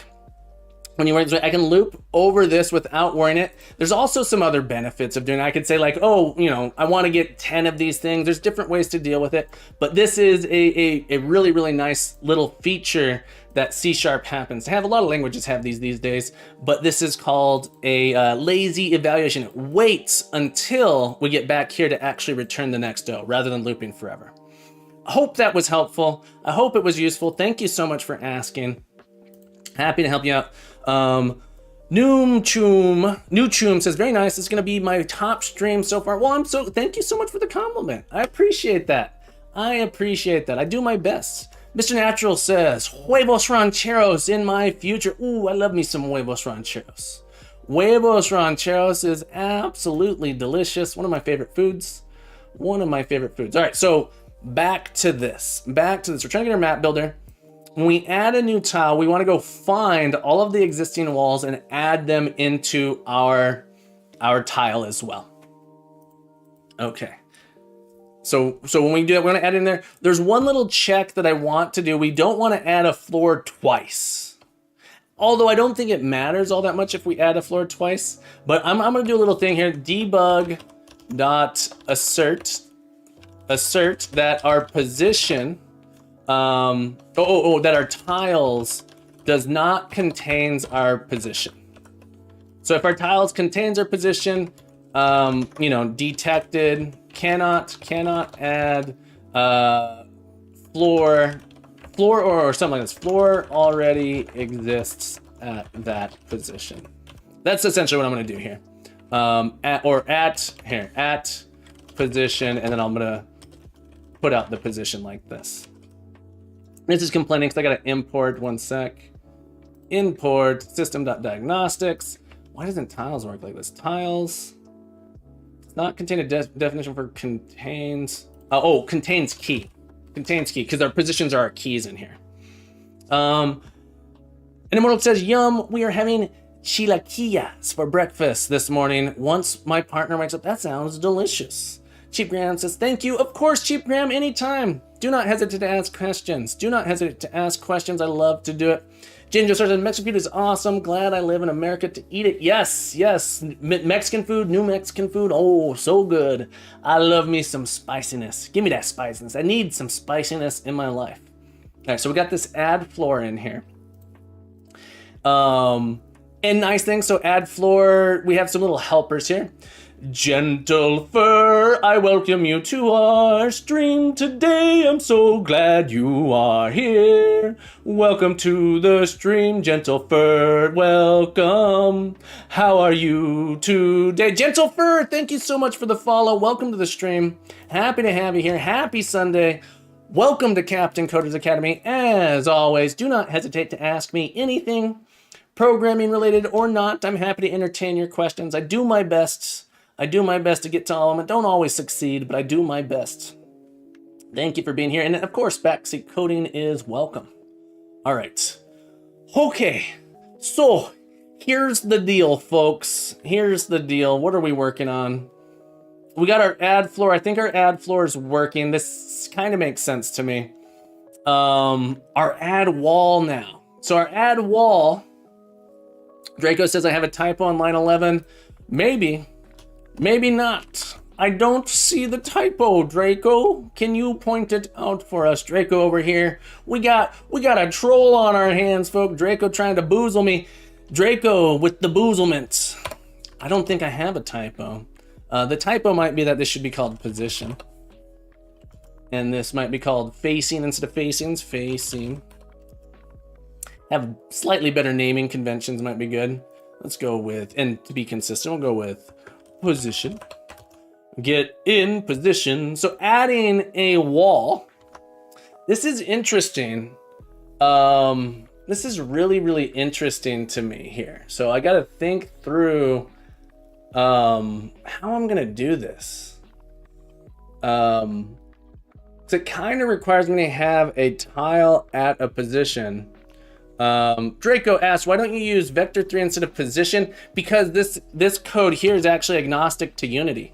It doesn't have a Unity, has nothing, you know, I happen to be using it in a Unity project, but it's agnostic. It doesn't know that the Unity engine exists.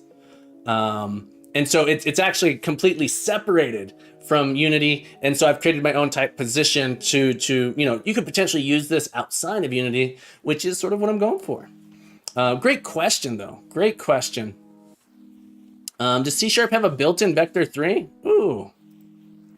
C# vector 2. Is there a built-in vector? Oh my goodness. Oh my goodness. Moonniz. Oh, I bet it doesn't have it. This is .NET 7 though. I bet it doesn't have it. System.numerics. Here, let's try this. System.numerics.vector. Oh my goodness. Oh my goodness. Draco. You just taught me something new today. You just taught me something new today. Draco, for teaching the captain something new today. 50 points to you, my friend. Take those 50 points, enjoy them. I'm going to use this inside of Unity, but it's not going to be explicit Unity. I want it, so if you can use it outside of Unity, why not?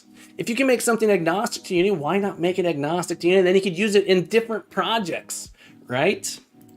There's no reason this has to be specific to Unity. I'm gonna end up being able to use it in Unity, so it's not in mono behavior, exactly. So the question, Draco, is why aren't you using a vector 2? Is because Captain Coder did not know about vector 2, but now I do, and that's awesome to have. I'm going to build up some extensions for vector 2, I believe, and make that work. We're not going to do that right now. We're not going to do that refactor. I want to get this wall added. We're so close. We're so close. I can taste it. Can you taste that? We are closer than ever. So I actually think this makes sense, actually. We have another dictionary that's actually a position to a hash set of facings. This is actually our walls. Our walls and our tiles are actually separate from each other, which is kind of fascinating here. Because we can add a wall before we have a tile. And it's technically we'd have a wall without a tile. So this is really, really interesting for me to realize. This is really, really interesting to realize. If you want to check out the stream store, just so you know, there is a store here. You can spend your points. You'll notice I'm not, I don't have like Twitch points. I didn't want to be affiliated. If I'm affiliated, I can't cross stream to YouTube, and I can't lose that. But we do have a little stream store here. Everything's way overpriced, so I'll probably lower that down. Chief Graham says, I noticed you used .NET earlier. Is that good for writing console commands? It can be. It can be. But we got some, I hate to, you know, these are things that are sitting in my Humble Bundle library just doing nothing, so I'm happy to give them away to people if you'd like them. They probably need to reduce that price there, but they're there. Yes, is that good for writing console commands? I've used it before, writing console commands, console apps, that sort of stuff. It's been fabulous. It's been beautiful. It's been wonderful. I've been enjoying it. I've been loving it. Livity loving it. Okay. So my add wall, this is interesting. So this is going to work a little bit differently down here rather than checking my tiles. Instead, I want to actually check to see if I have a wall at the position. And that actually makes it so much easier to do. It really does make it easier to do. Moon says, I just read up a little bit, not recommend to use system.numerics over Unity's version on some platforms that can be slower. Okay, so it's actually probably much faster than to use my own personal position as well. I'm gonna look into it though. It's interesting. I had no idea it existed, so I learned something today. I did learn something today, and that's cool. Yeah, my position's really, really simple. I really want this to be a record type, but we don't have true records in C#. Oh, sorry, in Unity's version of C#. We're so close. I want to finish this. I'm gonna go a little bit long today. I'm gonna go a little bit long today. See if we can finish this up. Due to my dogs, my dog does not like this idea. My dog is protesting, but we're gonna get it. We're gonna get it. We're gonna add a wall here. And in this case, we're just gonna add this facing to this hash set here. All right, so we're gonna add this setting to my hash set here. So I have this is cool. This is cool. I learned, yeah. So in my walls, I'm gonna say if my walls.tryGet, tryGet value at position P. If I happen to have this already, we're gonna go out to a hash set of facing. There's going to be walls at this, we'll call it facings. All right. So if we happen to already have it, Regathian says, well, Unity has special handling for its own vector, so your position construct is going to be even slower than the numerics vector 2. I don't know if that's true. Maybe. I don't know if that's entirely true. I'd have to do some stress tests on it. That said, if I wanted to use Unity's vectors 2, I wouldn't be able to be agnostic to vector 2. My thought is why the vector 2 is slower. C#. Here. Can I go see the source code? My thought is why vector 2 is slower.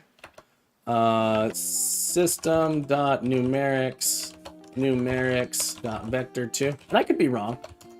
I'm not that worried about it. Is this thing comes with a bunch of extra stuff. So my guess is that one of the reasons it's slower is related to it being this way. Really, if I did this, like public sealed position, can I not seal a struct or structs can only be made read only. All right, read only. So there's probably things I can do to actually make it maybe better. I don't know, but there's maybe some optimization. I'm not super worried about it. Good point, though. Unicoder says it used to be faster to use floats instead of vector 3s too. Probably still is. Same for math versus math F. It used to be faster to use floats instead of vector 3s. Reality says Unity has a float 3 which beats that. That's fascinating. Float 3 is the new Unity math stuff. It's meant to be used for dots. I don't know what dots is, I'm sorry. Says, the new math should be better with burst and all those benefits. Regathian says the extra stuff is static, so it doesn't matter, but Unity doesn't allow the numeric vector to be SIMD optimized. That's fair. I'm not too worried about it. I'm not doing anything super high performance anyway. I'm not trying to. Maybe I should. Maybe I should make it so, but if I make it Unity specific, then I can't be agnostic. That's okay. Let us proceed. I want to get my add walls working. I'm so close. We're so close. All right. So if we already have it, so in fact, what I want to do is I say if I don't have it here, I'm going to do walls at P is going to be equal to a new hash set. All right, so we're going to get a new hash set of facing. So we're going to set that there, and then we're going to make facings equal to walls.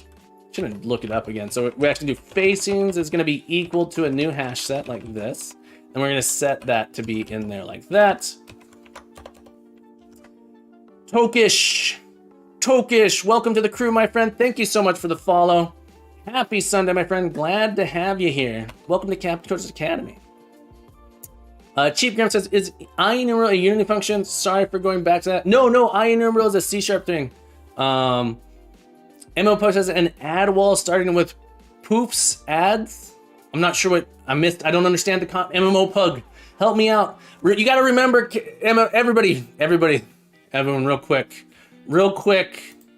Captain Coder is a simpleton. You know what that means? That means I'm a ton of simple. If you say something too complex, I might not understand it. So I need you to break it down sometimes. So MMO Pug, I don't quite understand the ad wall thing you're saying there. Could you break it down for me? Moona says, if you need to optimize it at this level, then you're either working on next-gen game, pushing the limits, or something else is slow. Yeah. Jaden just says, I'm looking for a group to start a game jam. Anyone here is interested, check out Captain Coder's Discord server. That reminds me, everybody. We do have a Discord server. If you would like to chat with us when we're not on stream, asynchronously, I guess it's synchronously a little bit. But if you want to keep in touch off stream, you can join the Discord. MMO Pug said, I said ad wall, and you changed to ad wall. Gotcha. No, not that kind of ad wall. I want to get my ad wall method working.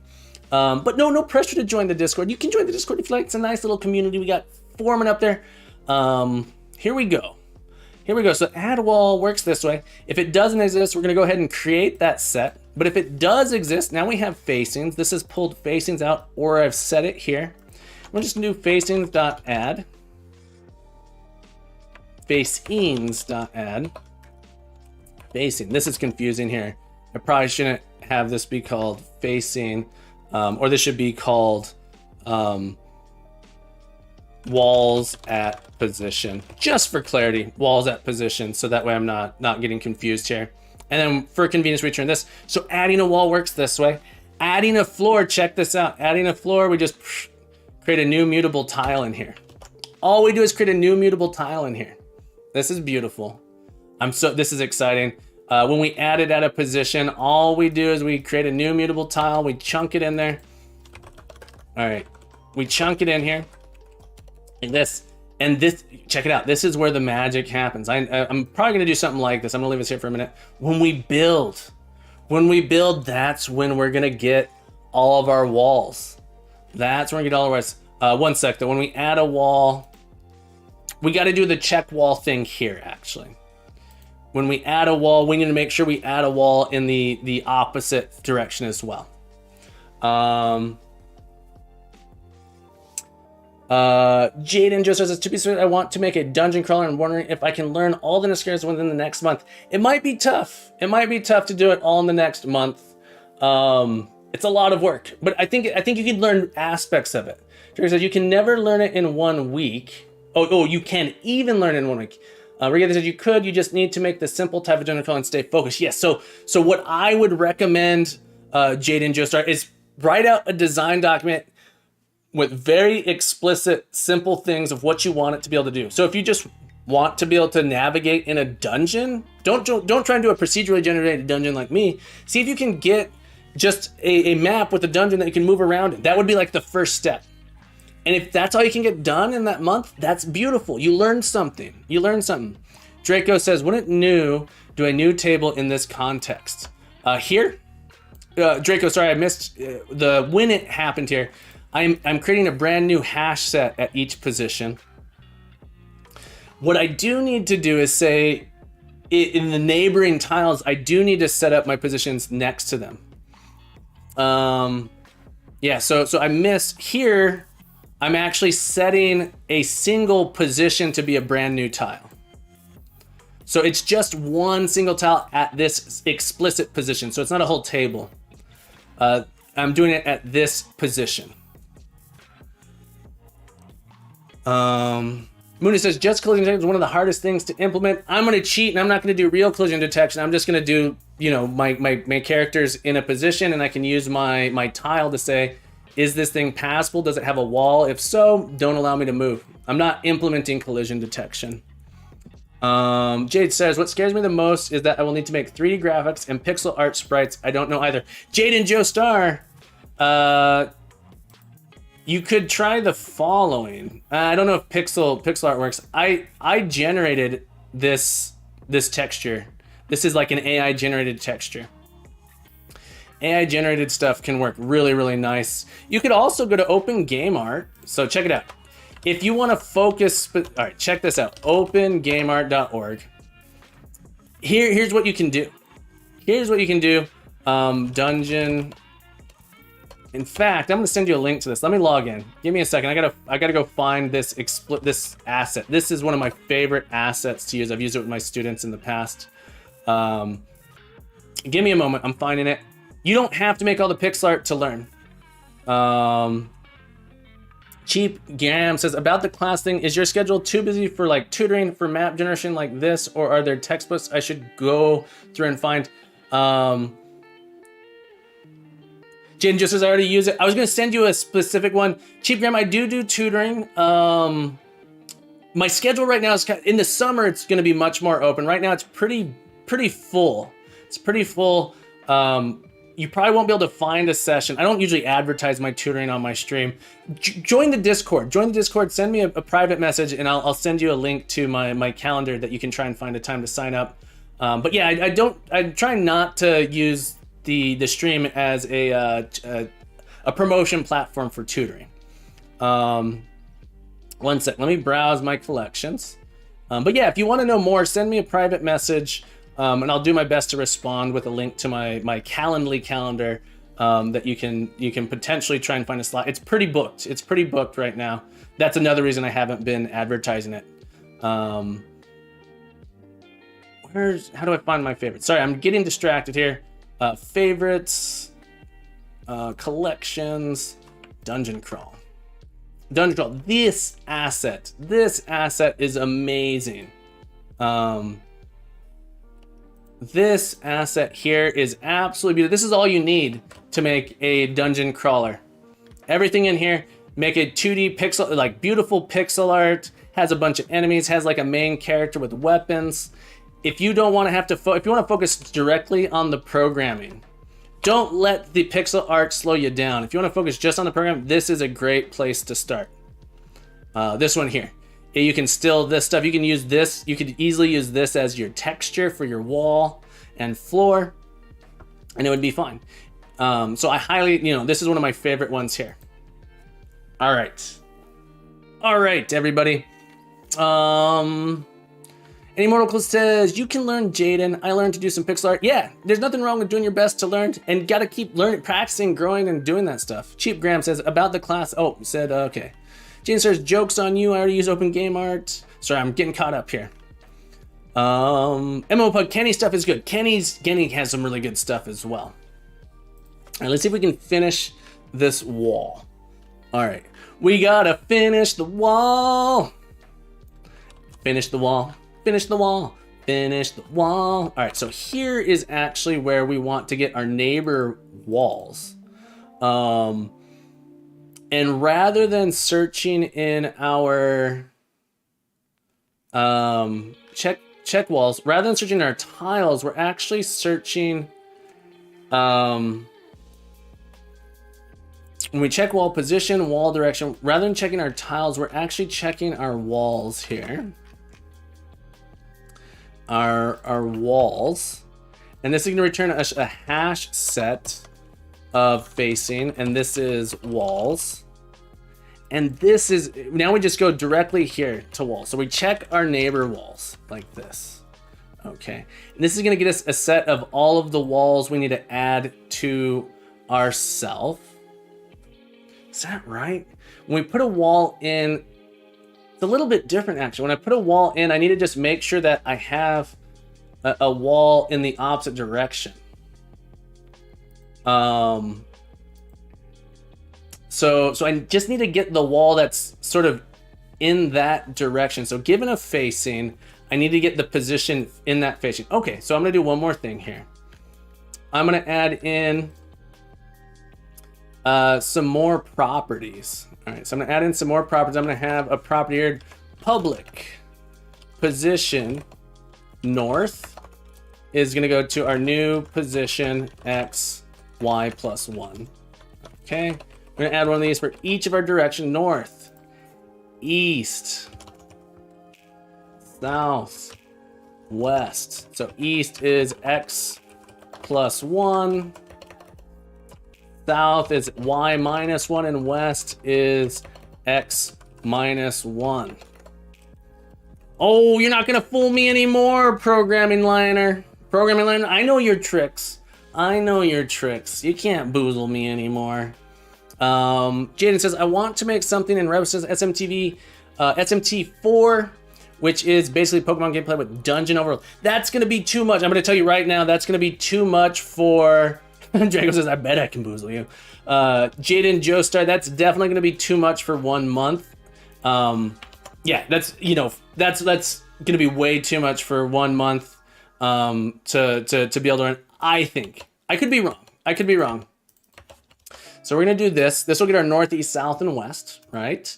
And so the idea now is when I add a wall,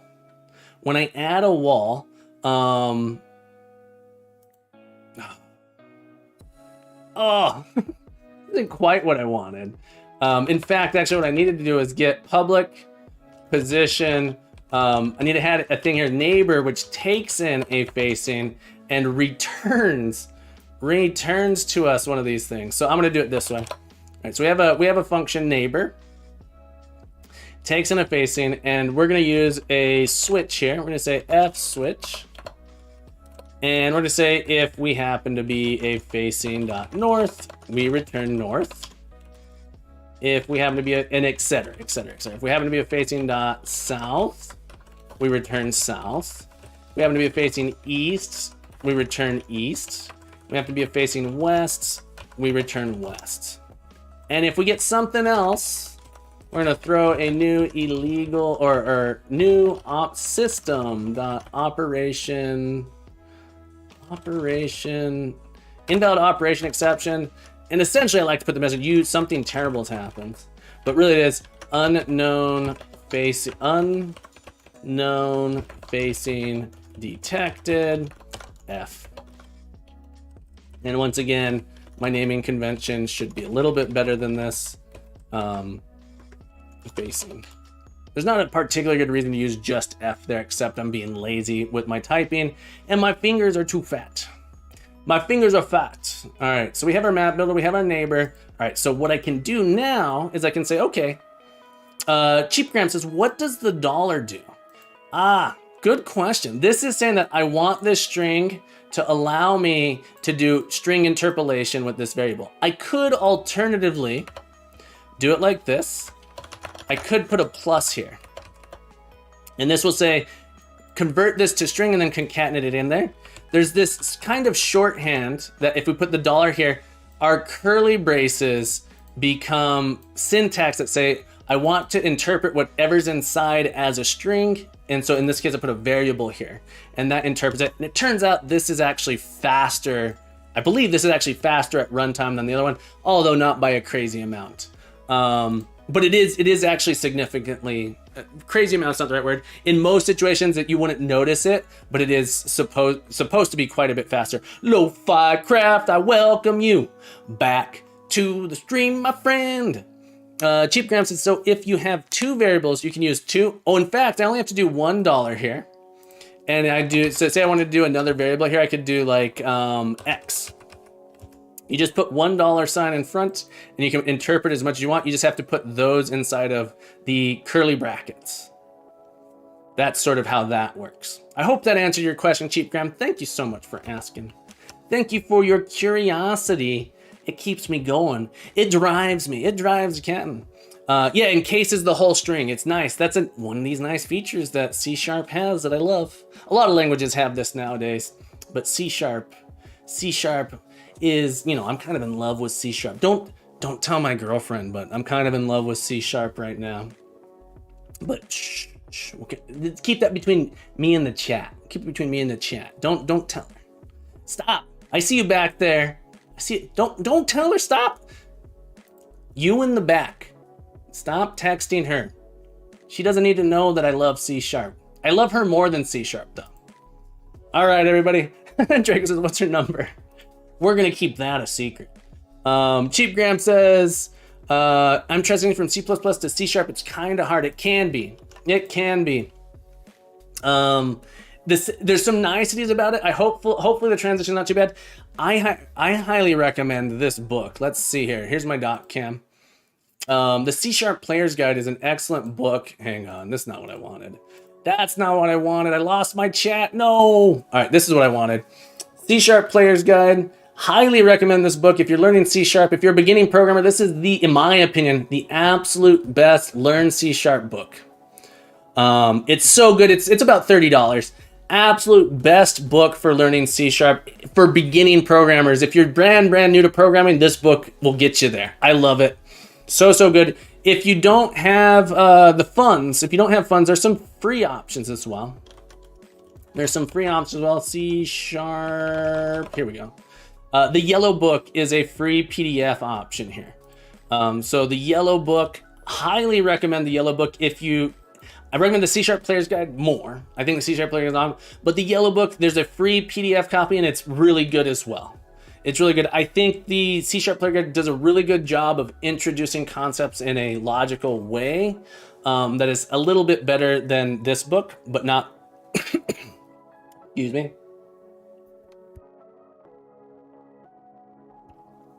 But the yellow book is an absolute awesome option. All right. Excuse me. We've been going long here. I might have to take another little break. I really want to finish this. I was planning to stop about 30 minutes ago, but this has just been too much fun. We got to get our unit tests to pass, man. All right. So now I have this position P. And I say, can p.neighbor facing. I can say, get the position neighbor from this position P. Get the neighbor position over there. Ragathian, so sorry that you got my my streambot got you. You didn't post anything terrible, so let me help you with that. It's there to protect us from the madness that we. If you were here earlier, we got raided by a bunch of crazy bots, but this protected us from that. So Regathian said, I used a language reference tool similar to C++.com. Took me a few days to get proficient in C#. Yeah, so if you have that, it's not bad. So what we're gonna do now is we're gonna say on this wall. All right, so neighbor, we're gonna go see if we have this wall here. Chief Gun says, might be off topic, feel free to ignore, but how do you go through textbooks like chapter, do the exercise, or just read and what you need? So my typical approach is I will actually read through, for me personally, I will usually read through the whole chapter. This is how I advise my students to read through the whole chapter once. Take notes, and then you got to go. I know it's slower than just reading it and doing it all at once. Read through the chapter so you can sort of see where things are coming, what things are going. Take notes as you do it, and then I usually would go back and read it a second time. And in the second pass, I actually will try and follow the instructions and do the implementations and follow the exercises. It's really, really important that as you go in this book, the C# book specifically, it's really important that you understand it from chapter to chapter in that first section. The first 14 chapters are just learning the basics of coding. And then the later chapters, there's a little bit more freedom to bounce around. But it actually teaches a lot of very specific C# concepts, but in the later chapters. The first chapters are C#, but very generic programming. The middle part, like chapters 14 to 28 or something, are object-oriented programming. And then the part 3 and 4 are C# specific tooling. It's just such a good book. Cannot recommend it enough. So we're gonna get our neighbor here, and we're gonna do something similar. I would love to be able to do the following: add wall, neighbor, and then facing dot rotate 180. What's the problem here if I do it this way? Does anyone see the problem? If I try and do this, this would be so cool if I could just say, oh, well, I'm gonna get my neighbor and I add the wall rotated 180 degrees. That would be super cool. But we can't do it. What's the bug? What's the bug here? Notice something terrible is about to transpire if I were to run this program. Cheap Grant says the other walls wouldn't work. Loops, MMO Pug, ding, ding, ding. That's correct, my friend. Add points to MMO Pug, 50 points. Great answer. Great answer. We end up with an infinite loop. Look, I call add walls, which brings me up here, and I come down here, and I call add walls, and I come back up here, and I call add walls. So I need a safety check. I need something to prevent this from happening. I need something to prevent this from happening. It's a little bit tricky. Great guess, Cheap Grams, though. So for taking a shot, for being brave and attempting to answer the question, 25 points for you. 25 points for taking a shot. I appreciate you taking the shot. There's nothing stopping you from just trying, and I loved that effort. Lowcraft says, I'm right now doing a game on Roblox. Nice. Roblox is a fun way to learn. I've never played Roblox, but I have students who do, and they show me all the cool things they've done, and it's awesome. Okay, so what we want to do is we only want to call add wall in a couple situations. If that neighbor doesn't exist, so I'm gonna say if walls dot contains in fact, you know, I'm gonna create a little helper method here. This method's getting a little too long. I'm gonna create a little helper method, void, and I'm gonna call this one add neighbor wall. All right, so I'm gonna make a little helper here to add our neighbor wall, and it's gonna take in our position. This is our neighbor wall, and then the facing of the new wall. So it actually looks an awful lot like add wall, but it's gonna work a little bit differently. All right, so we're gonna come in here and we're gonna do add neighbor wall. And the neighbor wall that we wanna add is gonna be neighbor. Oh, I need to put this below. It's gonna be our neighbor. And the facing that we want happens to be facing.rotate 180. So it's gonna work an awful lot like add wall, but it's gonna do some checks for us to make sure we don't end up with an infinite loop. An infinite recursion. We don't want a stack overflow. Every time we call a function, a method, it creates something called a stack frame, and if you have infinite number of stack frames, you end up with something called a stack overflow. All right, so we're gonna add neighbor wall, and this is gonna do the checks for us. At the end of the day, we're gonna end up calling add wall position facing. We're going to do some checks, and in the final case, we're going to end up calling add wall, but there are certain situations where we're not going to call. So, for example, if we're going to do a thing here, we're going to check, do I need to add this wall? And so I want to check if we do not need to add a wall. So we do not need to add the wall. All right, so we need to add the wall in the following situation. If our walls does not contains this position. If our walls, if we've never added this position, contains key. If our walls does not contain this key, then we definitely call add wall, right? Because there's no walls that we know in that position. We want to add a wall there, so we're going to add the neighbor wall. So if the wall does not contain it, we add it in. All right. Else, we know that we contain this now, right? So at this point, we know we contains it. And so we really want to get that out. We can actually do a little bit of something here where we say, okay, well, I have a hash set of facing walls at my walls of position. So I know that there's a thing here. Art, welcome back, my friend. Wow, you're still going. How are the walls? Are they well behaved? We're getting there. We're getting there, my friend. We're pressing forward. We're pressing forward. We're still working on it. We wrote our unit test. We haven't gotten our unit test to pass yet, but we're in the process. We're adding in walls. Well, you know, the walls are okay. We're okay. We've gone a little bit longer. Cheap Graham says, what is a hash set? Excellent question, Cheap Graham. A hash set is an awful lot like a list, except you can't have duplicates. That's the general idea. In mathematics, the idea of a set is something that says it has distinct values, unique values inside of it. So it's an awful lot like a list that doesn't have duplicates. And then the other thing that makes it nice is a hash set has really, really fast lookup times. Royal C-Dub Gaming, welcome back, my friend. Welcome back. We're pushing. We're trying to get there. It's an awful lot like an array. Yes, it's an array, but it has, it's extendable. You can add new things to it as you go. And it has the ability to tell you whether or not something's in it. You can't index into it. Instead, it tells you whether or not something exists in it. Regathian says it's a dictionary but has keys only. Yes, that's true. It's like a dictionary but it has only the keys. So it allows you to check whether or not something exists inside of that set. Hash set facing. You're welcome. Thank you so much for asking, Cheapgram. With all the beautiful questions, Cheapgram, I'm loving it. I'm loving it. Ba-da-ba-ba-ba. I'm loving the questions.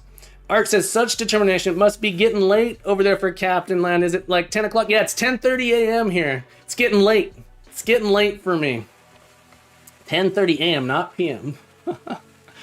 But I am getting hungry. I haven't had breakfast. I really, really want to finish this today, though. So we're pushing hard. We're pushing hard to get it there. It's almost bedtime, yeah. All right, so this is going to get our walls out. And then we're going to say if... actually, we can just say, okay, walls dot add facing. There we go. That's all we got to do. That's all we got to do. In fact, I don't even need to do that. I can do walls at position dot add facing. Okay. Beautiful. Beautiful.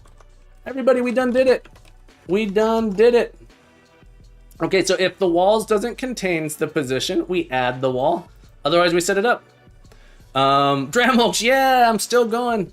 I'm still going. I'm still a-going. I'm going to the moon, my friends. All right.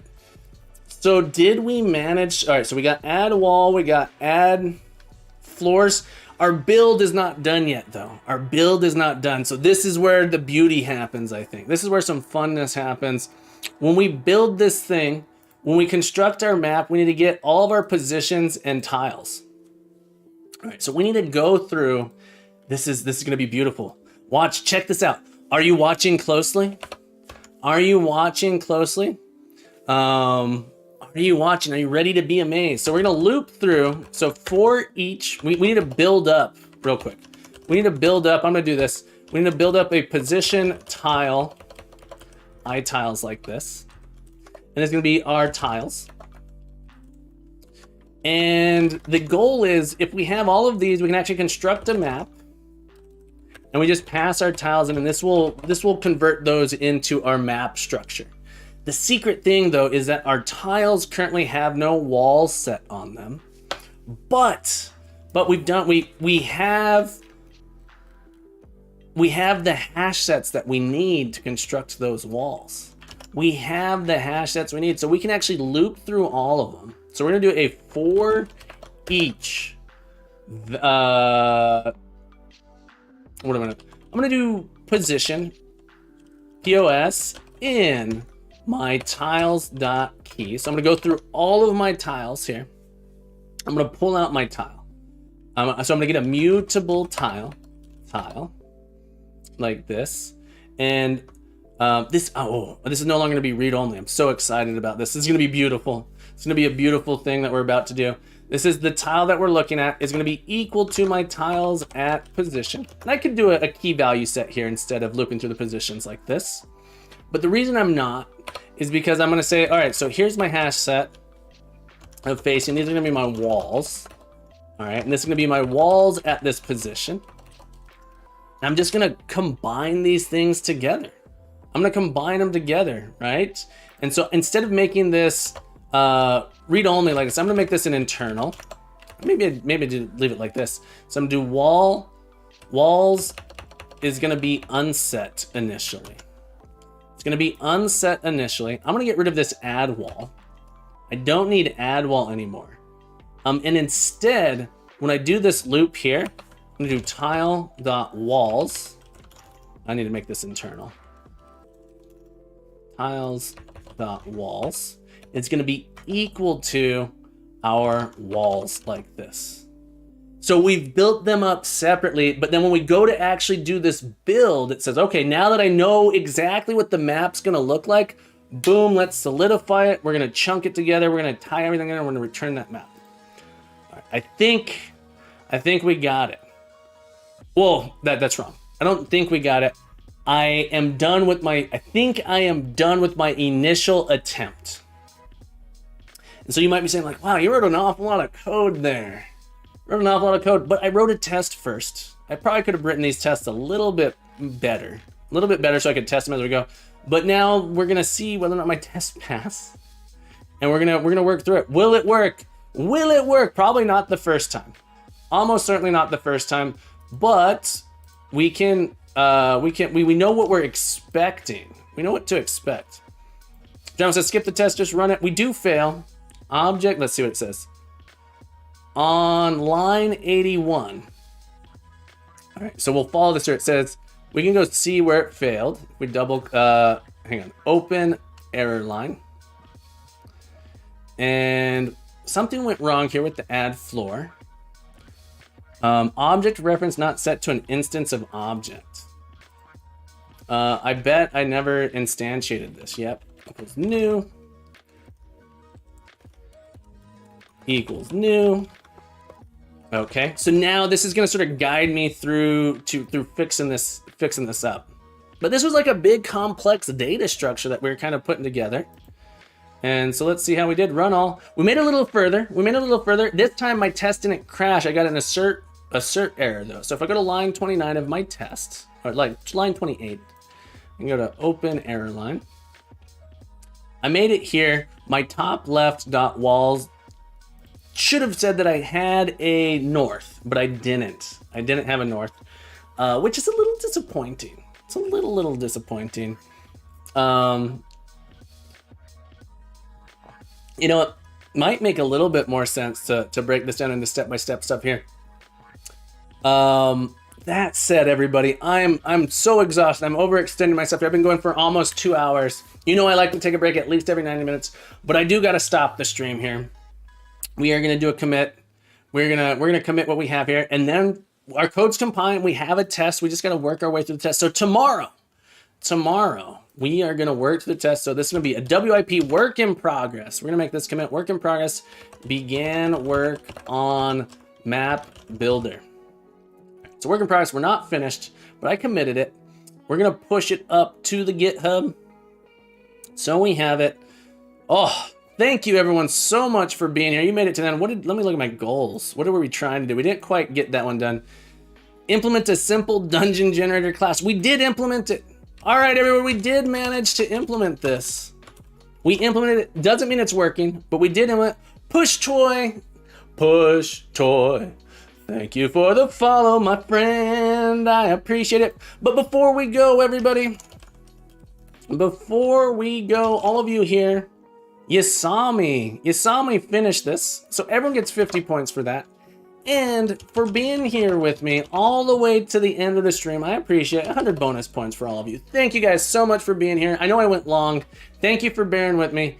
We are going to go find someone to raid real quick. We're going to find someone to raid. Please stand by. I'm going to take a look. Someone's recommending Melky. I'm not sure who Melky is. We're going to see here. Yeah, I actually think we're going to, Melky. I'll go see. I don't know. I've never seen Melky, but I'm going to take a look. Melky.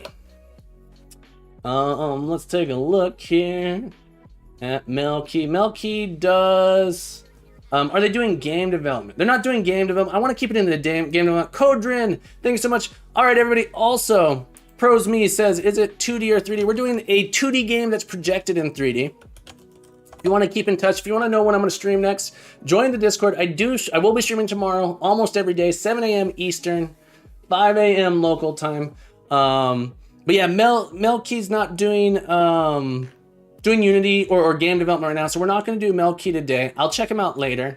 But thank you for the suggestion. Today, I think we're going to go raid Simple Game Dev. Let's take a look at Simple Game Dev. I was thinking we'd do Red Cabin Games have been going for 6 hours, so they probably won't be going much longer. Let's take a look here. Simple Game Dev. I'm not currently following Simple Game Dev. I'm going to take, he's making a Portal-like game. That sounds cool. How long have they've been streaming for 20 minutes? Yeah, we're gonna go raid Simple Game Dev. Art, thank you so much for the recommendation, everybody. As always, everybody, keep on coding, keep on growing, keep on building up those skills. Be the best you can be. And you know what? As always, you are welcome back anytime. Thank you, everyone, so much for being here. It's been an absolute pleasure. I've had so much fun this morning. We will see you tomorrow.